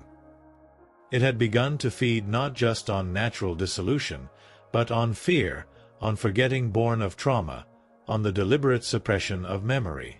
Human conflict, societal collapse, the deliberate erasure of history. These fed its distorted hunger, amplifying its power, accelerating the unraveling of the loom. The deeper humanity descended into conflict and denial, the stronger the architect became, and the more prevalent the Kemu became. The first weavers, these ancient beings who had first understood these truths, had developed the grand weaving, not to destroy the architect, for that was impossible, but to rebalance it. The grand weaving was a profound act of collective remembrance, a deliberate, powerful reweaving of vast swathes of forgotten history, of lost connections, of suppressed truths. It was a conscious act of defiance against the architect's distorted hunger, an assertion of the loom's inherent resilience. It would not eliminate endings, but restore the natural rhythm of existence, ensuring that what faded did so gracefully, leaving echoes, rather than being violently consumed into nothingness. The scrolls detailed the components of the grand weaving. The weaver's heart, the pure, amplified resonance of a living weaver, like Amunet, capable of channeling vast amounts of coherent memory. The nexus point, a place where the loom's threads converged, a site of immense, ancient memory, like the obelisk itself. The collective resonance, a confluence of powerful, shared memories, channeled through artifacts or collective ritual, acting as a powerful countercurrent to the architect's unmaking. This was the most challenging part.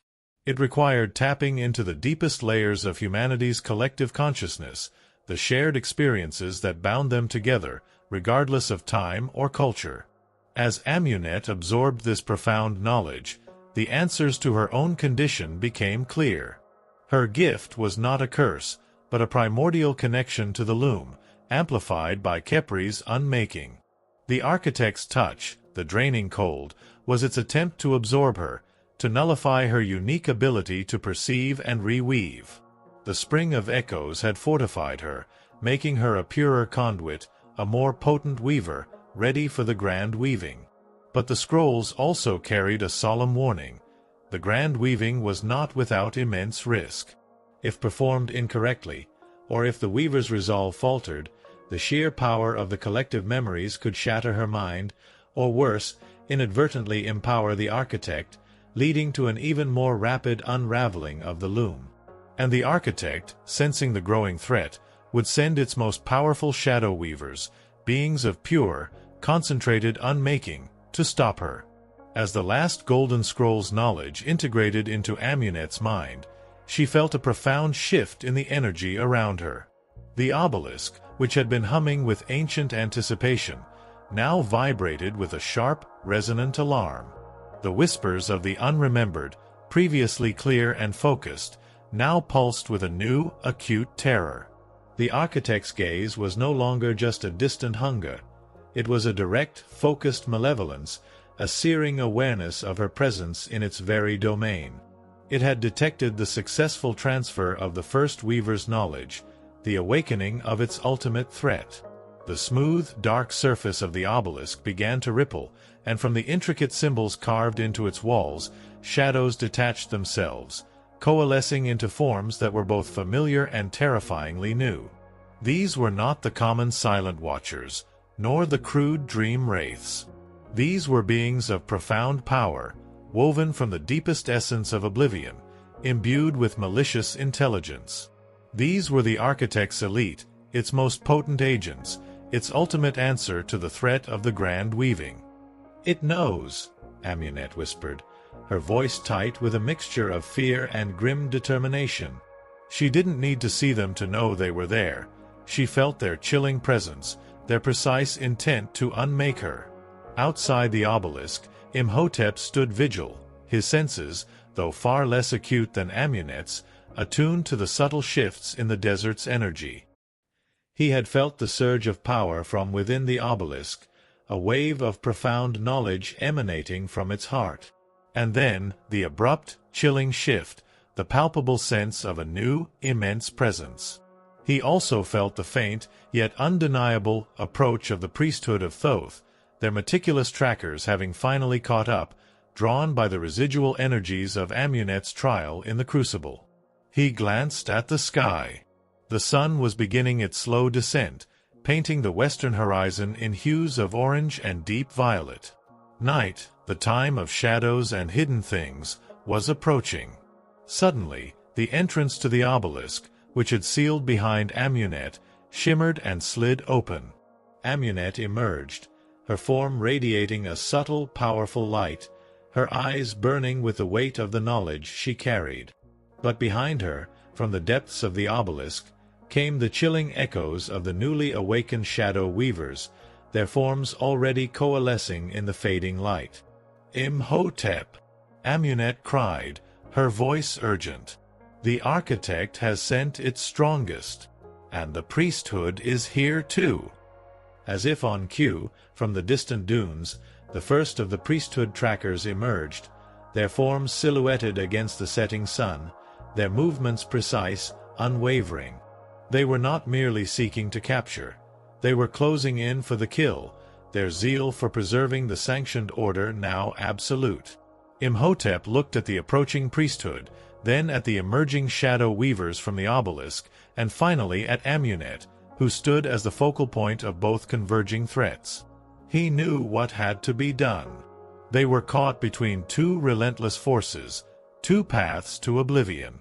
"We cannot fight both," Imhotep stated, his voice calm despite the immense danger. "Our only chance is to make one fight the other, and to use that chaos to find the final component for the grand weaving, the collective resonance."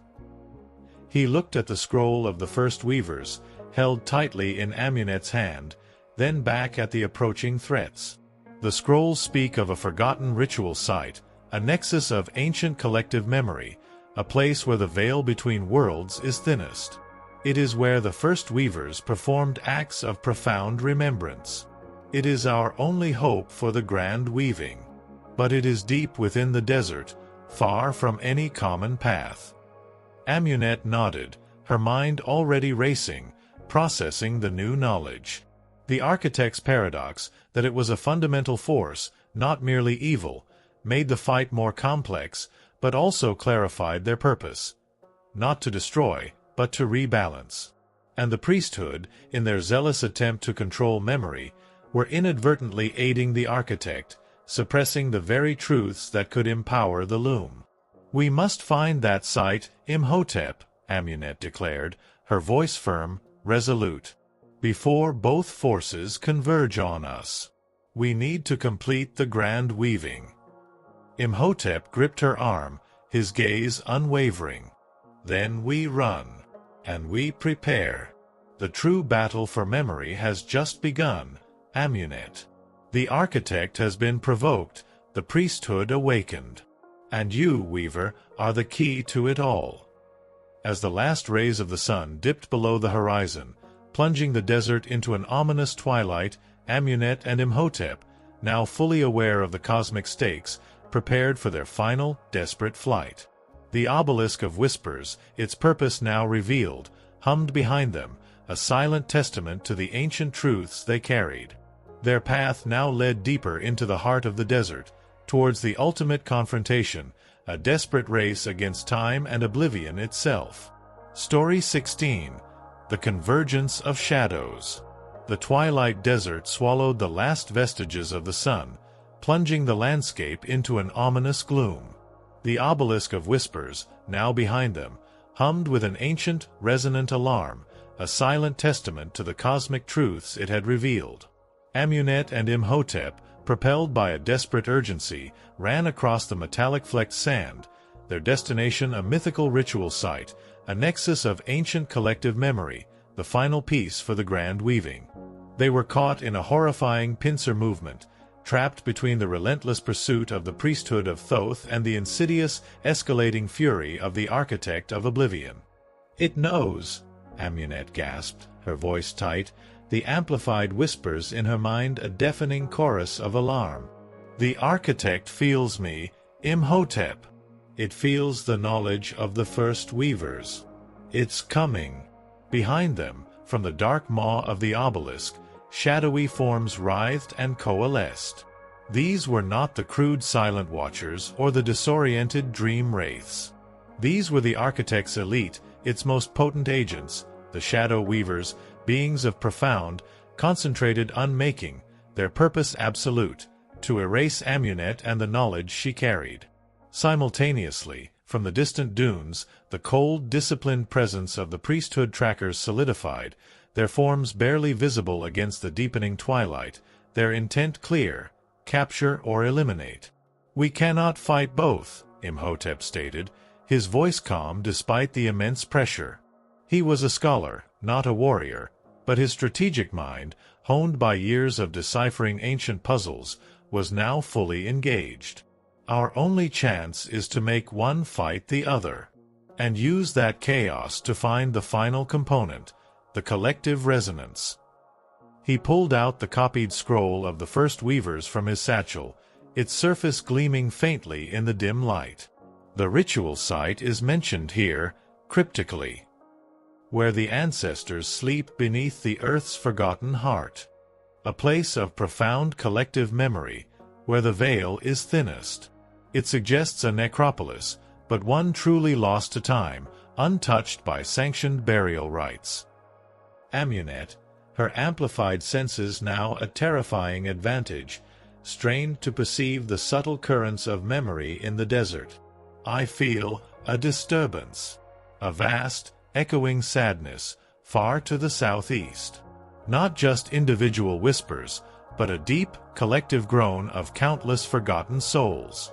It's like a wound in the loom, Imhotep, a place of profound erasure, but also immense, raw memory." "That must be it," Imhotep confirmed, his eyes widening. "A place where the architect has been most active, perhaps, making it ripe for a reweaving.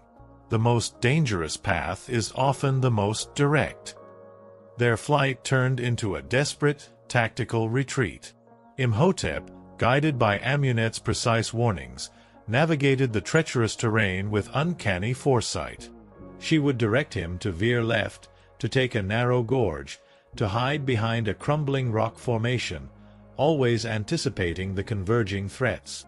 The priesthood, with their methodical, physical tracking, were powerful, but their magical wards were now almost transparent to Amunet. She could feel their cold, calculating intent, their rigid adherence to protocol. The shadow weavers, however, were a far more insidious threat. They moved like liquid darkness, their presence a palpable wave of emptiness that seeped into Amunet's very soul. They were drawn directly to her amplified resonance, a moth to a flame, but a flame that sought to consume them.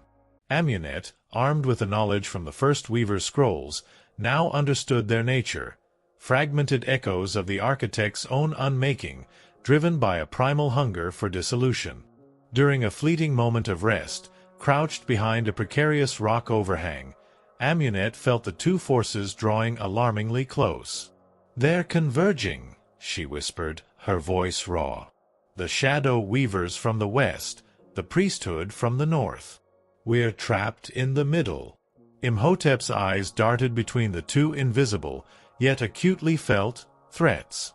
A plan, desperate and audacious, formed in his mind. "Amunet, you must create a powerful resonance. Not for distraction, but for confrontation. A coherent narrative of such profound truth that it forces the shadow weavers to materialize, to engage. Draw them out into the open, towards the priesthood's path." Amunet's stomach churned. This was a terrifying gamble. It meant exposing herself, becoming a direct target. But what will that do? The priesthood of Thoth maintains order through sanctioned memory, through controlled narratives, Imhotep explained, his voice low and urgent. "They are masters of traditional magic, of wards and rituals. They will not understand the shadow weavers. They will see them as an aberration, a threat to their established order. And the shadow weavers, in turn, will see the priesthood as a source of memory, something to be unmade. We provoke them into conflict." Amunet nodded, a grim determination setting on her face. She reached for her remaining whispering stones. She selected one, a smooth, dark pebble, and closed her eyes, focusing her entire being. She recalled the most profound truths from the first Weaver scrolls: the loom's ceaseless weave, the architect's imbalance, the inherent resilience of memory, the beauty of remembrance even in the face of endings. She poured into the stone the raw, unyielding truth of existence, of every thread's right to be remembered. She was forging a beacon, a challenge to oblivion itself. With a powerful, defiant cry, Amunet flung the stone high into the air. It ascended, glowing brighter and brighter, until it hovered directly above the converging forces, a miniature sun of pure, unadulterated truth. From it radiated a powerful, resonant pulse, not a scream of chaos, but a clear, coherent narrative of life, of memory, of resistance. The effect was instantaneous and cataclysmic. The shadow weavers, drawn by the raw, amplified coherence, writhed in agony. The pure, undeniable truth of existence was anathema to their essence of unmaking. They coalesced fully, unable to resist the pull, their shadowy forms solidifying into terrifying, distorted figures with empty, gaping mouths that seemed to scream soundlessly. They lunged at the source of the painful resonance, their intent to devour, to silence. Simultaneously, the priesthood trackers, who had been closing in on Amunet and Imhotep, stopped dead. They saw the manifestation of the shadow weavers, saw the raw, unsanctioned magic, the horrific figures born of oblivion. Their rigid adherence to sanctioned order, their understanding of magic, was challenged. They reacted not with tactical caution, but with a righteous fury. These were aberrations, things to be purged. "Now!" Imhotep yelled, grabbing Amunet's hand. "They will fight. We use the cover of their conflict." What followed was a terrifying, chaotic clash of opposing forces.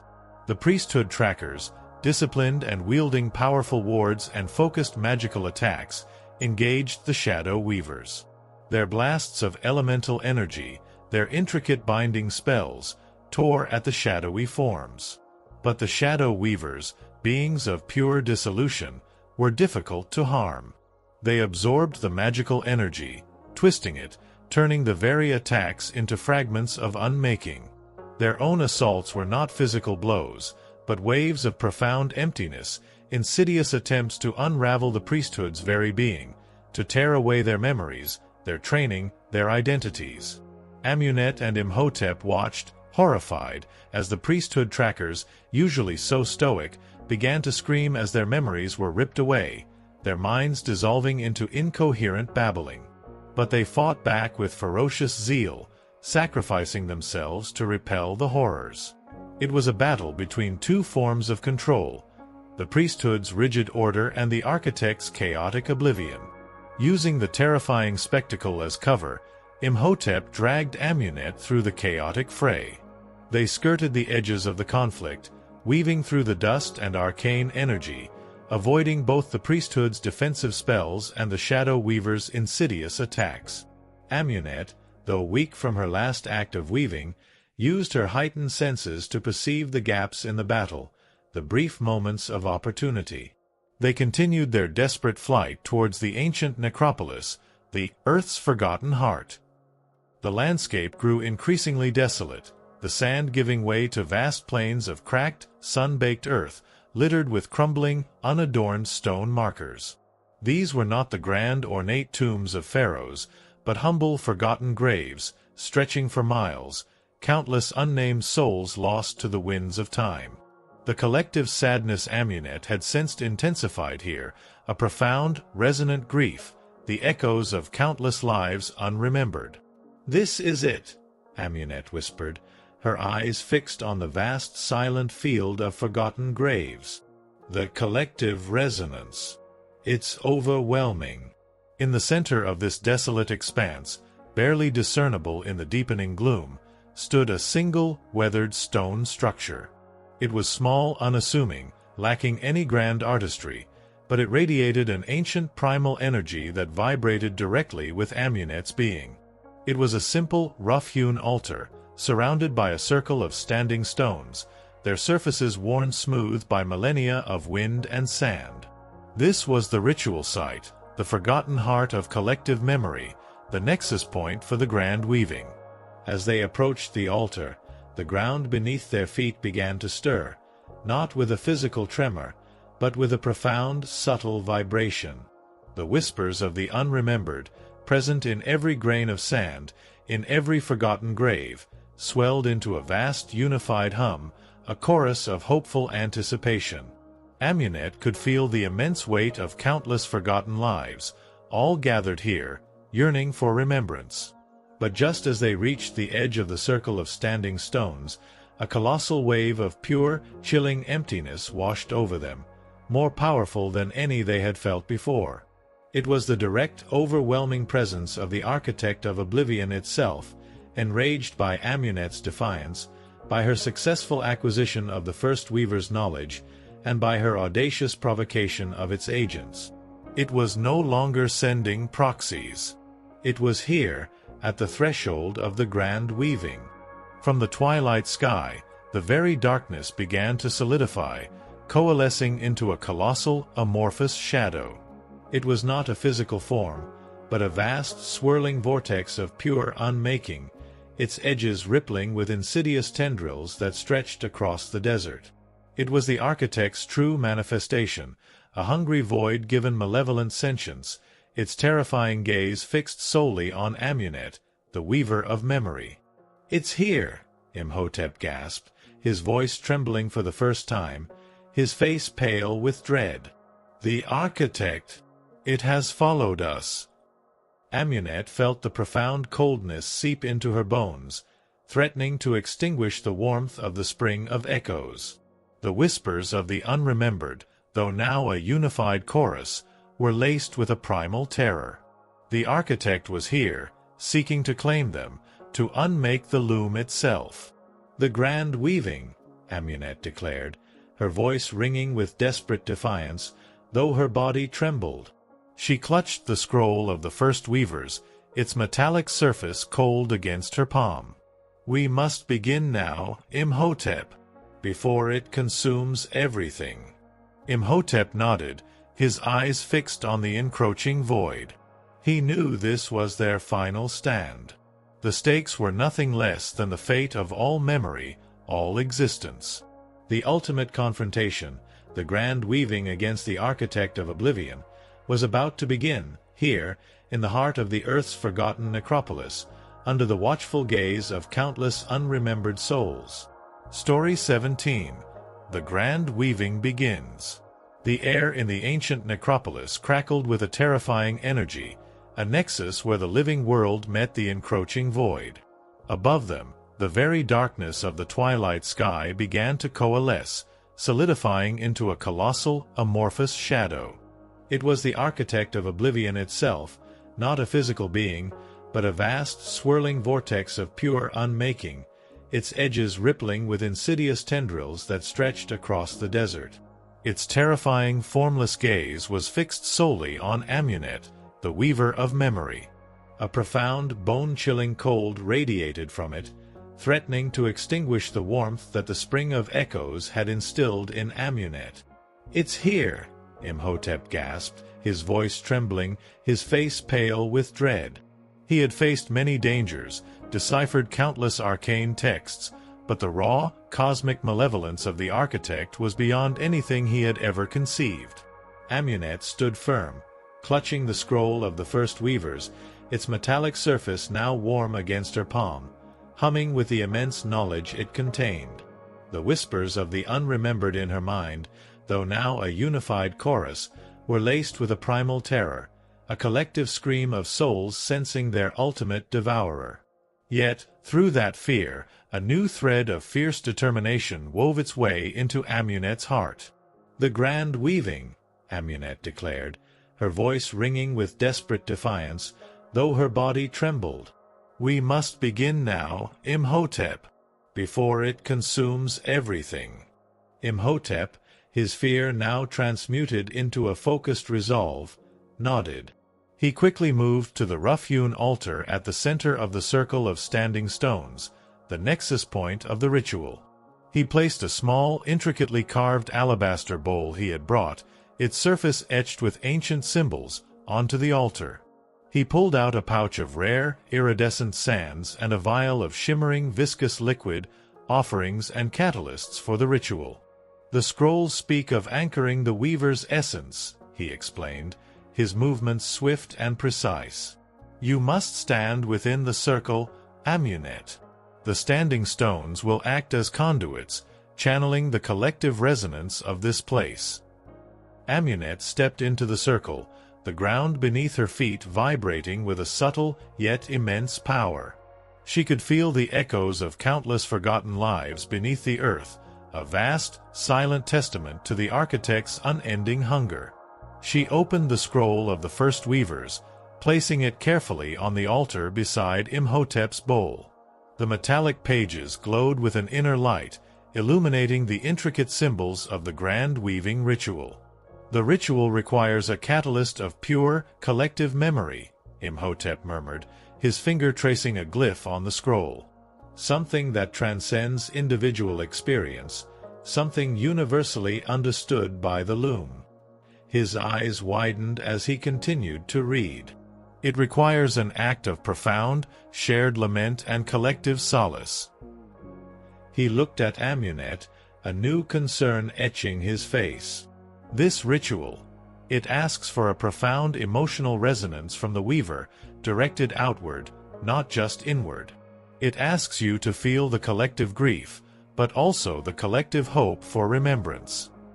Amunet closed her eyes, focusing on the vast symphony of whispers in her mind.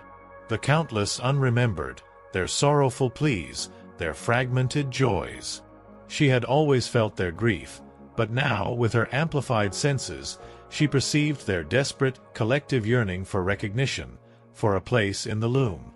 It was a yearning not for life, but for existence, for the simple truth of having been. This was the collective resonance the ritual required. As she prepared, the architect of oblivion let out a silent, cosmic roar. The enormous shadow above them intensified, thickening, its tendrils lashing out with terrifying speed, striking the ground around the circle of standing stones. The very earth trembled, and the raw power of unmaking threatened to shatter the fragile sanctuary. "It's assaulting the nexus!" Imhotep cried, bracing himself against a standing stone as a wave of cold despair washed over them. "It's trying to sever your connection, Amunet. You must begin now." Amunet opened her eyes, her gaze fixed on the colossal vortex of unmaking above. She lifted her hands, channeling the vast, collective resonance of the unremembered souls around her, drawing upon their unified yearning. She began to speak, not in human words, but in a language of pure memory, a resonant song that vibrated with the truth of the loom. It was a song of shared grief, of the universal sorrow of loss, of every unremembered tear, every forgotten joy, every life prematurely extinguished. It was a lament for all that had been erased. As her song of lament resonated through the necropolis, the standing stones around her began to glow, faint at first, then with increasing intensity. The earth beneath them pulsed with an ethereal light, drawing energy from the countless forgotten graves. The combined resonance of Amunet's amplified voice and the power of the nexus point began to form a shimmering, invisible barrier around the circle, pushing back against the architect's direct assault. The architect shrieked, a soundless cosmic agony, as its tendrils made contact with the nascent barrier. The lament of the unremembered, channeled through Amunet's pure weaver's heart, was anathema to its purpose. Its attacks intensified, becoming more desperate, more chaotic, throwing immense waves of unmaking at the circle, trying to shatter Amunet's concentration. "The ritual is working," Imhotep shouted, his voice strained, as he poured the iridescent sands and shimmering liquid into the alabaster bowl, reciting ancient incantations from the scroll of the first weavers. The liquid in the bowl began to glow, swirling with cosmic colors, acting as a focal point for the ritual. "You must weave the counter-narrative, Amunet.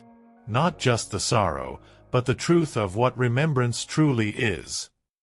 Amunet, her body trembling with the immense power flowing through her, shifted her focus. She continued the song of lament, but now she began to weave in a powerful, coherent counter-narrative. She sang of connection, of the intricate bonds that tie all threads of the loom together. She sang of the enduring nature of love, of the resilience of spirit, of the profound truth that even when things end, their echoes persist, their impact reverberates, their place in the loom can never be truly erased, only forgotten. She wove in the image of Khepri's smile, not as a memory of loss, but as a pure, coherent spark of love and existence, an undeniable truth that defied unmaking. She wove in Imhotep's unwavering pursuit of knowledge, his dedication to truth, his choice to stand against the tide. As this song of coherent remembrance swelled, the light from the standing stones intensified, forming a shimmering dome of pure, resonant energy that pushed back against the architect's shadowy form.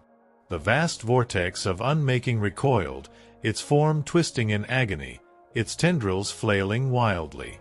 It was losing ground, its immense power unable to penetrate the unified, coherent resonance of the grand weaving. But the architect was an ancient, primal force. It would not yield easily.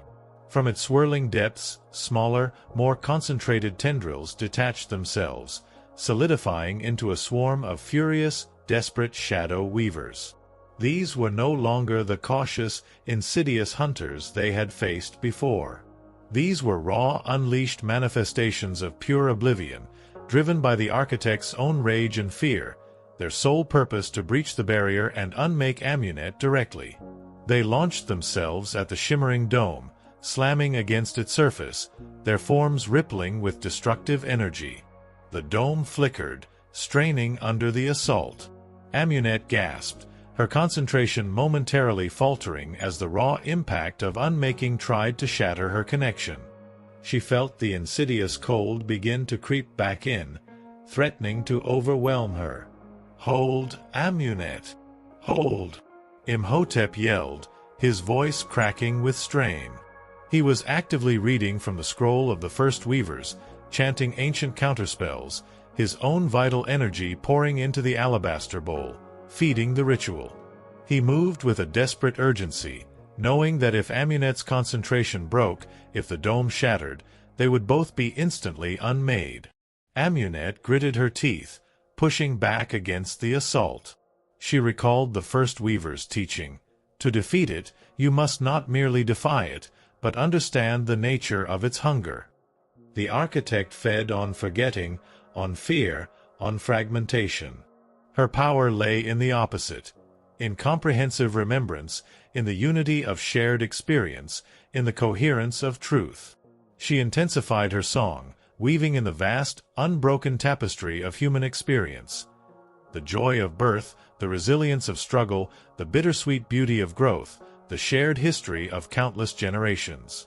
She saw the threads of the loom, vast and infinite, and began to actively reweave them, strengthening connections that had frayed, mending breaks, forcing new bonds of memory to form.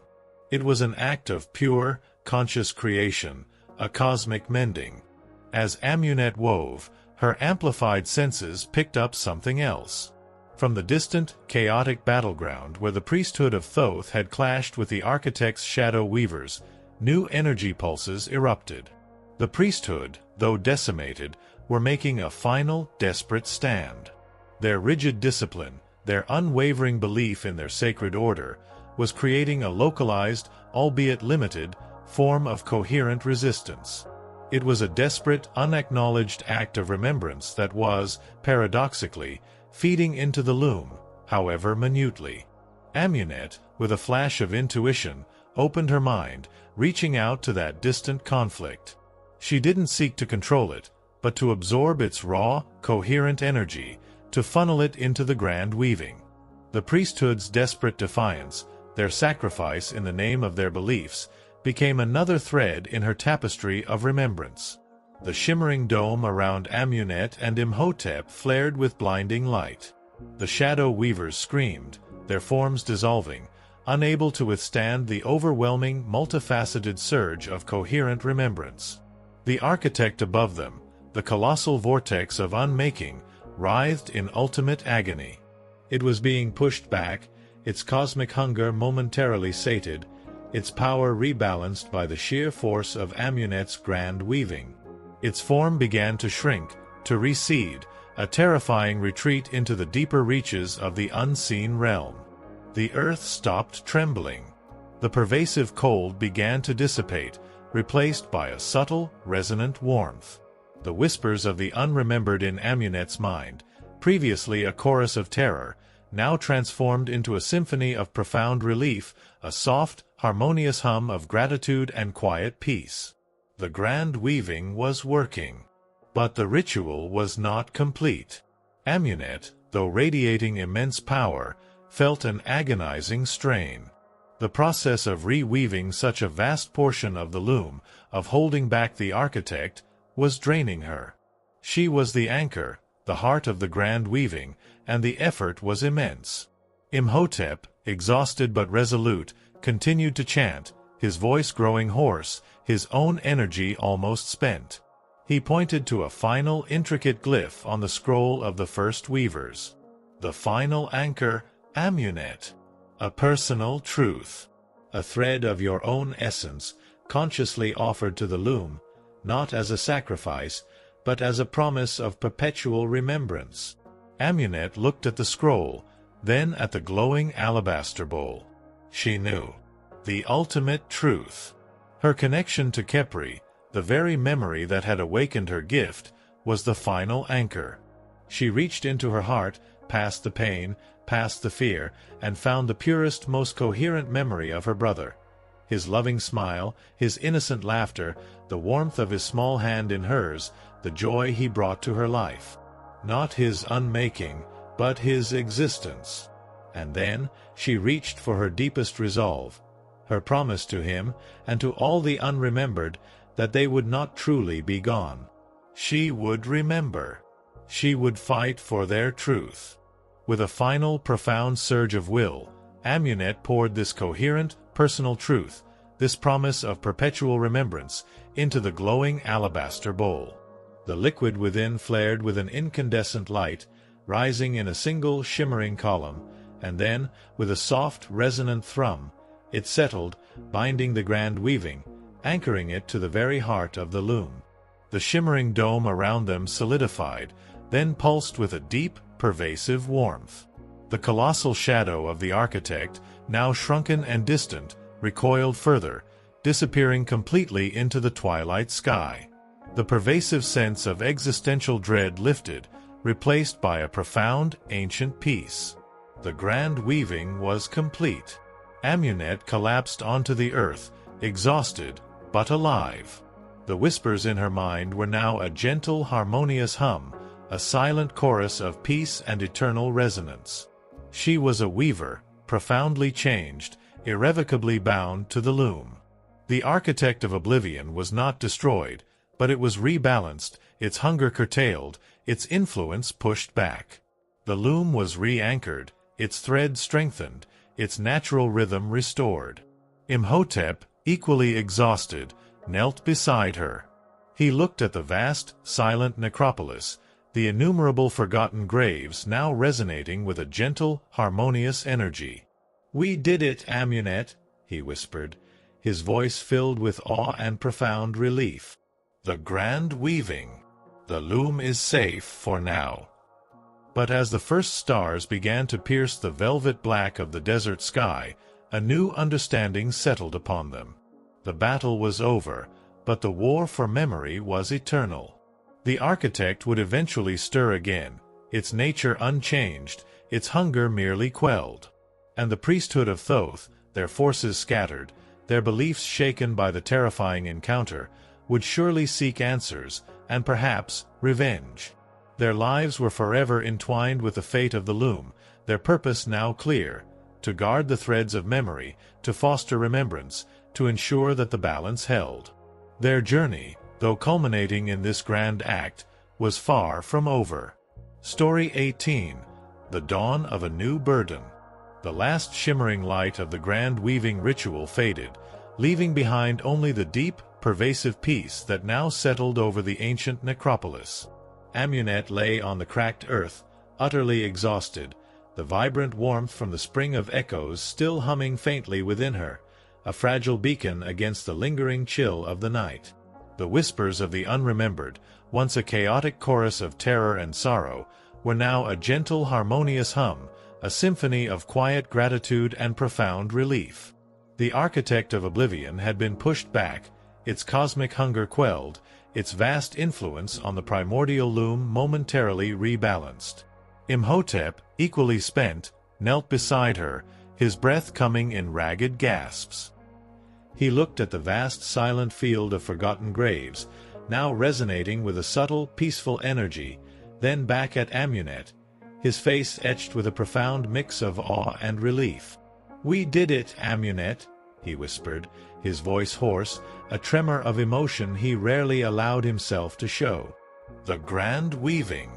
The loom is safe for now." Amunet managed a weak smile, a flicker of her old self returning. She felt like an empty vessel, but one that had been perfectly filled, then poured out, leaving only the residue of a cosmic undertaking.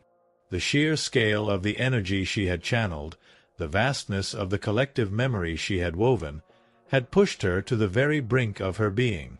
Yet a deep, quiet satisfaction settled within her. Khepri, and all the unremembered, had been given their rightful place back in the loom. Their echoes would now persist, gently fading as was the natural order, but never truly erased. As the first faint streaks of dawn painted the eastern sky, washing the desert in soft hues of rose and gold, the full weight of their new reality began to settle. The immediate threat had passed, but the world had irrevocably changed. "The architect isn't gone, is it?" Amunet asked, her voice stronger now, but still laced with a lingering exhaustion. "Just rebalanced." Imhotep nodded, his gaze distant, thoughtful. The scrolls of the first weavers were clear. The architect is not a being to be destroyed, but a fundamental principle of the cosmos. It represents the ultimate truth of endings. Its hunger can be quelled, its power reined in, but it will always exist. Its essence is dissolution. Our victory today is not an end, Amunet, but a reaffirmation of balance. A temporary one.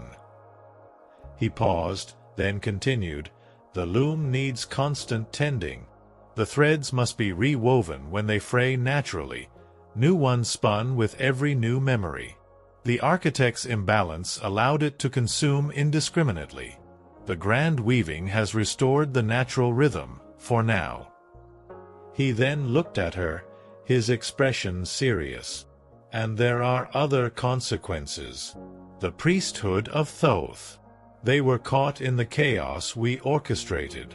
Their agents, many of them, were unmade or profoundly disoriented by the shadow weavers. They will not forget that, and they will seek answers, and surely, retribution." Amunet felt a chill that had nothing to do with the desert night. The priesthood represented order, sanctioned memory, rigid control. Their perception of the world was absolute, and they would see Amunet, a weaver of unsanctioned, wild memory, and Imhotep, a renegade scribe, as threats to their entire cosmic order. Their pursuit wouldn't be about the architect, but about power, control, and the silencing of forbidden knowledge. "They won't understand," Amunet murmured. "They think only in terms of what's written, what's controlled." They don't see the true loom, the wild threads of memory. Indeed, Imhotep agreed, a weary sigh escaping him. And they will view your amplified connection to the loom, your ability to perceive and reweave, as a profound blasphemy, a threat to their authority. We have not just escaped them, we have challenged their very cosmology. They spent the remainder of the fading night resting, recovering their strength. Imhotep tended to their meager supplies, conserving water and food. Amunet, though physically drained, found her mind restless. The whispers of the unremembered were no longer a burden, but a constant, gentle companion, a rich tapestry of stories always present, reminding her of her purpose.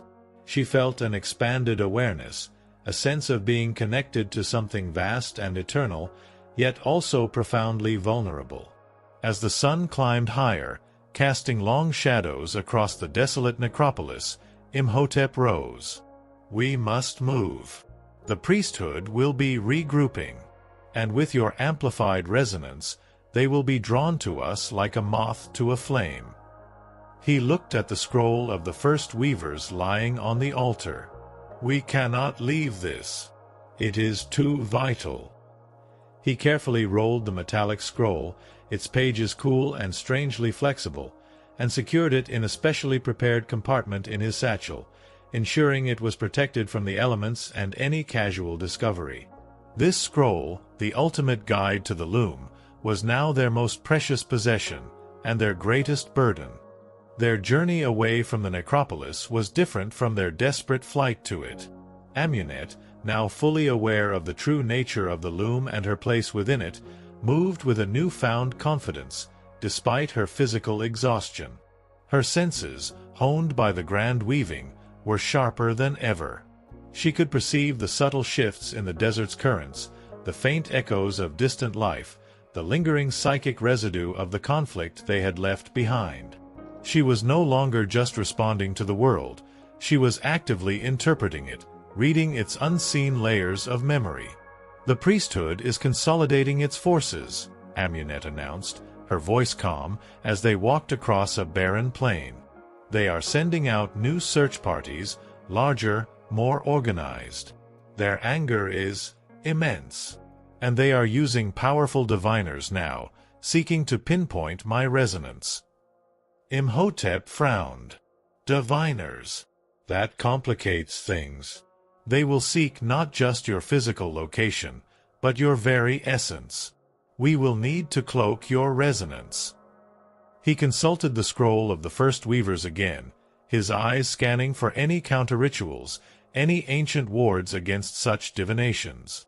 The scrolls, however, were primarily focused on the loom and the architect, not the specific arcane practices of the priesthood. This was new territory, a different kind of threat. As they traveled, Amunet found herself drawn to places where the threads of the loom were particularly vibrant or particularly frayed. She saw the subtle marks of the architect's past influence in patches of unnaturally barren earth, or in the lingering echoes of fragmented, bitter memories around ancient, forgotten settlements. And she saw areas where the loom was resilient, where memory held strong, nurtured by persistent traditions or profound acts of love. She was no longer just a listener, she was a guardian, a silent witness to the ongoing dance of creation and dissolution. One afternoon, as the sun beat down relentlessly, Amunet suddenly stopped. "I feel a strong resonance," she whispered, pointing towards a cluster of distant, rocky hills. Not of the unremembered, but of a persistent, living memory. A community that has preserved its past fiercely. Imhotep looked at her, his scholarly curiosity piqued. A place of preserved memory? That could be invaluable. We could seek refuge, perhaps learn more about localized forms of resistance to oblivion, or find new paths to cloaking your resonance. They cautiously approached the hills. As they drew closer, they saw faint plumes of smoke rising, and then a hidden valley opened before them. It was a small, self-contained settlement, unlike any Egyptian village Imhotep had seen. The dwellings were carved into the rock, blending seamlessly with the natural formations. The people were unlike those of the Nile Valley, their attire simpler, adorned with intricate, hand-woven patterns. Their faces were weathered, their eyes deep and watchful. They were the desert nomads, a reclusive people, guardians of ancient traditions, living apart from the great dynasties, their history passed down through oral lore and intricate ritual. As Amunet stepped into the valley, the whispers in her mind settled into a calm, harmonious hum. These people held their memories close, valuing oral tradition, the passing of stories from generation to generation, as sacred. Their very way of life was a form of collective remembrance, a subtle yet powerful countercurrent to the architect's pervasive hunger. But their arrival did not go unnoticed. Figures emerged from the rock dwellings, their movements silent, their expressions wary. They carried ancient, simple weapons, spears tipped with flint, bows carved from desert wood. They were not hostile, but deeply suspicious of outsiders. A tall, elderly woman with eyes like polished obsidian, her face a roadmap of countless seasons, stepped forward. She wore a necklace of intricately carved bone and dried desert flowers. Her gaze fell directly on Amunet, piercing through her exhaustion, seeing the subtle aura of power that still radiated from the weaver. "You carry the echo of many," the woman stated, her voice deep and resonant, not a whisper in Amunet's mind, but a direct, knowing address. "And the mark of the void. What brings you to the hidden valley of the story keepers?" Imhotep stepped forward, intending to speak, but Amunet raised a hand, stopping him. She knew this was a challenge for her, a test of her amplified senses and her capacity for truth. "We seek refuge," Amunet replied, her voice clear, imbued with a newfound authority. "We are fleeing those who seek to control all memory, and those who seek to unmake it entirely. We carry the knowledge of the first weavers, and I am a weaver myself, touched by the loom, seeking to understand the nature of its threads." She opened her palm, revealing the faint, luminous shimmer that now emanated from her. The elder woman's gaze sharpened, a flicker of surprise, then recognition, in her ancient eyes. She looked at Imhotep, then back at Amunet, a silent communication passing between them. The nomads valued stories, history, collective memory above all else. A weaver, one who actively shaped and understood memory, was a concept that resonated deeply with their ancient ways. After a long, assessing silence, the elder woman finally spoke, her voice still cautious, but with a hint of curiosity. "Enter, then, travelers. The story keepers do not turn away those who respect the threads of memory. But know this, the world outside our valley is fraught with shadows. And the threads you carry are heavy. The burden of remembrance is a lonely path, but it is one we, too, have walked for generations." They had found a temporary sanctuary, a place where memory was revered and guarded. But the elder woman's words, "The burden of remembrance is a lonely path," resonated deeply within Amunet. Their respite would be fleeting. The priesthood would not rest. The architect would not forget. Their journey was far from over, and the path ahead, though illuminated by new knowledge, was still fraught with immense dangers and profound responsibilities. The grand weaving was a victory, but it was just the beginning of their eternal task, to be the true guardians of the loom. Story 19. The Sanctuary of Whispered Histories. The hidden valley of the story keepers offered a stark contrast to the relentless desert and the cosmic battle they had just endured. Here, nestled amongst the ancient wind-carved hills, was a small, vibrant community living in harmony with the rhythms of the earth and the whispers of their ancestors. Their dwellings, seamlessly integrated into the rock, felt like extensions of the very landscape, radiating a quiet resilience. As Amunet and Imhotep entered the valley, the air, usually thick with the faint, fragmented cries of the unremembered, settled into a harmonious hum. The desert nomads, these reclusive story keepers, revered memory in its purest form. Oral tradition, shared histories, the unbroken lineage of knowledge passed from one generation to the next. Their collective way of life was, in itself, a continuous act of remembrance, a subtle yet powerful countercurrent to the architect of oblivion's insidious influence. The elder woman, her eyes like polished obsidian, studied Amunet with an intensity that went beyond mere scrutiny. "You carry the echo of many," she had stated, her voice deep and resonant, "and the mark of the void. What brings you to the hidden valley of the story keepers?" Amunet, her amplified senses keenly aware of the nomad's innate connection to memory, had responded directly, her voice clear despite her exhaustion. "We seek refuge. We are fleeing those who seek to control all memory, and those who seek to unmake it entirely. I am a weaver, touched by the loom, seeking to understand the nature of its threads."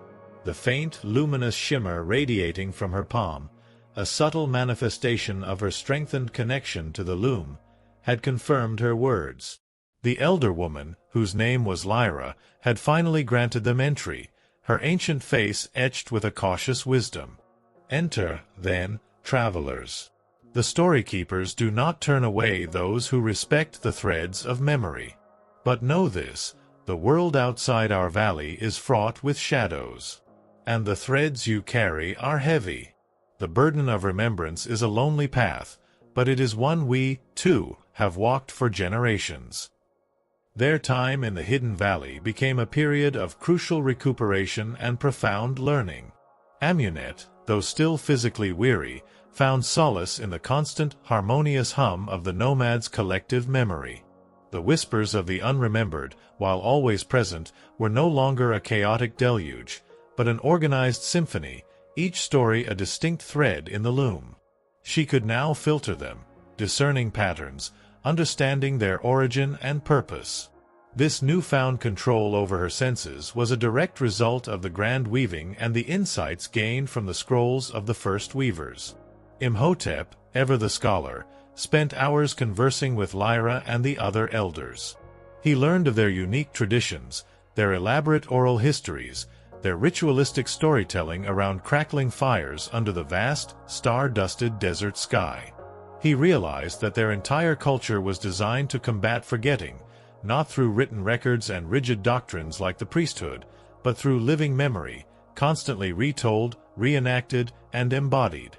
Their magic was not one of complex incantations, but of profound connection, of weaving stories into the very fabric of their communal existence. He discovered that the nomads had an intuitive understanding of the loom, referring to it in their own myths as the great tapestry of being. They had their own methods of sensing frayed threads, of identifying moments when memories were at risk of slipping into oblivion. They even possessed subtle, ritualistic practices to cloak their own communal memory, to make it less appealing to the architect's indiscriminate hunger. "Our stories are like the desert wind," Lyra explained to Imhotep one evening, as they sat by a fire, the flames casting dancing shadows on the ancient rock walls. "They whisper through the generations. But a whisper can be hidden, can be disguised. The great dust storms, they make the desert blind, no?" She gestured to the vast, open sky. "Our stories are like that. We wrap them in layers of knowing, so only those who truly seek can find their truth. The great hunger, it seeks only what is easy to consume, what is laid bare." This conversation ignited a spark in Imhotep's mind. Cloaking. Not hiding Amunet's resonance entirely, which was likely impossible given her amplified state, but making it less direct, less easy to consume for the architect and less discernible for the priesthood's diviners. The nomads used intricate layers of symbolic storytelling, rhythmic chants, and specific geometric patterns woven into their garments and carved into their dwellings to create a kind of psychic camouflage. "Amunet," Imhotep said urgently the next morning, his eyes alight with a new idea. "The nomads' methods. They don't block the architect's presence, but they obscure their own resonance. They make their memories intricate, layered, not a straight path for consumption.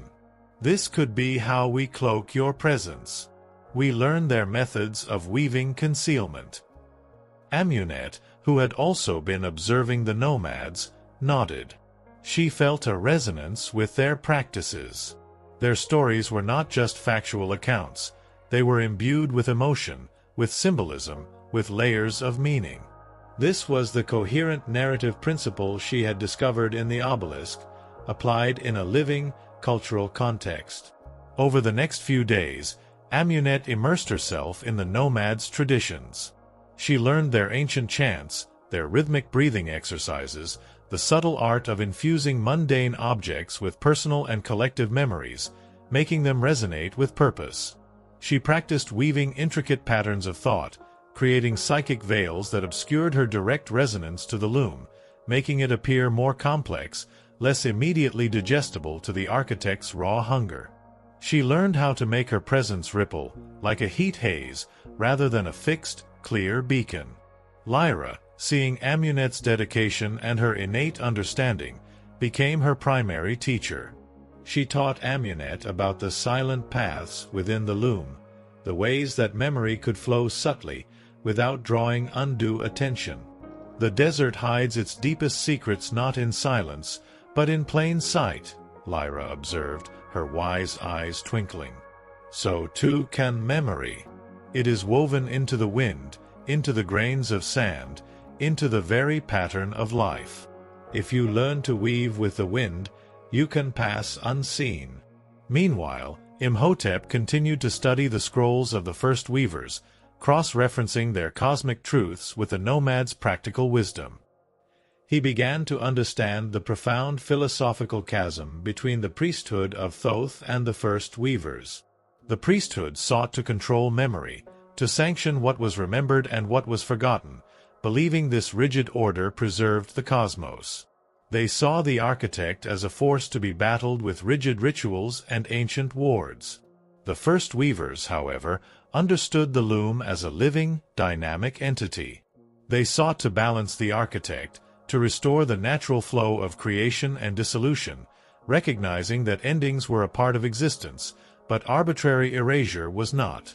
The priesthood's attempts to control memory, ironically, often created the very fragmentation that fed the architect's unbalanced hunger.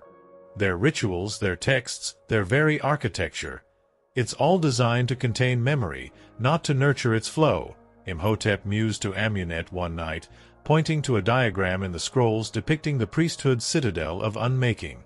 They built the citadel to control what was forgotten. But by doing so, they created a nexus of suppression, a place where fragmented memories accumulated, a feast for the architect. The irony was bitter. The priesthood, in their zeal to protect the sanctioned order, were inadvertently contributing to the architect's power, creating the very conditions for oblivion. Their fear of unsanctioned knowledge, their suppression of inconvenient truths, made the loom vulnerable. Amunet's amplified senses confirmed this. As she practiced cloaking her resonance, she felt the priesthood's presence in the world outside the valley as a distinct, rigid energy, a vast, organized network of control. She felt their diviners actively searching, their magical probes sweeping the desert. But now, with the nomad's techniques, she found she could shift her resonance, making it ripple, distorting their readings, causing their probes to slide off, unable to get a firm lock. It was like making her presence a mirage in the desert, always seeming to be there, but never quite in focus. Their respite, however, could not last forever. The priesthood of Thoth, having regrouped and intensified their search, were closing in. Amunet could feel their growing frustration, their heightened magical activity. They were not just searching anymore. They were preparing for an overwhelming force. "They are massing," Amunet informed Imhotep one dawn, her face grave. "A large contingent. Powerful diviners, and elite temple guards. They suspect this region. We cannot stay here much longer. Their search patterns are tightening." Lyra, The elder woman had also sensed the shift. Her ancient eyes scanned the distant horizon. The wind carries the scent of steel and sacred fire.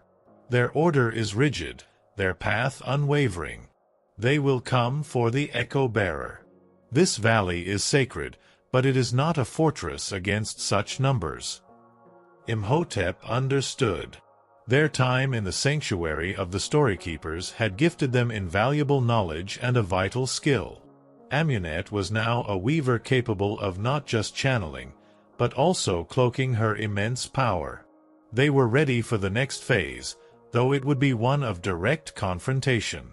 "We must lead them away from the valley," Imhotep stated, his gaze fixed on the rising sun. "We cannot bring this conflict to the Storykeepers. We have gained what we needed.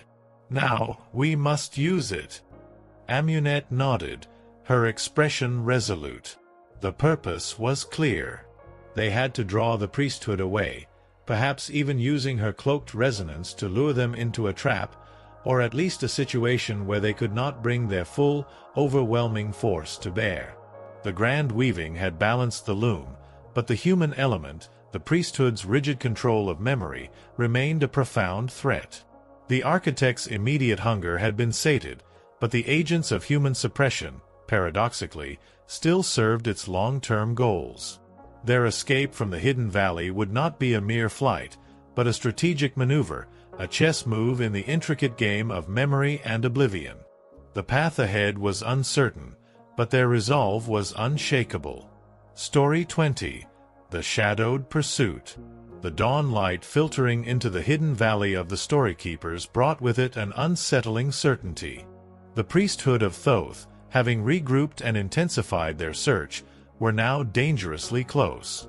Amunet could feel their methodical approach, a creeping tide of disciplined zealots, their magical probes sweeping the desert with renewed vigor. Lyra, the venerable elder woman of the desert nomads, her face etched with ancient wisdom, had confirmed it. The wind carries the scent of steel and sacred fire. Their order is rigid, their path unwavering. They will come for the echo-bearer. This valley is sacred, but it is not a fortress against such numbers. Imhotep, his mind already formulating a desperate strategy, looked at Amunet. "We must lead them away from the valley. We cannot bring this conflict to the Storykeepers. They have given us invaluable knowledge, a vital skill. Now, we must use it." Amunet nodded, her expression resolute. Her time with the nomads had been transformative. She was no longer just a passive conduit for the unremembered. She was an active weaver, capable of channeling, shaping, and now, cloaking her immense power. The techniques she learned, the subtle art of weaving concealment into her resonance, were their only hope. Their departure was swift and silent, a ghost-like movement through the pre-dawn gloom. They left the hidden valley not as desperate fugitives, but as tactical adversaries, intending to use the very desert as their weapon. The priesthood, in their rigid adherence to sanctioned memory and their pursuit of Amunet's unsanctioned power, were predictable. Imhotep planned to exploit that. The priesthood relies on predictable patterns, on established magical pathways for their diviners, Imhotep explained as they moved across the sand. They expect a direct flight, a clear signal. We will give them neither. Amunet, channeling Lyra's teachings, began to actively weave. She pushed her resonance out, not as a clear, piercing beacon, but as a shimmering, rippling mirage. She made it oscillate, appearing to be in one place, then subtly shifting, creating phantom echoes that would confuse the priesthood's diviners. It was like making her presence a heat haze, always seeming to be there, but never quite in focus, never quite real. "I'm spreading a diffuse echo to the north," Amunet murmured, her brow furrowed in concentration. "A trail leading towards the empty plains. They will follow that first, believing it's a direct escape route." Imhotep grinned, a rare, grim flash of humor. "Excellent. While we go south, towards the sunken oasis." It's a network of treacherous salt flats and shifting dunes, a place even their patrols rarely venture. It will buy us time, and hopefully, scatter their primary force. The tactic proved effective. Amunet could feel the priesthood's diviners, their magical probes, latching onto her decoy resonance, their focused energy pulling their forces towards the false trail. Their frustrated curses, amplified in her mind, were a testament to her success. But she also felt their resilience, their vast numbers. They might be misled, but they would not be easily deterred. As they navigated the desolate beauty of the salt flats, the ground shimmering like a vast, crystalline sea, Amunet's thoughts turned to the architect of oblivion. The grand weaving had pushed it back, rebalanced its hunger. She no longer felt its pervasive, soul-chilling presence as a direct threat. Its influence was still there, subtle, insidious, in the very fabric of the loom, but it was now a distant, simmering current rather than a raging torrent. The shadow weavers, she knew, would eventually return, but for now their immediate concern was the priesthood. The architect's hunger is quelled for now, Amunet explained to Imhotep as they rested in the shade of a skeletal ancient tree. But the priesthood's fear, that's different. It feeds the architect in another way. Their need to control memory, to suppress uncomfortable truths, creates the very fragmentation that the architect thrives on. They are like unwitting servants of oblivion. Imhotep nodded, tracing symbols in the sand with a stick. That's what the first weaver's scrolls hinted at. The priesthood's rigid system, their sanctioned memory, is an attempt to impose order on a cosmic force they don't fully understand. They believe they are protecting existence, but they are inadvertently weakening the loom by stifling its natural flow. Their journey through the sunken oasis was arduous. The terrain was deceptive, shifting unpredictably, with hidden sinkholes and vast expanses of blindingly reflective salt. Amunet, using her amplified senses, could perceive the subtle shifts in the ground, the faint echoes of past travelers who had perished here, guiding them through the treacherous landscape. Imhotep, relying on his knowledge of ancient cartography and Amunet's ethereal guidance, navigated with surprising skill. Days bled into nights, a relentless cycle of cautious movement and brief, restless sleep. Amunet continued to weave her deceptive resonances, keeping the priesthood off balance, buying them precious time. She experimented with layering the cloaking, making her presence seem not just diffuse, but also ancient, as if a residual echo from centuries past, confusing the diviners who sought a living, vibrant signature. "They are growing frustrated," Amunet reported one evening, feeling the distant rage of the priesthood's commanders. "They are splitting their forces, trying to cover more ground. But they are still unable to pinpoint my true location." "Good," Imhotep said, his voice grim. "That means they are expending resources, weakening themselves. And it gives us an opportunity. The scrolls of the first weavers speak of the citadel of unmaking." Amunet stiffened. The citadel of unmaking. She had seen fleeting, terrifying visions of it in the obelisk. It was the priesthood's central stronghold, a vast, imposing structure built in the heart of their sacred city, designed to collect, categorize, and crucially, suppress memory. It was the antithesis of the loom, a place where knowledge was imprisoned, where truths were deliberately forgotten for the sake of control. "Why go there?" Amunet asked, a shiver running down her spine. "It's their heart, Imhotep. A fortress. We just escaped them." "Precisely because it is their heart," Imhotep countered, his eyes gleaming with intellectual fervor. "The scrolls describe it as a focal point of their sanctioned memory, a place where they attempt to control the flow of the loom. It is also, ironically, a place where a tremendous amount of fragmented, suppressed memory has accumulated over millennia. Memories that were deemed inconvenient, dangerous, or heretical. Memories that, as the first weavers warned, inadvertently feed the architect. He unrolled a section of the scroll of the first weavers, its metallic surface glowing faintly in the dim light. The scrolls hint at a ritual hidden within the citadel.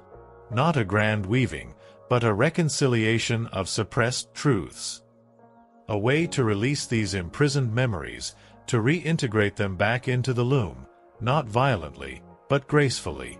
To disrupt the priesthood's method of control, and simultaneously, to starve the architect of one of its most potent, hidden food sources. Amunet felt a surge of understanding. This wasn't about destruction, but about restoring balance. It was about dismantling the priesthood's system of suppression, which paradoxically aided the architect. "It will be heavily guarded," Amunet murmured, her mind already anticipating the dangers. "More so than anything we've faced." "Indeed," Imhotep agreed, his gaze hardening. "They're elite temple guardians, their most powerful high diviners. But now you possess the means to cloak your resonance. And I have studied their architecture, their magical wards, their internal layout, from countless obscure texts. The citadel is vast, complex, but not impenetrable to an informed mind. We will need to move with absolute stealth and precision." Their destination was no longer just about escape, but about strategic infiltration. The citadel of Unmaking was not merely a priesthood stronghold, it was a wound on the loom, a place where memory was suffocated, and a hidden source of power for the architect. By going there, they wouldn't just be striking at the priesthood's control. They would be continuing the work of the grand weaving, further rebalancing the loom. As they emerged from the sunken oasis, leaving the confused priesthood forces far behind, the landscape began to change once more. The desert gave way to more fertile lands, hinting at the proximity of the Great Nile. And in the far distance, a faint, dark silhouette began to rise against the horizon. It was a massive angular structure, its form intimidating even from afar, radiating a pervasive sense of order, control, and immense ancient power. The citadel of Unmaking. "We are approaching their domain," Imhotep stated, his voice low, a mix of apprehension and fierce determination. "The heart of their power. The belly of the beast, Amunet." Amunet looked at the distant citadel, her amplified senses feeling the oppressive weight of its sanctioned memory, the profound silence of suppressed truths within its walls. But beneath that silence, she also felt a faint, defiant hum, the yearning of imprisoned memories, waiting to be set free. Her journey, which had begun with a personal quest for remembrance, had now evolved into a cosmic mission. The ultimate test of her abilities, and their partnership, lay ahead. The infiltration of the citadel of Unmaking was not just their next step, it was an inevitable confrontation with the forces that sought to control, rather than protect, the delicate tapestry of memory. Story 21. The Citadel's Silenced Walls. The desert stretched out behind them, a vast, ancient canvas now subtly altered by the grand weaving. Amunet and Imhotep had left the sunken oasis, leaving the priesthood of Thoth's frustrated forces scattered and disoriented. The desert nomads had given them a precious gift, the art of weaving concealment, allowing Amunet to cloak her amplified resonance and evade the priesthood's sophisticated diviners. This wasn't a retreat, it was a strategic advance towards their ultimate objective. In the distance, a dark, angular silhouette began to dominate the horizon, growing larger with every hour. It was the citadel of Unmaking, the formidable stronghold of the priesthood, a structure that radiated an almost palpable sense of rigid order and immense, ancient power. Its very presence seemed to suppress the vibrant hum of the primordial loom, creating a pervasive silence that chilled Amunet to the bone. This was a place where memory was not just controlled, but actively suffocated.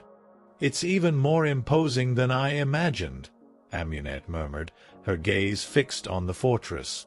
She could feel the layers of wards, the intricate magical defenses woven into its very stones, designed to keep out not just physical intruders, but also any unsanctioned echoes of memory. "The heart of their power," Imhotep confirmed, his voice grim, "and the belly of the beast, but also a wound on the loom." The scrolls of the first weavers speak of the reconciliation of suppressed truths, a ritual hidden within its walls. A way to release the countless imprisoned memories, to reintegrate them back into the loom, and to starve the architect of one of its most potent, hidden food sources. They approached the citadel under the cloak of a moonless night, the stars above them glittering like scattered jewels. The air grew heavy, thick with the scent of ancient dust and a subtle metallic tang that spoke of raw magical energy. The whispers of the unremembered in Amunet's mind, usually a gentle hum since the grand weaving, now pulsed with a new, agitated energy, a collective yearning from within the citadel's silenced walls. These were the suppressed truths, desperate to be heard. "Their outer patrols are minimal tonight," Imhotep observed, his eyes scanning the shadowed perimeter. "Likely still scattered from our diversion. This is our chance."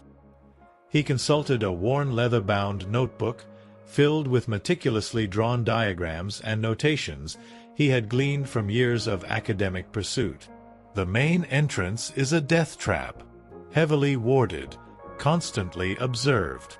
We need a less conventional entry point. The old texts speak of a subterranean aqueduct system, long disused, that may lead beneath the outer walls." Guided by Imhotep's arcane knowledge and Amunet's heightened senses, they navigated the treacherous rocky terrain surrounding the citadel. Amunet used her cloaking abilities to make their presence ripple like a heat haze, their footsteps muffled by the subtle distortion of her resonance.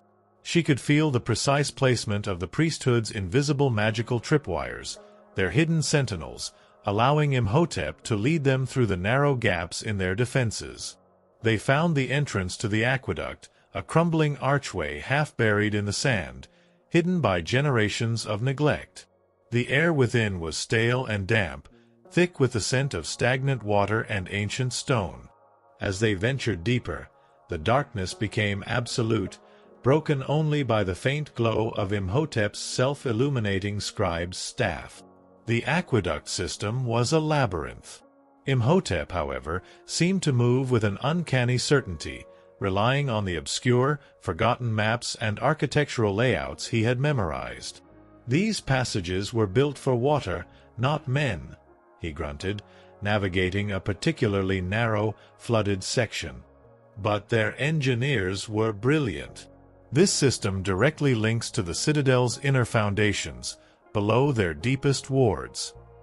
Amunet, despite the physical exertion, felt a growing sense of urgency. The whispers from within the citadel intensified with every step, a vast, muffled roar of imprisoned memories. She could feel them, distinct and powerful, separate from the broader tapestry of the loom. These weren't random echoes. These were specific memories, deliberately isolated, contained, and suppressed. Royal decrees, forbidden rituals, inconvenient historical events, even personal scandals of long-dead priests, all locked away, their resonance stifled, creating a vacuum that the architect would inevitably seek to fill. They're like living prisons," Amunet whispered, her voice filled with a profound sorrow as she brushed against a section of the damp stone wall. "Each one a story, a truth, chained and silenced." "Indeed," Imhotep agreed, his own face grim.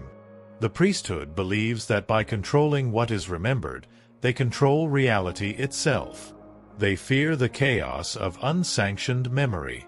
They believe it would unravel their carefully constructed order.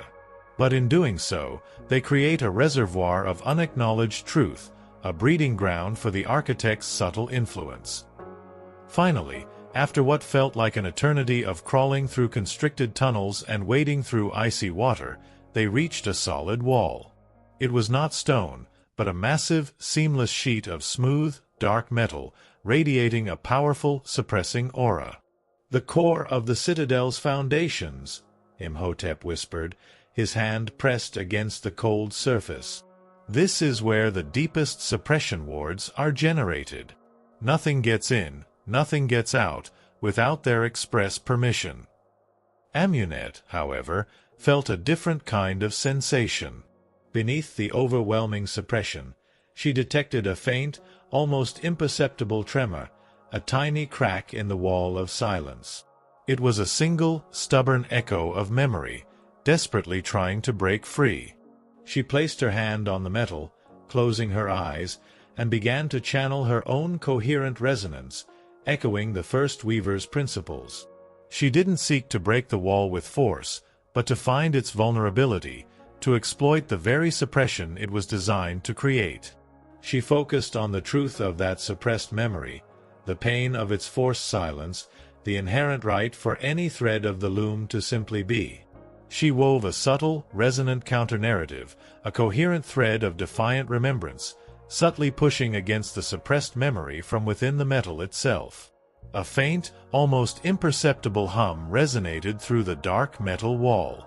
Then, with a soft click that seemed impossibly loud in the echoing silence, a section of the wall slid inward, revealing a narrow, spiraling staircase leading upwards into the heart of the citadel. The air that wafted down was cool, dry, and carried the unmistakable scent of parchment and ancient, sacred oils. They were inside. They ascended the winding staircase, emerging into a vast, cavernous space. It was a colossal library, its walls lined with countless shelves stretching into the darkness, laden with scrolls, tablets, and bound volumes.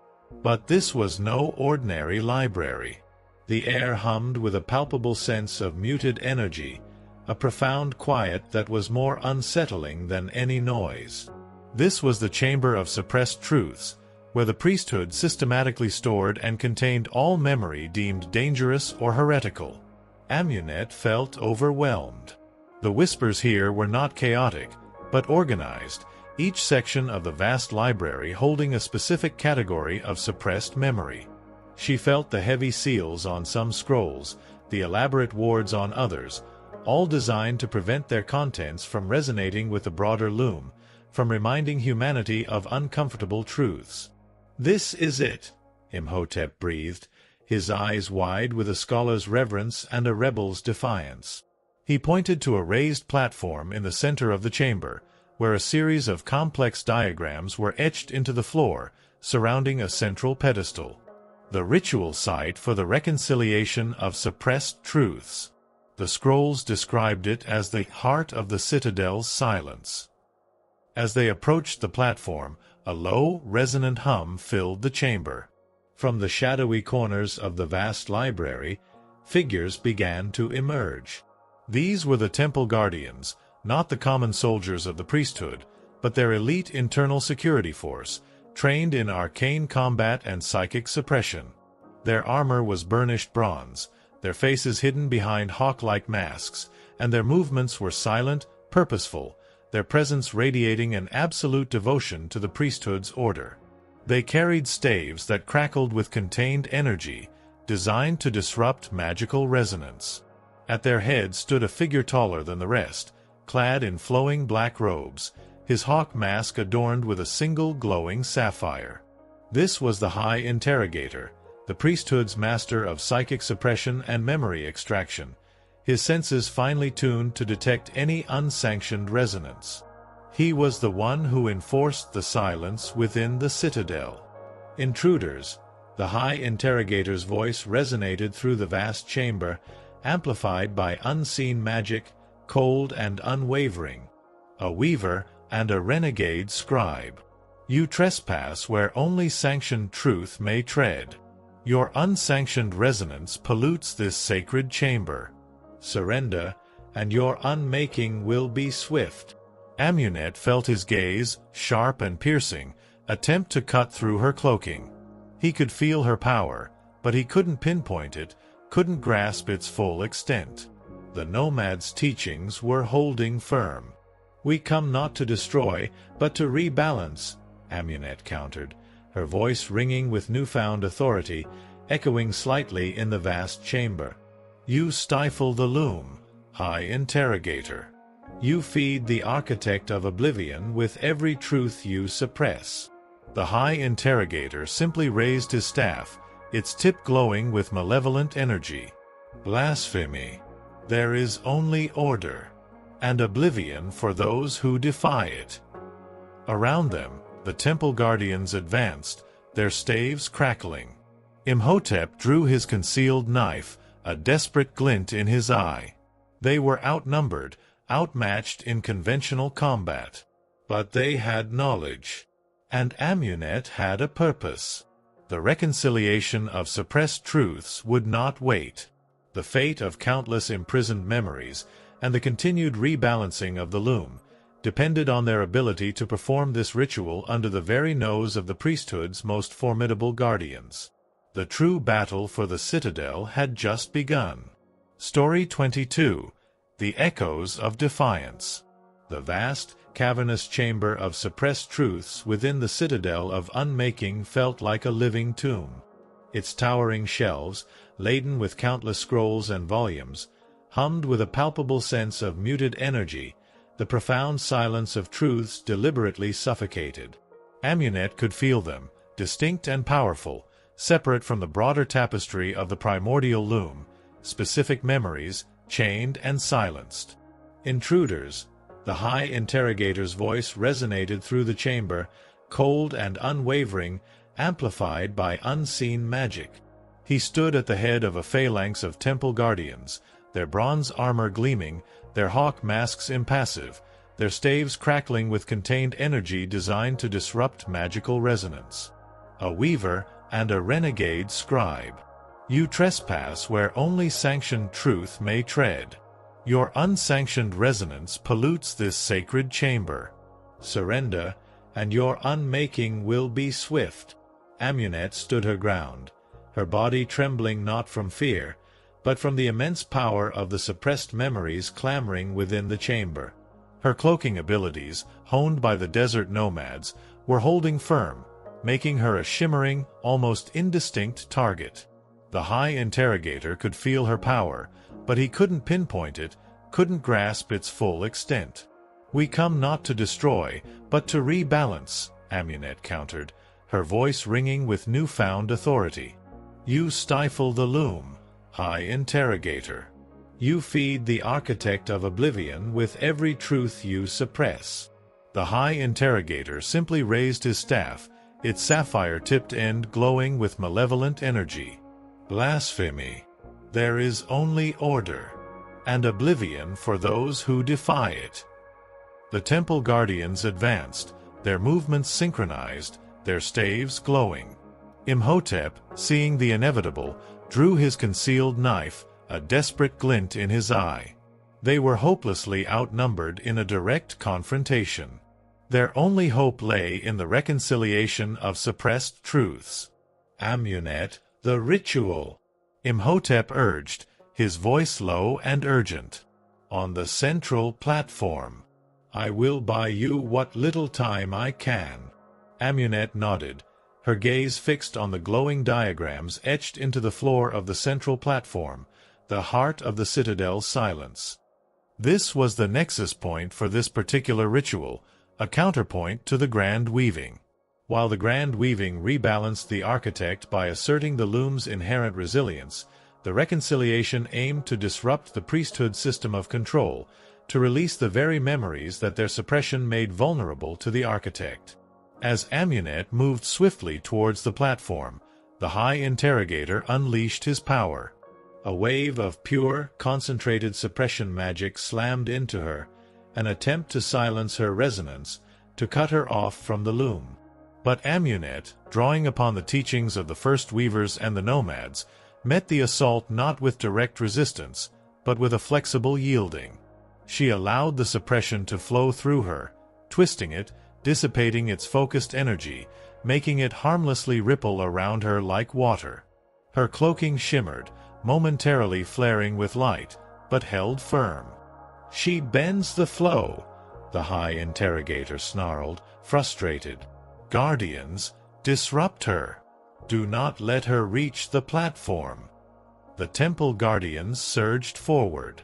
Their staves crackled, unleashing bolts of pure energy, designed to shatter a weaver's concentration. Imhotep, despite his lack of combat training, moved with surprising agility. He darted between the massive bookshelves, using them as cover, his keen intellect identifying the Guardian's predictable attack patterns. He threw his knife, a desperate, wild shot that ricocheted off a Guardian's helmet, distracting them for a crucial moment. He pulled out a small bag of finely ground reflective minerals, scattering them with a wide sweep of his hand. The glittering dust momentarily confused the Guardian's magical sight, buying Amunet a few more precious seconds. Amunet reached the central platform, her hands flying over the etched diagrams. She saw that the ritual required not just her resonance, but a specific physical catalyst. She reached into her pouch, pulling out a single perfectly smooth whispering stone she had saved, imbued with the purest essence of Khepri's joy and her own defiant purpose. This stone was the key, the coherent anchor needed to unlock the suppressed truths. She placed the stone at the center of the platform. As her fingers left its surface, the stone began to glow with a soft, pulsing light, resonating with the vast, imprisoned memories surrounding them. The whispers in the chamber, previously a muffled roar, began to intensify, their collective yearning growing louder, more distinct. "She begins the ritual," the High Interrogator cried, his voice laced with fury. He knew the implications. The reconciliation of suppressed truths would not merely reveal secrets, it would fundamentally undermine the priesthood's control over memory, a control they believed was divinely ordained. He stepped forward, raising his staff, a potent, destructive energy building around its sapphire tip. He was preparing a direct, annihilating strike, ignoring the Guardians, intending to end the ritual, and Amunet, with a single, devastating blow. "Amunet! Focus!" Imhotep yelled, having narrowly dodged a Guardian strike. "I cannot hold them much longer." Amunet closed her eyes, forcing herself to block out the sounds of the approaching Guardians, the High Interrogator's building power. She had to focus, to channel the inherent power of the suppressed memories through the Whispering Stone, to guide their release, not into chaos, but into coherent reintegration. She began to sing, not with words, but with pure resonance, a song of liberation. She focused on the core truth that all memory, all experience, had a right to exist, to flow freely on the loom. She sang of the beauty of chaos that eventually resolves into new order, of the inherent resilience of truth that defies suppression. She poured her amplified weaver's resonance into the Whispering Stone, and through it, into the very walls of the chamber of suppressed truths. The stone pulsed with an intense, growing light, its resonance vibrating through the vast library. The scrolls on the shelves began to hum, their ancient wards straining. The muffled whispers of the suppressed memories intensified, becoming individual cries, then collective murmurs, then a rising tide of sound, as if countless voices were awakening from a deep sleep. The High Interrogator unleashed his blast. A searing bolt of pure suppression magic shot towards Amunet, designed to obliterate her and the ritual. But as it struck the glowing aura of the reconciliation, it met not rigid resistance, but a yielding wave of raw, coherent memory. The blast was not absorbed, but disrupted, its focused energy fragmented and dissipated by the sheer volume of reawakening truths. The magic of suppression, faced with the force of liberation, simply crumbled. The High Interrogator staggered, shocked. "Impossible! No mortal can withstand the cleansing fire." But Amunet was no mere mortal. She was a weaver, an anchor for the loom. As the ritual gained momentum, the physical structure of the library began to react. Cracks spiderwebbed across the ancient stone walls, not from physical force, but from the immense pressure of reawakening memories. Dust rained down from the high ceilings. Scrolls on the shelves began to vibrate, their protective wards shattering, their contents beginning to glow with a faint, inner light as the suppressed truths within them were released. The temple guardians, caught in the escalating wave of resonant memory, cried out. Their hawk masks cracked, their bodies trembling. The coherent truth of the reawakened memories, the liberation of suppressed knowledge, was an unbearable torment to their rigid, controlled minds. They were disciplined soldiers of order, but this was a force that defied all order. Their magic faltered, their movements became erratic. Some dropped their staves, clutching their heads, overwhelmed by the sudden influx of unsanctioned memories, by the raw, untamed flow of truth they had spent their lives suppressing. The High Interrogator shrieked, a sound of profound despair and rage. He saw his life's work, his meticulously built system of control, crumbling around him.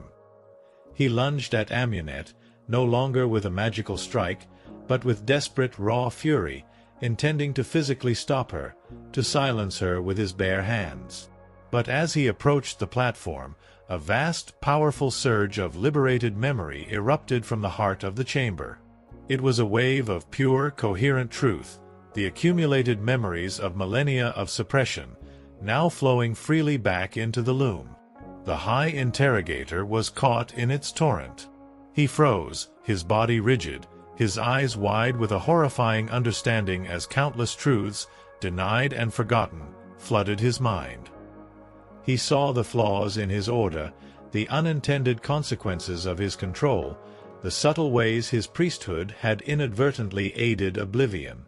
The sheer weight of this unsanctioned knowledge, this undeniable truth, was too much for his rigidly compartmentalized mind. With a final silent shudder, he collapsed, his body trembling uncontrollably, his mind broken by the overwhelming, liberated echoes. He was not unmade, but profoundly remade, his rigid worldview shattered. The reconciliation of suppressed truths was complete. The glowing light from the whispering stone faded, but the entire chamber of suppressed truths hummed with a new, vibrant energy. The whispers were no longer yearning. They were flowing, harmonious, free. The threads of the loom within the citadel had been reintegrated, the wound healed. Amunet stumbled off the platform, utterly drained, but filled with a profound sense of accomplishment. She looked at the scattered temple guardians, some weeping, some catatonic, their control broken. Imhotep rushed to her side, his body bruised, but his eyes alight with triumph. "It's done," Imhotep breathed, helping her up. "The memories are free. The architect will be starved of this particular hunger source. And the priesthood, their core of control has been shattered." But their victory was precarious. The citadel was vast, and while the High Interrogator and his elite guards were neutralized, the rest of the priesthood still existed. The outside world would soon discover the disruption within their most sacred stronghold. They had struck a profound blow, but now they had to escape. And the true implications of their actions, of the loom being rebalanced and the priesthood's grip on sanctioned memory broken, would resonate far beyond the walls of the citadel. Their journey was far from over. It had merely taken a new, more dangerous turn. The loom was safe for now, but the world around it was on the brink of profound, unpredictable change. Story 23. The Unraveling Order. The vast chamber of suppressed truths now pulsed with a vibrant, almost chaotic energy. The silence, once so oppressive, had been shattered by a cacophony of newly liberated memories, their echoes resonating through the very stones of the citadel of unmaking. Scrolls vibrated on shelves, their ancient wards crumbled, and their contents, once meticulously controlled, now shimmered with released power. The reconciliation of suppressed truths was complete, and the priesthood's rigid system of memory control had been profoundly disrupted. Amunet stumbled off the central platform, utterly drained, but filled with a profound sense of accomplishment. The High Interrogator lay prone, his mind shattered by the overwhelming influx of unsanctioned truths, his worldview irrevocably broken. Around him, the temple guardians were scattered, some weeping, some catatonic, their rigid discipline overwhelmed by the sheer, unbridled flow of liberated memory. Imhotep rushed to her side, his body bruised from his desperate fight, but his eyes alight with triumph. "It's done, Amunet," he breathed, helping her up. "The memories are free. The architect of oblivion will be starved of this particular hunger source. And the priesthood, their core of control, has been shattered." But their victory was precarious. The tremors that had begun during the ritual intensified, shaking the very foundations of the immense citadel. It was not a physical destruction, but a structural destabilization, as if the physical manifestation of the priesthood's control was unraveling alongside their rigid grip on memory. "The citadel itself is rejecting the suppression," Amunet whispered, her amplified senses feeling the shift in the building's essence. "It's fighting against the unmaking it was forced to contain." "We must escape now," Imhotep urged, his voice sharp with renewed urgency. "The rest of the priesthood will soon realize what has happened. Their main force was diverted, but they will be returning. And they will show no mercy." Their escape was a desperate scramble through the now chaotic citadel. The very pathways they had traversed earlier were shifting, stone collapsing, ancient mechanisms seizing. Amunet used her cloaking abilities to make them elusive targets, shimmering at the edge of perception, while Imhotep, with his intimate knowledge of the citadel's blueprints and weaknesses, navigated them through collapsing corridors and disused service tunnels. They heard the distant shouts of alarms, the urgent commands of priesthood commanders, the frantic scurrying of their lower ranks. The entire fortress was waking up to the profound violation of its sacred purpose. Panic was spreading through the ranks as their vaunted magical wards flickered and died, as the familiar, comforting aura of sanctioned order began to fray. As they neared the outer walls, they came across more priesthood personnel. Some were lower-ranking scribes, their faces pale with terror, witnessing the disintegration of their ordered world. Others were mid-level priests, attempting to re-establish control, their desperate incantations failing, their attempts to activate wards meeting with incoherent bursts of wild magic. Amunet could feel their confusion, their fear, and the dawning horror that their entire system was failing. They slipped through a collapsing section of an outer courtyard wall, emerging back into the pre-dawn desert air. The citadel, behind them, still stood, but it was no longer a symbol of impenetrable order. It was visibly distressed, its powerful magical aura fractured, its very stones groaning under the strain of liberated memory. It was a monument to a broken system. They ran, not stopping until the citadel was a distant, wounded silhouette against the brightening sky. Exhausted, they collapsed beneath a small rocky overhang, their bodies aching, their minds reeling from the intensity of their ordeal. "We did it," Amunet repeated, her voice laced with wonder. "We actually did it." Imhotep, however, was already consulting the scrolls of the First Weavers, his mind racing ahead. "Yes, the immediate objective is achieved. But the implications, Amunet, they are vast. The priesthood will be thrown into chaos. Their authority, built on the control of memory, will be undermined. The architect will lose a significant source of power from their suppressed truths. But the world, the loom, will be shaken." Amunet could feel it too. The global shifts in the primordial loom. The grand weaving had rebalanced the architect's overall hunger, restoring the natural rhythm of existence. The reconciliation of suppressed truths had dealt a direct blow to the priesthood's artificial control. These two acts were interconnected, two sides of the same cosmic coin. "The threads are more vibrant now," Amunet mused, her gaze unfocused, seeing the unseen tapestry of the loom. "The unremembered. They are no longer screaming. They are resonating, gently flowing back into the greater whole. But there's also a new kind of ripple, a sense of instability, of freedom, but also of uncertainty. Imhotep nodded grimly. When you free a river from a dam, it flows with renewed vigor. But it can also flood its banks. The priesthood's control, for all its flaws, did maintain a certain predictability. Now that dam is broken. Suppressed truths will resurface. Hidden histories will come to light. Not all of them will be welcome. He looked at her, his expression serious. You are the primary weaver now, Amunet. The only one capable of discerning and guiding these currents.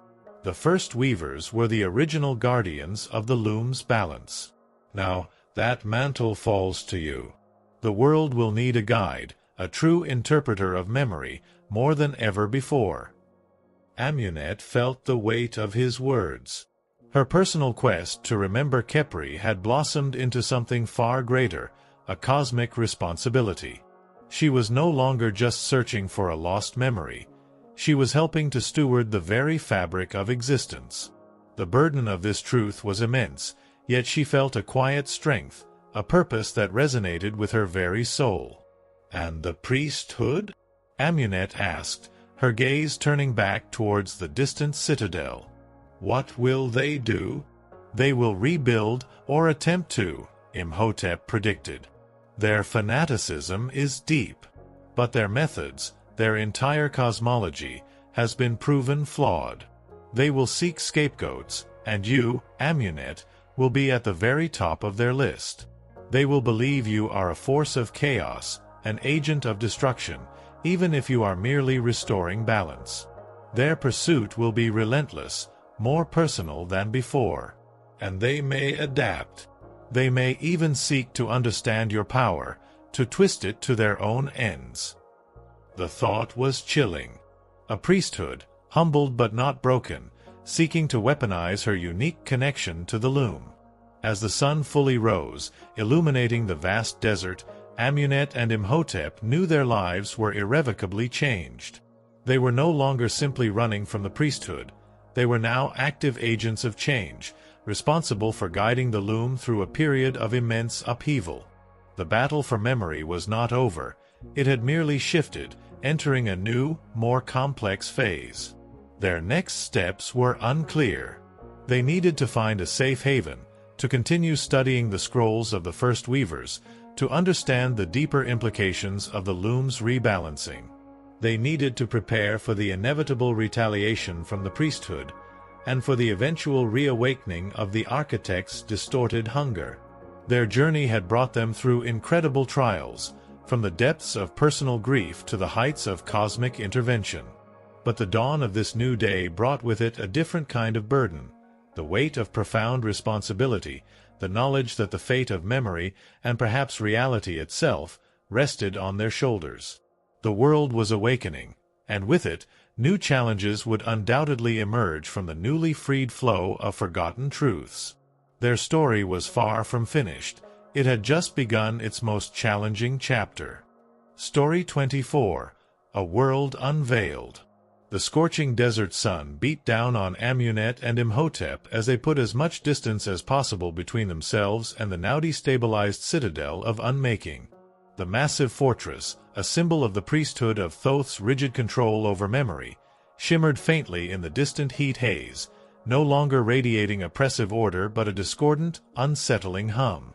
They had shattered its core of sanctioned truth, and the reverberations were already spreading far beyond its walls. Amunet lay beneath a rocky overhang, utterly spent, but a vibrant energy thrummed beneath her skin. The grand weaving had rebalanced the architect of Oblivion's cosmic hunger, and the reconciliation of suppressed truths had freed countless imprisoned memories, now flowing back into the primordial loom. The whispers of the unremembered in her mind were no longer mournful pleas but a harmonious chorus, a symphony of gentle, interconnected echoes. "The world feels different," Amunet murmured, her gaze unfocused, seeing the unseen tapestry of the loom. "More vibrant, yes, but also more raw. Like a dam has burst, and the waters are rushing everywhere." Imhotep, ever the scholar, consulted the scrolls of the first weavers, his brow furrowed in deep thought. Precisely. The priesthood's artificial suppression, for all its harm, did create a certain predictability. Now that dam is broken. Suppressed truths will resurface. Hidden histories will come to light. Not all of them will be welcome. He looked at her, his expression serious. You are the primary weaver now, Amunet. The only one capable of discerning and guiding these currents. The first weavers were the original guardians of the loom's balance. Now, that mantle falls to you. The weight of his words settled on Amunet. Her personal quest to remember Khepri had truly blossomed into something far greater, a cosmic responsibility. She was no longer just searching for a lost memory. She was helping to steward the very fabric of existence. The burden was immense, yet she felt a quiet strength, a purpose that resonated with her very soul. As they began their slow, deliberate journey away from the citadel's vicinity, the signs of the loom's rebalancing became increasingly evident. They passed through small villages where, just weeks ago, a pervasive sense of apathy had hung in the air. Now, conversations were more animated, villagers sharing stories of forgotten ancestors, recalling customs that had been abandoned, their faces alight with a newfound curiosity about their own past. Old feuds, long buried and deliberately forgotten by priesthood decree, flared anew, but so too did old alliances, bonds of kinship and shared history re-emerging from the shadows. The river of memory, once dammed, flowed with renewed vigor, sometimes creating eddies of conflict, other times nurturing fertile new grounds for understanding. Amunet, her amplified senses constantly attuned to these shifts, felt a profound connection to it all. She saw the threads of individual lives intertwining, new patterns emerging on the loom. She also felt the inevitable pain that came with confronting forgotten truths. Some memories, once suppressed, were painful, revealing betrayals or injustices that had been conveniently swept under the rug. But even this pain, she realized, was a necessary part of the loom's natural cycle. It was the process of healing, of confronting uncomfortable truths to forge a more coherent future. The priesthood, Imhotep murmured, observing a distant marketplace where a heated debate seemed to have erupted over the origins of a particular local festival. Their authority will be questioned. When official histories are revealed to be incomplete or even deliberately misleading, people will turn elsewhere for truth. And indeed, the priesthood's power was visibly waning. While their pursuit of Amunet was undoubtedly relentless, their internal focus was now on the chaos within their own ranks. Reports, carried by passing merchants and curious travelers, spoke of discord within temple walls, of high-ranking priests challenging the fractured authority of their superiors, of the High Interrogator's catastrophic mental collapse becoming a widely known, horrifying symbol of their vulnerability. The fear they had cultivated for so long was now turning inwards, breeding suspicion and disarray. Amunet, however, still felt a chilling awareness of their presence. Their probes were still active, albeit less focused, sweeping through the desert. And her cloaking abilities, though effective, were a constant drain on her energy. They couldn't rely on it indefinitely. They needed a new base, a safe haven where they could properly study the scrolls of the first weavers, interpret the loom's new dynamics, and prepare for what came next. We need a place to gather our thoughts, to study, Amunet stated, her voice quiet but firm. Somewhere secret, but also connected. Not a hidden valley, but a place where we can observe the loom without being observed. Imhotep, who had been poring over ancient maps of forgotten trade routes and desolate outposts, looked up, a gleam in his eye. I know just the place. A long-abandoned Ptolemaic observatory, deep in the mountains bordering the western desert. It was built by a sect of scholars who sought to chart the unseen currents of the cosmos, not just the stars. Its location is remote, its defenses natural, and its purpose, it resonates with ours. The journey to the observatory was long and arduous, taking them through rugged mountain passes and across windswept plateaus. Amunet continued to hone her cloaking abilities, learning to make her resonance not just diffuse, but almost invisible to external magical senses, a subtle shift in the air rather than a distinct presence. She also found herself increasingly able to perceive the loom's vastness, to understand its interconnectedness. The threads of memory were not just linear histories. They were emotions, aspirations, concepts, all constantly weaving and reweaving. As they ascended the final mountain pass, the observatory came into view. It was a ruin, certainly, but a magnificent one. Carved directly into the rock face, it consisted of a series of tiered platforms and domed chambers, designed to withstand the ravages of time and the elements. Its purpose was clear: to look out, to observe, to understand. They found refuge within its cold, silent chambers. Dust motes danced in the shafts of sunlight that pierced the crumbling domes. Ancient instruments, crafted from polished bronze and intricate glass, lay discarded, covered in millennia of sand. Yet, even in its decay, the observatory hummed with a subtle intellectual energy, a residual echo of the scholars who had once sought to unravel the universe's secrets from this very spot. "This is perfect," Imhotep declared, a rare smile gracing his weary face. He set down his satchel, carefully extracting the scrolls of the first weavers. "Here, we can study the scrolls without interruption. We can begin to truly understand the loom's rebalancing, to anticipate the priesthood's next moves, and to prepare for the architect's eventual reawakening." Amunet, however, felt a deeper resonance within the observatory. Beyond the scientific instruments and the scholarly pursuit, she felt a profound sense of connection to the sky, to the vast cosmic tapestry that extended beyond the earthly loom. The stars, which had once seemed distant and indifferent, now felt like integral threads in a grander design, their light carrying echoes of ancient celestial memories. As night fell, they lit a small fire in the central chamber, the flames flickering against the ancient stone.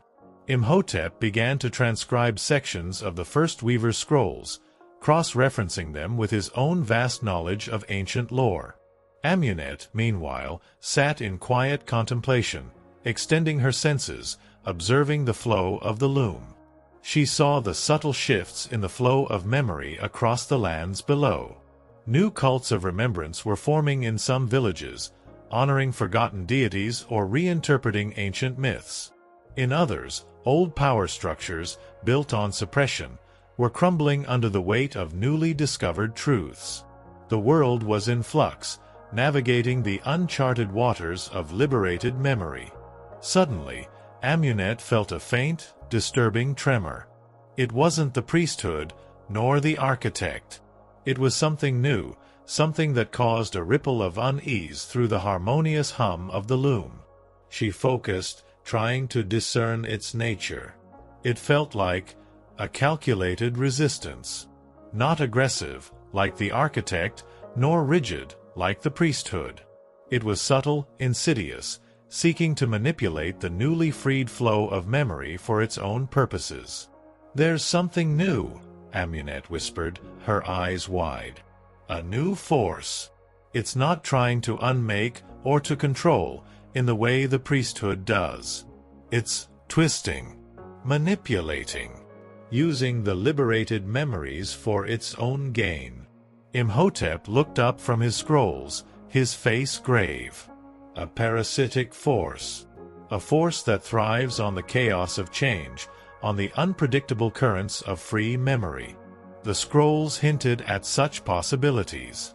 That with freedom comes vulnerability, new threats emerging from the shadows.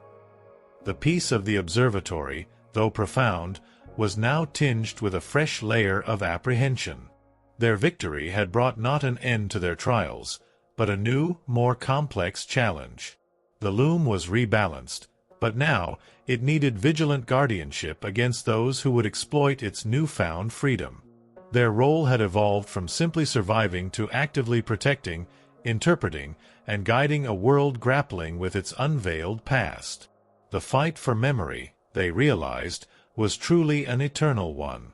Story 25. The Parasites of Truth. The air within the ancient, abandoned Ptolemaic observatory was cold and still, carrying the scent of millennia of dust and forgotten knowledge. Nestled deep in the mountains bordering the western desert, it was a sanctuary, a quiet refuge from the chaos they had unleashed at the citadel of unmaking. Sunlight streamed through crumbling domes, illuminating motes of dust dancing in the air, a silent testament to the countless scholars who had once sought to unravel the universe's secrets from this very spot. Amunet sat in the central chamber, the rhythmic hum of the primordial loom now a constant, vibrant presence in her mind. The grand weaving had rebalanced the architect of oblivion's hunger, and the reconciliation of suppressed truths had sent ripples of liberated memory across the land. The whispers of the unremembered were no longer a burden, but a harmonious symphony, each thread gently reintegrating into the greater tapestry. Imhotep, meanwhile, was fully immersed in the scrolls of the first weavers, his movements precise as he transcribed and cross-referenced ancient texts, seeking answers to the new, subtle disturbance Amunet had detected. "There's something new," Amunet had whispered, her eyes wide with a fresh unease. "A new force. It's not trying to unmake or to control in the way the priesthood does. It's twisting, manipulating, using the liberated memories for its own gain." Imhotep had looked up from his scrolls, his face grave. A parasitic force. A force that thrives on the chaos of change, on the unpredictable currents of free memory. The scrolls hinted at such possibilities. That with freedom comes vulnerability, new threats emerging from the shadows. 4 days, they delved into the heart of this new threat from within the safety of the observatory. Amunet, using her amplified senses, began to map its insidious influence. She could feel it in the newly awakened memories, a subtle distortion, a deliberate misdirection.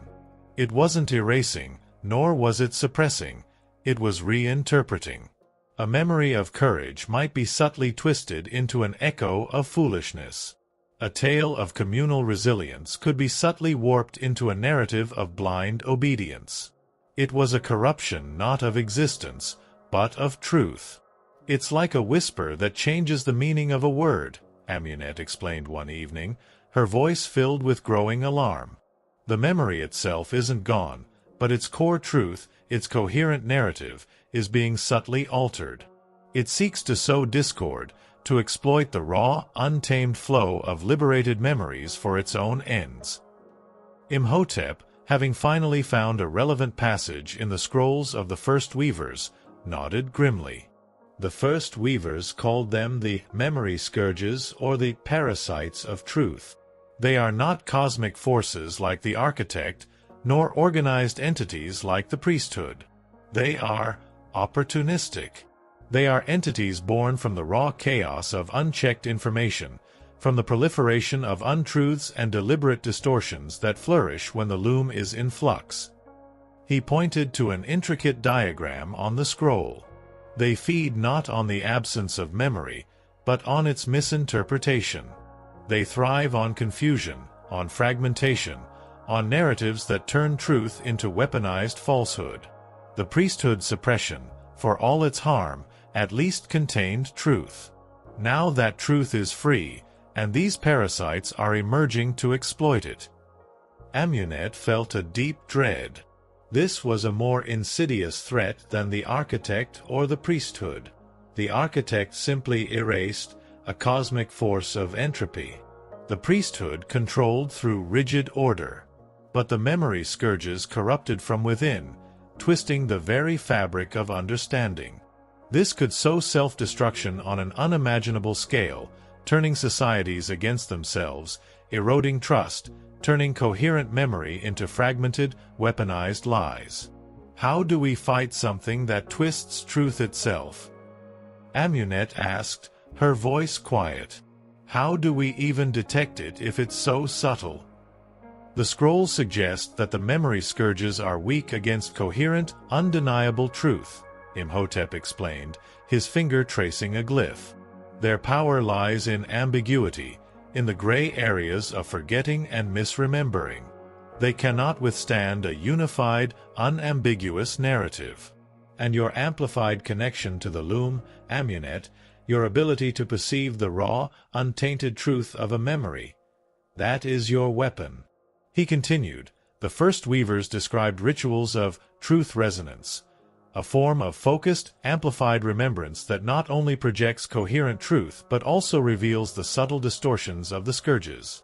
It's a precise, delicate process. You can't simply blast them with power. You have to illuminate their lies, to expose the corruption in the very thread of memory. Amunet spent the next few days in deep meditation, observing the loom's currents from the observatory's vantage point. She learned to discern the subtle shadows that the memory scourges cast on memories, a flicker of discord where there should be harmony, a faint echo of self-doubt where there should be confidence, a subtle twist in the retelling of an event that favored one perspective over another, even if that perspective was demonstrably false. She saw how these twisted threads of memory were already affecting the world below, fostering suspicion, eroding trust, and leading to seemingly irrational conflicts in communities. She discovered that the memory scourges were particularly drawn to highly emotional or volatile memories, memories that were already complex and prone to multiple interpretations. A memory of a past injustice, for instance, might be subtly exaggerated or altered to demonize an entire group. A moment of shared triumph might be downplayed, fostering division. They're preying on the very freedom we've created, Amunet realized with a pang of despair. The liberation of memory, if not properly guided, can become a weapon against itself. Which is why your role as a weaver is more critical than ever, Imhotep affirmed. The loom now requires a vigilant gardener, to prune the diseased branches, to nurture the healthy growth. We cannot go back to suppression, to the priesthood's rigid control. That would only feed the architect again. But pure, unfiltered freedom, without guidance, invites a different kind of decay. Their task now became clear, not just to protect the loom from the architect and the priesthood, but to actively guide its rebalancing against the insidious corruption of the memory scourges. They had to teach the world how to discern truth from falsehood, how to cherish coherent memory without succumbing to destructive distortions. Their strategic advantage lay in the observatory's remote location and its design. Its elevated position allowed Amunet to project her truth resonance over vast distances, subtly probing the loom without drawing the attention of the priesthood, who were still reeling from the citadel's collapse. Imhotep, meanwhile, began cataloging the various forms of memory distortion described in the first Weaver's scrolls, creating a lexicon of parasitic echoes that Amunet could use as a guide. One evening, as they were studying a particularly complex passage about the scourge's methods, Amunet felt a strong, unsettling presence. It wasn't just a general distortion. It was a focused, powerful act of twisting, emanating from a specific location. "I feel it," Amunet announced, her voice tight. "A major corruption. In a city far to the west. It's a central hub of trade, a place where many different narratives converge. It feels like a truth is being deliberately, profoundly warped. It's not just a whisper anymore, it's a roar of deceit." Imhotep consulted his maps, his finger tracing across the ancient parchment. The city of Karnak, a place of immense historical significance, a crossroads of cultures and stories. If a significant truth is corrupted there, it could spread like wildfire, infecting the entire loom. The implications were dire. If the memory scourges could corrupt a core historical truth in a place as influential as Karnak, it could undermine the very foundations of shared understanding, creating widespread chaos and distrust. And it would provide a massive feast for the architect, as coherent memory dissolved into fragmented, self-serving lies. "We have to go to Karnak," Amunet stated, her voice firm, resolute. We have to confront this. We have to perform a truth resonance ritual there, to expose the corruption and help people rediscover the true narrative. Imhotep looked at her, his face serious. Karnak is a major city, filled with priesthood sympathizers, even if their core authority is fractured. It will be dangerous. We will be exposed. And exposing a powerful memory scourge will draw their attention, as well as the attention of anyone who benefits from the distorted truth. Amunet knew the risks. Their time in the observatory, though vital, was over. They had learned to understand the new enemy, and they had a weapon. Now they had to use it. Their purpose had shifted again. They were no longer just guardians of the loom. They were now its champions of truth, tasked with actively defending coherent memory in a world suddenly awash in its unpredictable and sometimes dangerous freedom. The path ahead was fraught with peril, for in the fight against lies, the truth itself could become a potent and often painful weapon. Their journey continued, leading them back into the heart of civilization, into a world grappling with its unveiled past and facing a new insidious enemy, the very corruption of memory itself. Story 26. The Heart of Twisted Truths. The cool, dry air of the ancient Ptolemaic observatory still clung to Amunet and Imhotep as they began their descent from the mountains. Their time in that forgotten sanctuary had been brief but pivotal. They had not only recovered from the harrowing ordeal at the citadel of Unmaking, but had also gained a deeper understanding of the primordial loom's newly unveiled complexities. The greatest revelation, and their newest challenge, was the emergence of the memory scourges, insidious parasites of truth that twisted coherent memory for their own unknown ends. "It's a major corruption," Amunet had stated, her voice tight, having pinpointed the unsettling presence during her deep meditations. "In a city far to the west. A central hub of trade, a place where many different narratives converge. It feels like a truth is being deliberately, profoundly warped.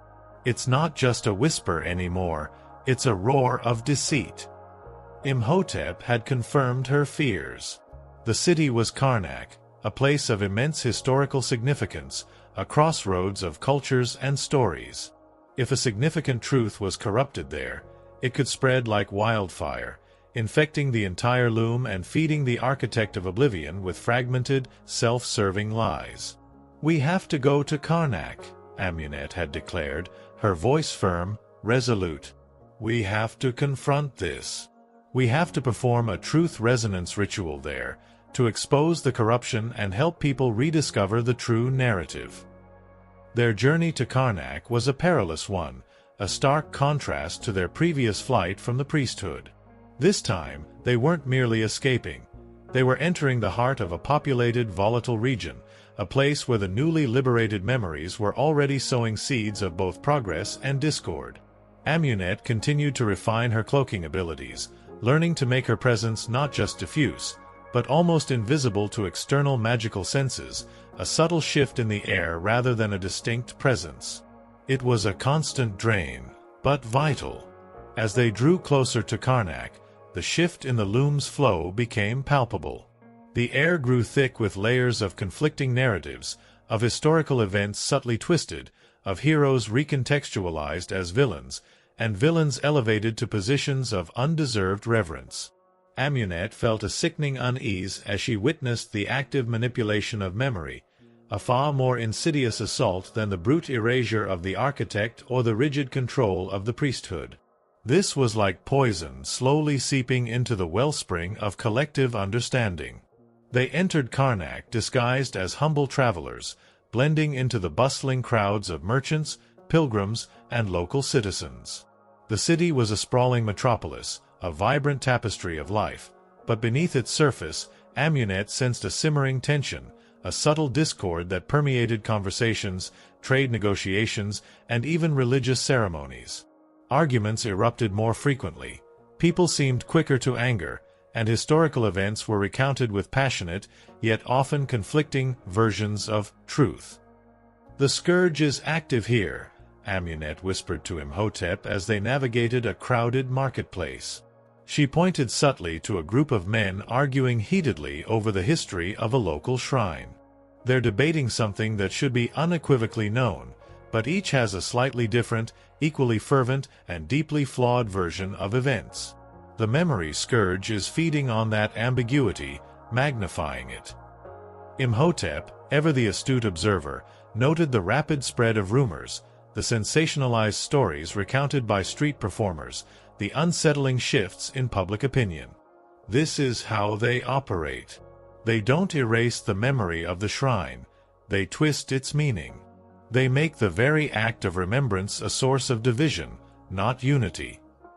Their first objective was to identify the specific memory or narrative being corrupted and the extent of the scourge's influence. They spent days observing, listening, and carefully interacting with the city's inhabitants. Amunet, using her heightened senses, would subtly probe individual memories, discerning the faint shadows that the memory scourges cast upon them, a flicker of discord, a subtle logical fallacy, a sudden, irrational aversion to a historical figure. They discovered the core of the corruption, a central historical event, a pivotal moment in Karnak's past that had shaped its identity.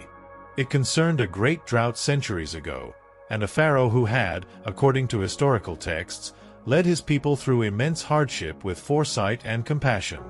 Now, whispers were circulating, subtly twisting this narrative. The pharaoh was being recast as a tyrant who had exploited the crisis, hoarded resources, and sacrificed his people for personal gain.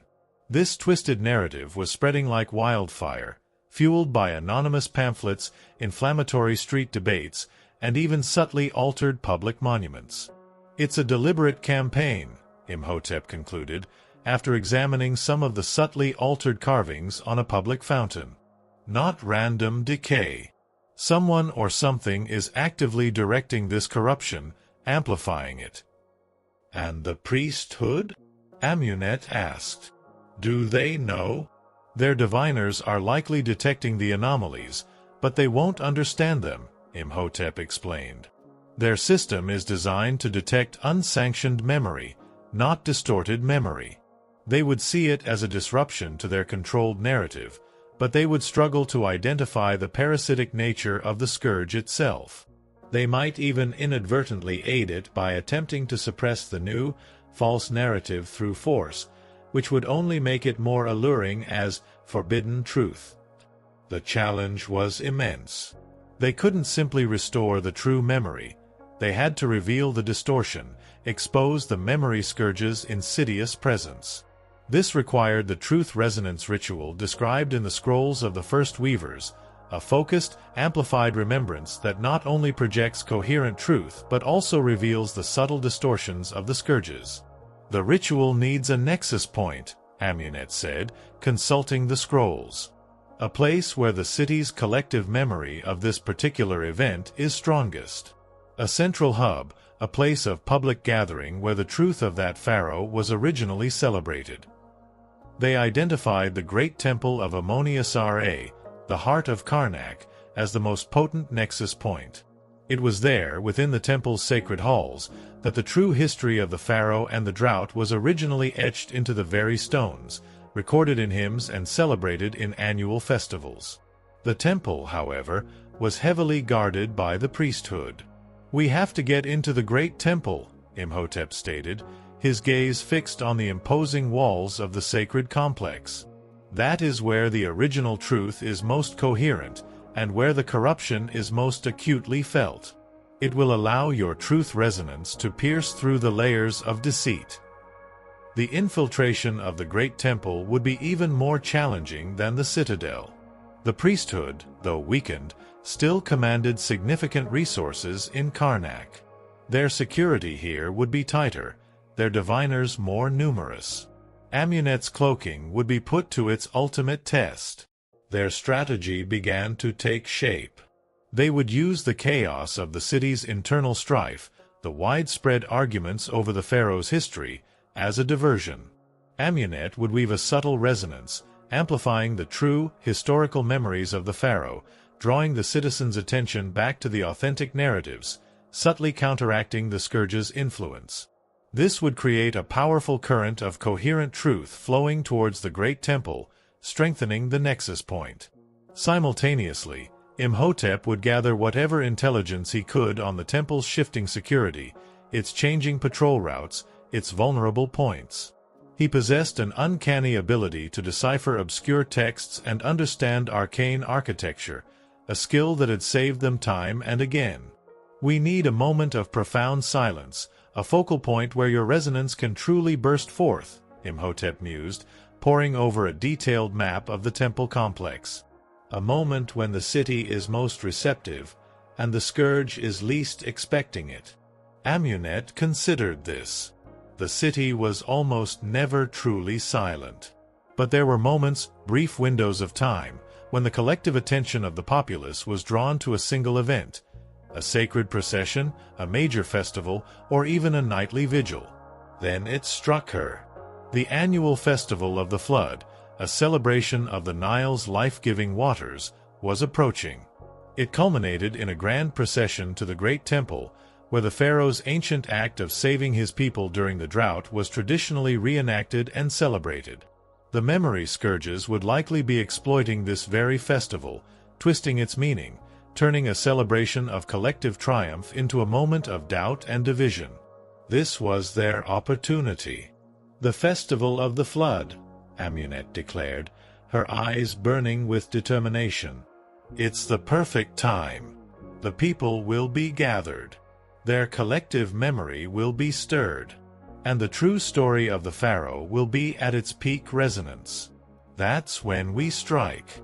We perform the truth resonance during the reenactment. We expose the scourge's lies before thousands."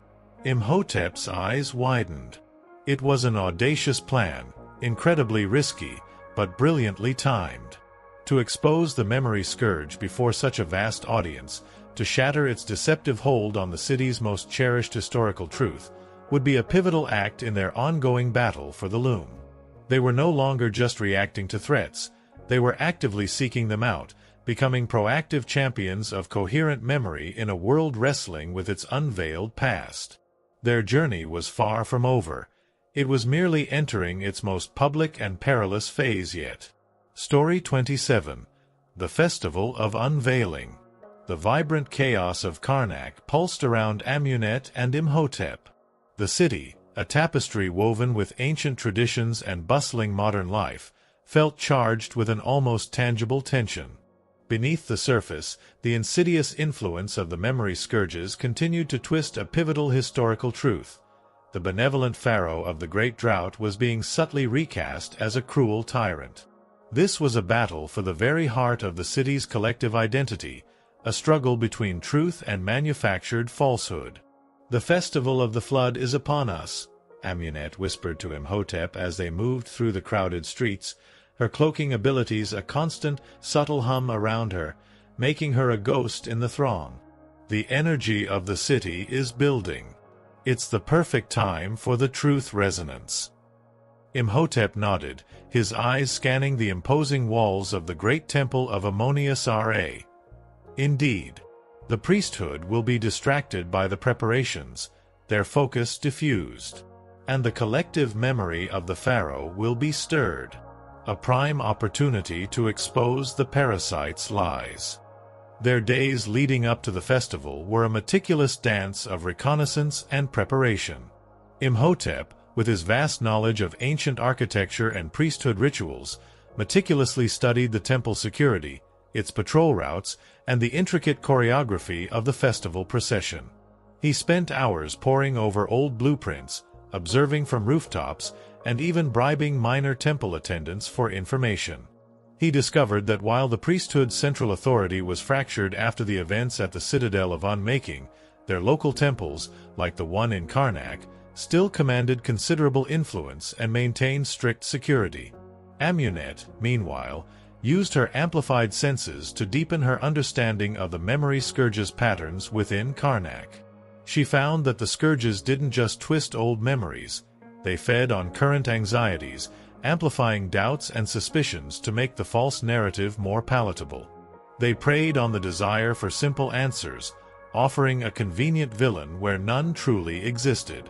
She also began to subtly amplify the coherent, undeniable truths of the original pharaoh's story, a delicate art she had learned from the scrolls of the first weavers and the desert nomads. It was like tuning a single pure note amidst a cacophony of distorted sounds, hoping to resonate with the city's deeper, authentic memory. She subtly influenced conversations, causing people to recall forgotten details, to question the new, inflammatory narratives. As the day of the festival of the flood arrived, Karnak transformed into a vibrant explosion of color, sound, and fervent anticipation.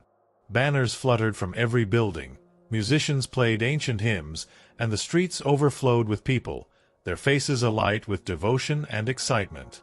The main procession, culminating in a grand ceremony within the great temple, was the focal point. "We need to be at the heart of the ceremony," Imhotep explained, pointing to a specific chamber within the temple on his map. "The Hall of Echoes. It's where the pharaoh's legacy is most profoundly celebrated, where the original historical engravings are most potent. That will be our nexus point for the truth resonance." Infiltrating the great temple during such a high-profile event was a monumental challenge. The priesthood had doubled their security, with temple guardians forming impassable lines around every entrance. The air vibrated with protective wards, designed to repel both physical and magical intrusion. "Your cloaking will be crucial, Amunet," Imhotep stressed, as they waited for the procession to begin. "It must be absolute. Any flicker, any hint of your true resonance, and we're lost." Amunet took a deep breath, focusing her entire being. She channeled the teachings of the nomads, allowing her presence to become not just diffuse, but to subtly blend with the surrounding collective memory, to become a whisper within a roar, a ripple in a vast ocean. She became, for all intents and purposes, a living mirage. They slipped through the outer cordons, her cloaking so effective that even the powerful priesthood diviners, still reeling from the citadel's collapse, failed to register her presence. Imhotep, following closely in her wake, used his knowledge of the temple's shifting magical currents, finding subtle blind spots in the wards that Amunet's presence barely disturbed. Inside the great temple, the atmosphere was thick with incense and the reverent murmur of thousands of voices. The procession, led by the high priest of Karnak, a stern figure clad in ornate robes, moved slowly towards the inner sanctums. Amunet and Imhotep moved against the tide of people, using the dense crowd as cover, making their way towards the Hall of Echoes. As they reached the entrance to the hall, two imposing temple guardians stood sentinel, their staves radiating a powerful magical barrier. Imhotep held Amunet back. "Their wards are too strong here. We can't force our way through without attracting attention." Amunet closed her eyes, extending her senses. She felt the guardians' minds, their rigid devotion to the priesthood's sanctioned memory. She also felt a subtle, almost imperceptible tremor within their minds, a flicker of doubt. The reverberations from the citadel of unmaking were still affecting them, subtly undermining their absolute certainty. With a surge of courage, Amunet performed a subtle act of weaving. She didn't attack them.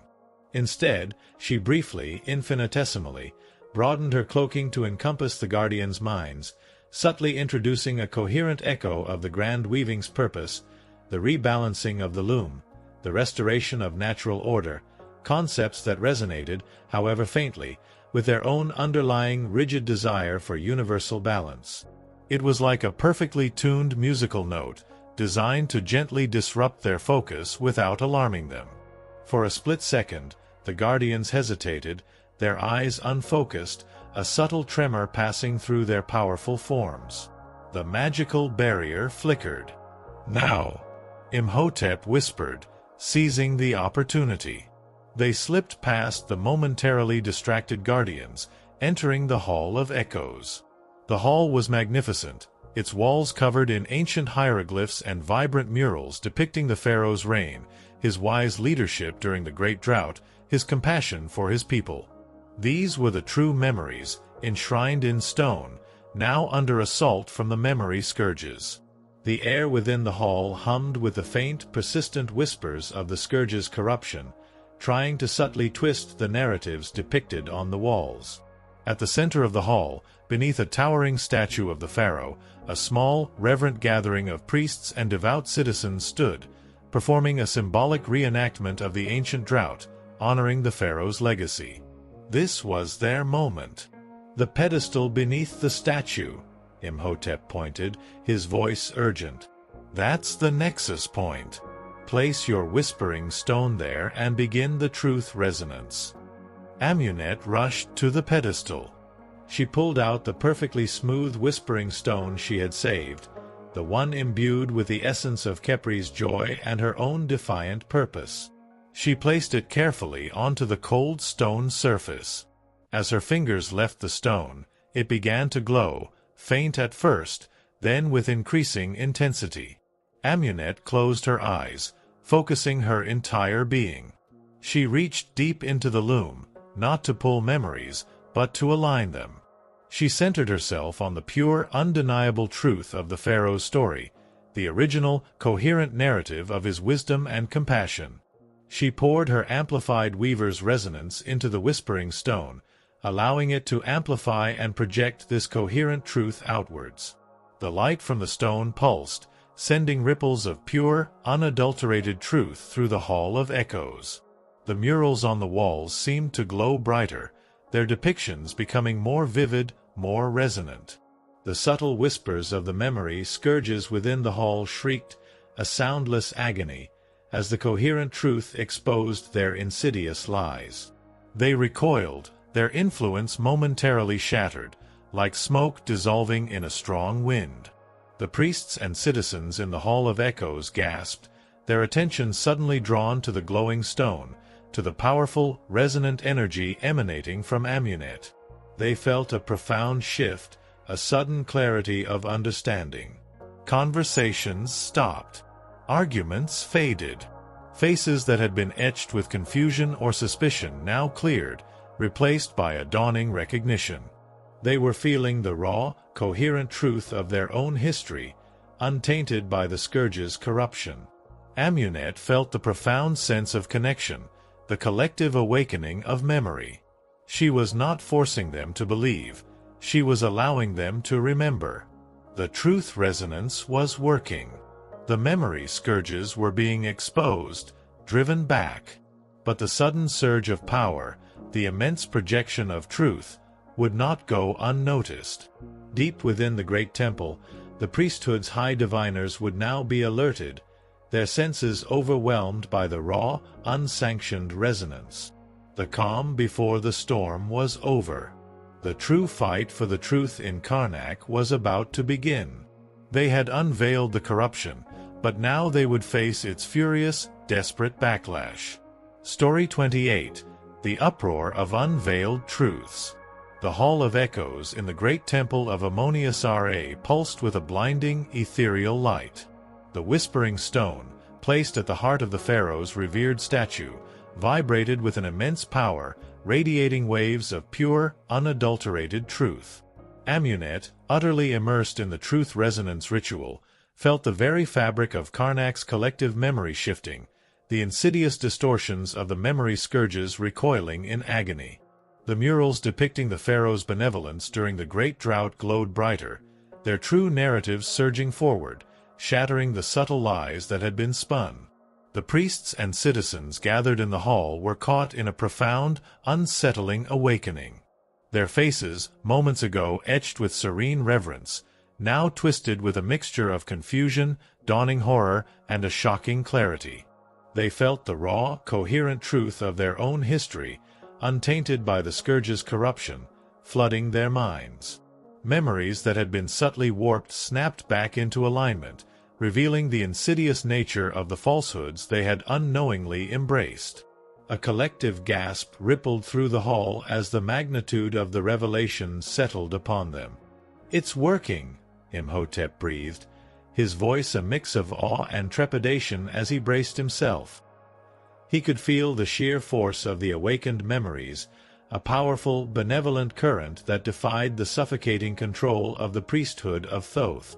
But the sudden surge of unsanctioned power, the immense projection of truth, had sent shockwaves throughout the great temple. Deep within the temple's inner sanctums, the high diviners of Karnak's priesthood would now be alerted. Their senses, tuned to detect any deviation from sanctioned memory, would be overwhelmed by the raw, untamed resonance emanating from Amunet and the Whispering Stone.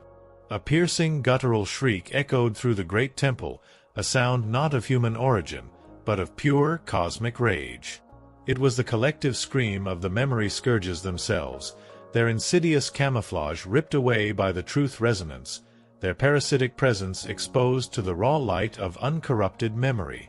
They were creatures of ambiguity and half-truths, and coherent truth was anathema to their very existence. Moments later, the air thickened with a palpable sense of anger and retaliation. From every archway and shadowed corridor, temple guardians surged forward, their bronze armor gleaming, their hawk masks conveying chilling determination.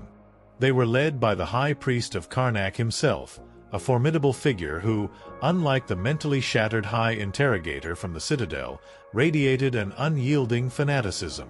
His eyes, visible through the mask, burned with cold fury. "Blasphemy!" the high priest thundered, his voice resonating with an ancient authoritative power. "You defile the sacred memory. You sow chaos in the loom of truth. Guardians, seize the weaver. Destroy the source of this abomination." Amunet, still channeling the truth resonance, felt the full force of their spiritual and magical assault. The Guardians unleashed volleys of energy designed to disrupt magical resonance, targeting her. She had to maintain the resonance, to ensure the truth permeated deeply enough to break the scourge's hold, but she also had to defend herself. "Imhotep, the ritual. We need to maintain the resonance for as long as possible," Amunet yelled, her voice strained, as she projected a shimmering shield of coherent truth around herself and the Whispering Stone. The Guardian's energy blasts slammed against it, dissolving into harmless light. Her cloaking, however, was now under immense strain, flickering under the direct assault. Imhotep, quick-thinking despite the overwhelming odds, reacted swiftly. He knew they couldn't fight their way out. He rushed to a nearby altar, pulling out a pouch of rare, iridescent dust, a powerful but volatile alchemical compound. With a quick incantation from the scrolls of the first weavers, he ignited it, sending a blinding flash and a thick plume of shimmering smoke across the hall, momentarily disorienting the advancing Guardians. "That won't hold them for long," Imhotep shouted, scrambling for cover. "Maintain the resonance, Amunet. I'll try to create an escape route." Amunet focused, pouring every ounce of her will into the truth resonance. The light from the Whispering Stone intensified, pulsating with a blinding brilliance that pushed back against the priesthood's oppressive magic. The sounds of the memory scourge's agony grew louder, their forms, briefly visible as swirling motes of distorted energy, writhed and dissipated in the overwhelming light. As the truth resonance fully established itself, something extraordinary happened within the Hall of Echoes. The very stones of the temple, imbued with millennia of recorded history, began to resonate with the pure, untainted narrative. The murals on the walls seemed to come alive, figures moving, scenes replaying themselves with undeniable clarity. The people in the hall, once confused, now looked around them with wide eyes, sharing hushed, emotional conversations as they rediscovered the authentic memories of their shared past. The pharaoh, once a figure of debate and suspicion, was now seen for what he truly was, a benevolent leader, his sacrifices and wisdom illuminated by the unveiled truth. The truth, once unleashed, spread like wildfire. Outside the hall, the sounds of the festival shifted. The arguments over the pharaoh's history abruptly ceased. People in the main courtyards, caught by the powerful psychic ripple from the Hall of Echoes, felt the sudden clarity of remembrance. A collective murmuring turned into an uproar of understanding, then astonishment, then a powerful wave of collective anger. Anger not at the pharaoh, but at the subtle lies they had been fed, at the insidious forces that had twisted their history. The priesthood, caught off guard by the public's sudden enlightenment, found their control slipping. The very people they sought to protect were now questioning them, their authority undermined by the undeniable power of unveiled truth. The high priest of Karnak roared in frustration, seeing his flock turn against the sanctioned narrative. "They're turning on the priesthood!" Imhotep exclaimed, peering through a crack in the wall, seeing the chaos erupting in the main courtyards. "The truth has awakened them. Now, Amunet, we must make our escape." Amunet, feeling the truth resonance solidify its hold, slowly, carefully, began to retract her power, allowing the whispering stone to dim. The memory scourges had been expelled from the heart of Karnak's history, their influence shattered. The damage they had done was immense, but the core truth had been re-established. As Amunet fully disengaged from the ritual, a profound exhaustion washed over her. She swayed, caught by Imhotep. The sheer exertion of projecting such a powerful, coherent truth to an entire city was immense. The priesthood, seeing the light from the Hall of Echoes dim, intensified their assault. The high priest, ignoring the chaos in the city outside, rushed towards them, his staff crackling with raw, destructive energy. "You will not escape. You have unleashed chaos. You will be unmade. He's aiming to collapse the hall," Imhotep cried, pulling Amunet behind a massive pillar. He'd rather destroy the evidence than let the truth stand. With a desperate surge of adrenaline, Imhotep used his knowledge of the temple's arcane construction. He located a pressure plate, hidden in plain sight amidst the ornate carvings, a trigger for an ancient emergency escape passage, meant for priests in times of siege. He slammed his foot down. With a grinding roar, a hidden section of the wall behind them slid open, revealing a dark, dusty tunnel. "This way, Amunet. Quickly," he urged, pulling her through the opening. They scrambled into the dark passage just as the high priest's powerful blast struck the pillar they had been hiding behind, sending a shower of stone and dust erupting into the Hall of Echoes. The sounds of the city's uproar, the shouts of the priesthood, and the triumphant cheers of the newly enlightened populace faded behind them as the hidden passage sealed shut. They moved through the suffocating darkness of the secret tunnel, guided only by the faint glow of Imhotep's staff and Amunet's heightened senses. They were safe, for now. They had unveiled a core truth in Karnak, exposed the memory scourges, and irrevocably shaken the priesthood's authority. But the fight was far from over. The world was now awake, grappling with its unveiled past, and the consequences of their actions would spread like ripples across the primordial loom. The future was uncertain, but one thing was clear. The truth, once revealed, could never be truly silenced. And that truth, they realized, was their most potent, yet most dangerous, weapon. Their journey had reached a new, transformative stage, one where they were not just guardians, but active catalysts of change. Story 29. The Shifting Sands of Truth. The air in the secret tunnel beneath the great temple of Amunet was thick with dust and the lingering scent of ancient stone, but it was also a breath of fresh air compared to the furious backlash they'd just escaped. Amunet and Imhotep scrambled through the suffocating darkness, the sounds of the chaotic uproar in Karnak gradually fading behind them. The high priest of Karnak's last, desperate blast had struck the pillar where they'd been hiding, sending a shower of debris after them, a testament to his rage at their audacity.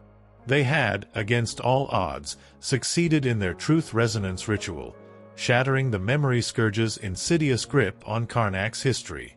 "Are you all right, Amunet?" Imhotep whispered, his hand on her arm, guiding her through the cramped passage. Her body ached with a profound exhaustion, the after effects of projecting such immense, coherent truth to an entire city. Drained, she admitted, her voice hoarse, but whole. The memory scourges, they recoiled. They couldn't withstand the raw truth. A faint, satisfied smile touched her lips. The people, they remembered. Imhotep nodded grimly. And their memory will be a powerful force. The priesthood of Thoth's authority here in Karnak is shattered. They relied on controlling the narrative, but you've shown the people that truth can't be contained by doctrine. As they emerged from the hidden tunnel, they found themselves in a desolate, forgotten section of the temple grounds, far from the main thoroughfares. The sun was beginning to set, painting the sky in hues of orange and purple. The sounds from the city were still distinct, a muffled roar of confusion and burgeoning realization, but it was clear that the priesthood's control was severely compromised. They could hear distant shouts, alarms, but also the rising crescendo of angry, questioning voices from the populace. "We need to move quickly," Imhotep urged, glancing back at the imposing temple walls. "Their initial shock will wear off, and their pursuit will become more focused, more personal than ever." Their escape from Karnak was not a stealthy infiltration, but a desperate flight. They moved through the city's labyrinthine back alleys, using the chaos and the fading light to their advantage. Amunet maintained a constant, subtle cloaking resonance, making them feel like mere shadows in the periphery of awareness. She could feel the fragmented thought forms of the distraught memory scourges, writhing in agony, their influence in Karnak momentarily broken. But she also felt the raw, powerful emotions of the newly awakened citizens: confusion, anger, a thirst for further truth. They spent the next few days traveling away from Karnak, making their way towards the fringes of civilization, seeking once again a place of relative safety to assess the fallout of their actions. Amunet, though physically weary, found her senses more attuned than ever to the global movements of the primordial loom. The truth resonance had not just affected Karnak, it had sent ripples across the entire tapestry of memory. "The effect is spreading," Amunet observed one evening, as they camped by a hidden wadi, sharing their meager rations. "I can feel the tremors. In other cities, other villages, the threads of memory are vibrating differently. People are questioning narratives, demanding answers. It's like a chain reaction, a slow-motion awakening." Imhotep, ever the scholar, consulted his scrolls of the first weavers. The scrolls speak of such events. A major truth resonance can create a sympathetic cascade across the loom. When one significant lie is exposed and shattered, it weakens the foundations of other lies, making them easier to unveil. The people's inherent connection to the loom, once dulled by the priesthood's control, is now reawakening. But with this awakening came new challenges. The priesthood of Thoth, even with their central authority fractured, was far from defeated. Amunet could feel their furious response. They were desperately trying to reassert control, to contain the chaos, to stamp out the burgeoning spirit of questioning. They were sending out more aggressive diviners, their magical probes sweeping the land with unprecedented intensity, no longer just seeking Amunet's resonance but attempting to suppress the free flow of liberated memory itself. They were like a dying beast, lashing out with furious, desperate power. "They are becoming more desperate," Amunet stated, her brow furrowed. "Their probes are not just searching for me. They are attempting to smother the nascent truth, to reimpose the silence on those who have awakened. It's an act of violence against the loom itself." "And a dangerous one," Imhotep added, looking up from his scrolls. "Their methods are crude, brutal. They risk further damaging the loom, creating more opportunities for the architect of oblivion to feed on the resulting fragmentation." The truth, once revealed, was a powerful, unpredictable force.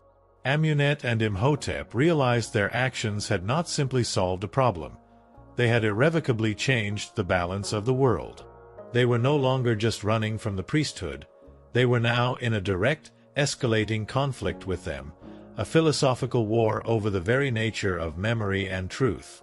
Their new objective was clear. They needed to monitor the broader impacts of the truth resonance, to identify where the priesthood's attempts at suppression were most aggressive, and to intervene where the newly awakened memories were most vulnerable to being re-silenced. They had to act as custodians of this new, fragile freedom of memory. As they traveled, they began to encounter communities directly impacted by the cascade of unveiled truths. In one small town, they witnessed an entire generation of young people confronting their elders about a long-held, distorted tradition, demanding answers based on the newly awakened historical memories. In another, a forgotten shrine to an ancient nature-based deity was being rebuilt, its true purpose rediscovered after centuries of priesthood-imposed oblivion. Not all the changes were peaceful. Some communities fractured under the weight of revealed betrayals, old wounds reopening, forcing people to confront uncomfortable truths. "The loom is a living entity, Amunet," Imhotep observed, as they watched a heated debate in a village square. "And life is complex. We have liberated the threads, but we cannot dictate how they will be rewoven. Our role is to ensure the coherence of truth, not to control the outcome of its revelation." Their conversations often turned to the nature of truth itself. Was there a single, absolute truth, or were there multiple valid perspectives that, when woven together, formed a coherent whole? The scrolls of the first weavers emphasized the latter, a tapestry of interconnected narratives, each contributing to the richness of the loom. The memory scourges, by contrast, sought to isolate and distort individual threads, while the priesthood sought to enforce a single rigid, sanctioned version of truth. Amunet's understanding of her role deepened. She was not a judge of truth, but a facilitator of its coherent flow. They also had to contend with the re-emerging threat of the architect of oblivion. While the grand weaving and the reconciliation had curbed its hunger for now, the priesthood's desperate, violent attempts to suppress memory were creating new pockets of fragmentation, new vulnerabilities for the architect to exploit. It was a vicious cycle, and Amunet and Imhotep were caught in the middle. "We need a place to regroup, to strategize our next moves," Amunet suggested, looking out at the endless desert. "Somewhere we can monitor the priesthood's attempts at suppression, and the loom's natural rebalancing. A place where we can teach, where we can share what we've learned." Imhotep, after a moment of deep thought, smiled faintly. "I know just the place. A hidden oasis, rumored to be a sanctuary for exiled scribes and scholars who defied the priesthood in ages past. It's called the Library of Whispers. A place where knowledge, not dogma, was always revered." The thought of such a place, a sanctuary of defiance and learning, filled Amunet with a renewed sense of purpose. Their journey had brought them through immense trials, from the depths of personal grief to the heights of cosmic intervention, and now, to the chaotic heart of a world in transformation. The desert stretched before them, vast and unpredictable, but they carried with them the scrolls of the first weavers, the whispering stone, and the profound knowledge that the truth, once unveiled, was the most powerful, and often the most dangerous, force in the universe. Their mission was clear: to protect that truth, to guide its flow, and to stand as beacons of remembrance in a world on the brink of profound, uncertain change. The fight for the very soul of memory had just truly begun. Story 30. The Sanctuary of Unbound Knowledge. The desert stretched out, a vast, indifferent canvas under the relentless sun, but to Amunet and Imhotep, it was now a landscape alive with the subtle, profound shifts of the primordial loom. The truth resonance in Karnak had sent a profound ripple across the tapestry of memory, awakening dormant truths and shattering insidious lies. The priesthood of Thoth, even with their central authority fractured, was reacting with desperate fury, attempting to reimpose their control, but the genie of unveiled truth was out of the bottle. "The loom is vibrating differently," Amunet murmured, her gaze distant, seeing the unseen currents of memory. It's alive with new questions, new connections, but also with growing fear from the priesthood. They are lashing out, attempting to smother the truth where it emerges. Imhotep, ever the astute observer, nodded grimly. Their fear is palpable. They are trying to reassert their dominion, but their methods are brutal. They are creating new fragments, new vulnerabilities for the architect of oblivion to exploit, even as we strive to rebalance it. Their journey away from Karnak was a calculated risk. They moved with a heightened sense of vigilance, using Amunet's refined cloaking abilities to melt into the landscape, avoiding both the priesthood's frantic patrols and the volatile populace. They observed communities grappling with newly revealed truths. Some found unity in shared histories, while others fractured under the weight of past betrayals. It was a testament to the complex, unpredictable nature of liberated memory. We need a place to gather our thoughts, to strategize our next moves, Amunet had suggested. Somewhere we can monitor the priesthood's desperate attempts at suppression, and the loom's natural rebalancing. A place where we can teach, where we can share what we've learned. Imhotep, after a moment of deep thought, had smiled faintly. I know just the place. A hidden oasis, rumored to be a sanctuary for exiled scribes and scholars who defied the priesthood in ages past. It's called the Library of Whispers. A place where knowledge, not dogma, was always revered. The prospect of the Library of Whispers filled Amunet with a renewed sense of purpose. A sanctuary dedicated to unbound knowledge, a place where the pursuit of truth was paramount, sounded like a beacon in the turbulent sea of their existence. It was a stark contrast to the citadel of unmaking, a place of liberation rather than suppression. The journey to the Library of Whispers was long, taking them through remote, forgotten wadis and over treacherous, shifting dunes. Imhotep navigated with an uncanny accuracy, relying on fragmented star charts and ancient desert lore, his mind a vast reservoir of obscure knowledge. Amunet, meanwhile, continued to hone her connection to the loom, learning to differentiate between the natural ebbs and flows of memory and the forced distortions of the memory scourges or the heavy hand of priesthood suppression. As they finally approached the rumored location, the desert transformed. A subtle green appeared on the horizon, hinting at life. As they crested a final dune, a sight of breathtaking beauty unfolded before them.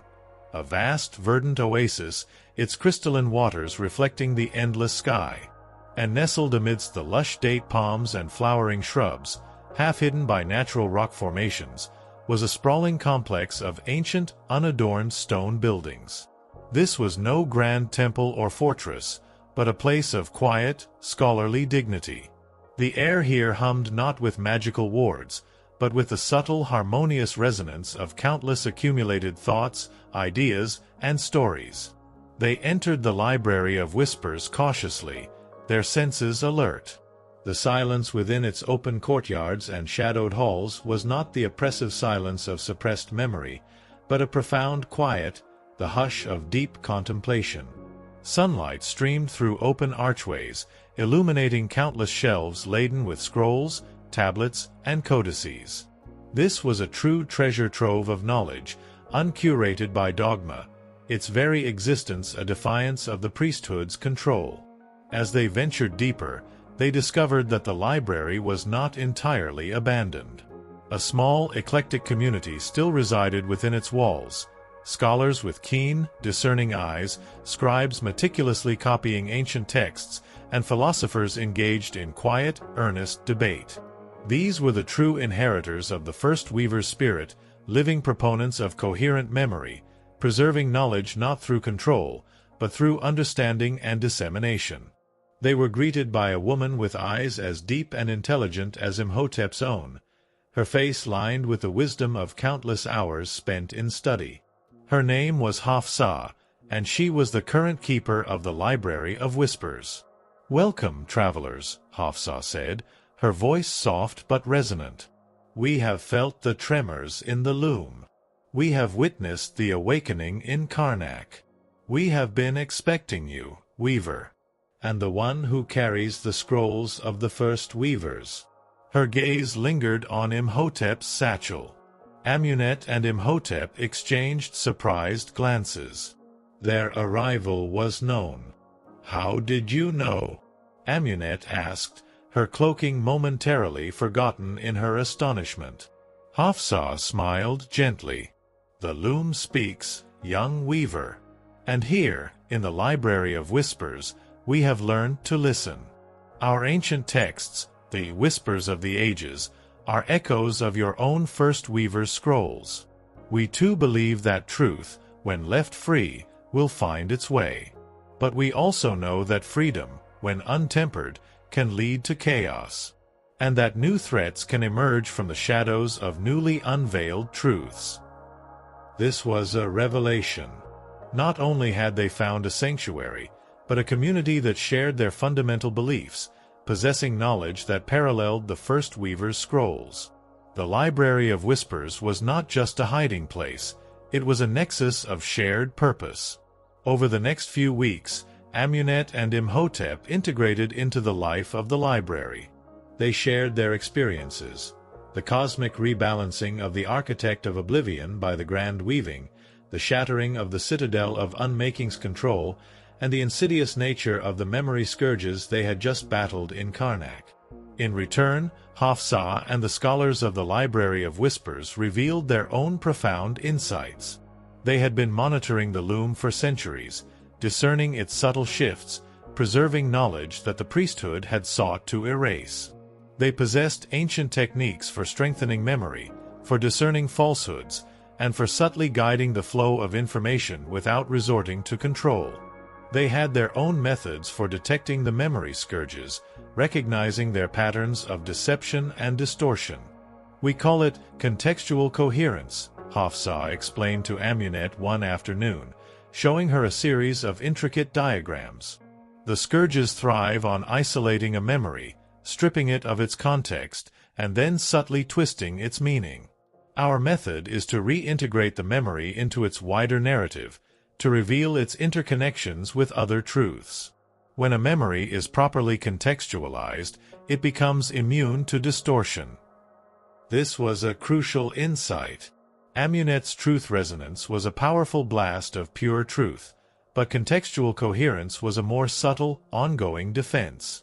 It was about building resilience within the loom itself.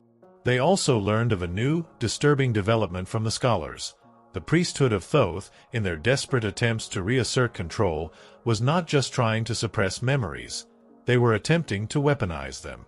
"They are developing new rituals," a senior scribe, his face etched with concern, informed them. "Rituals to turn the raw, liberated threads of the loom into instruments of control, to reshape public perception through fear and manufactured consensus.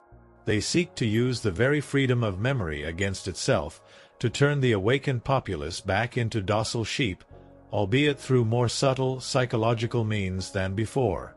This was a chilling evolution of the priesthood's strategy. They were learning from their failures, adapting their methods, becoming more cunning. They were no longer just the rigid enforcers of dogma. They were becoming manipulators of public consciousness, twisting the very tools of truth for their own ends. Amunet and Imhotep realized their mission was growing in complexity. It was no longer just about fighting the architect or freeing suppressed memories. It was now about a protracted war for the soul of memory itself, a struggle against forces that sought to control not just what was remembered, but how it was remembered and what meaning it held. The Library of Whispers became their new base of operations, a sanctuary where they could study, regroup, and strategize.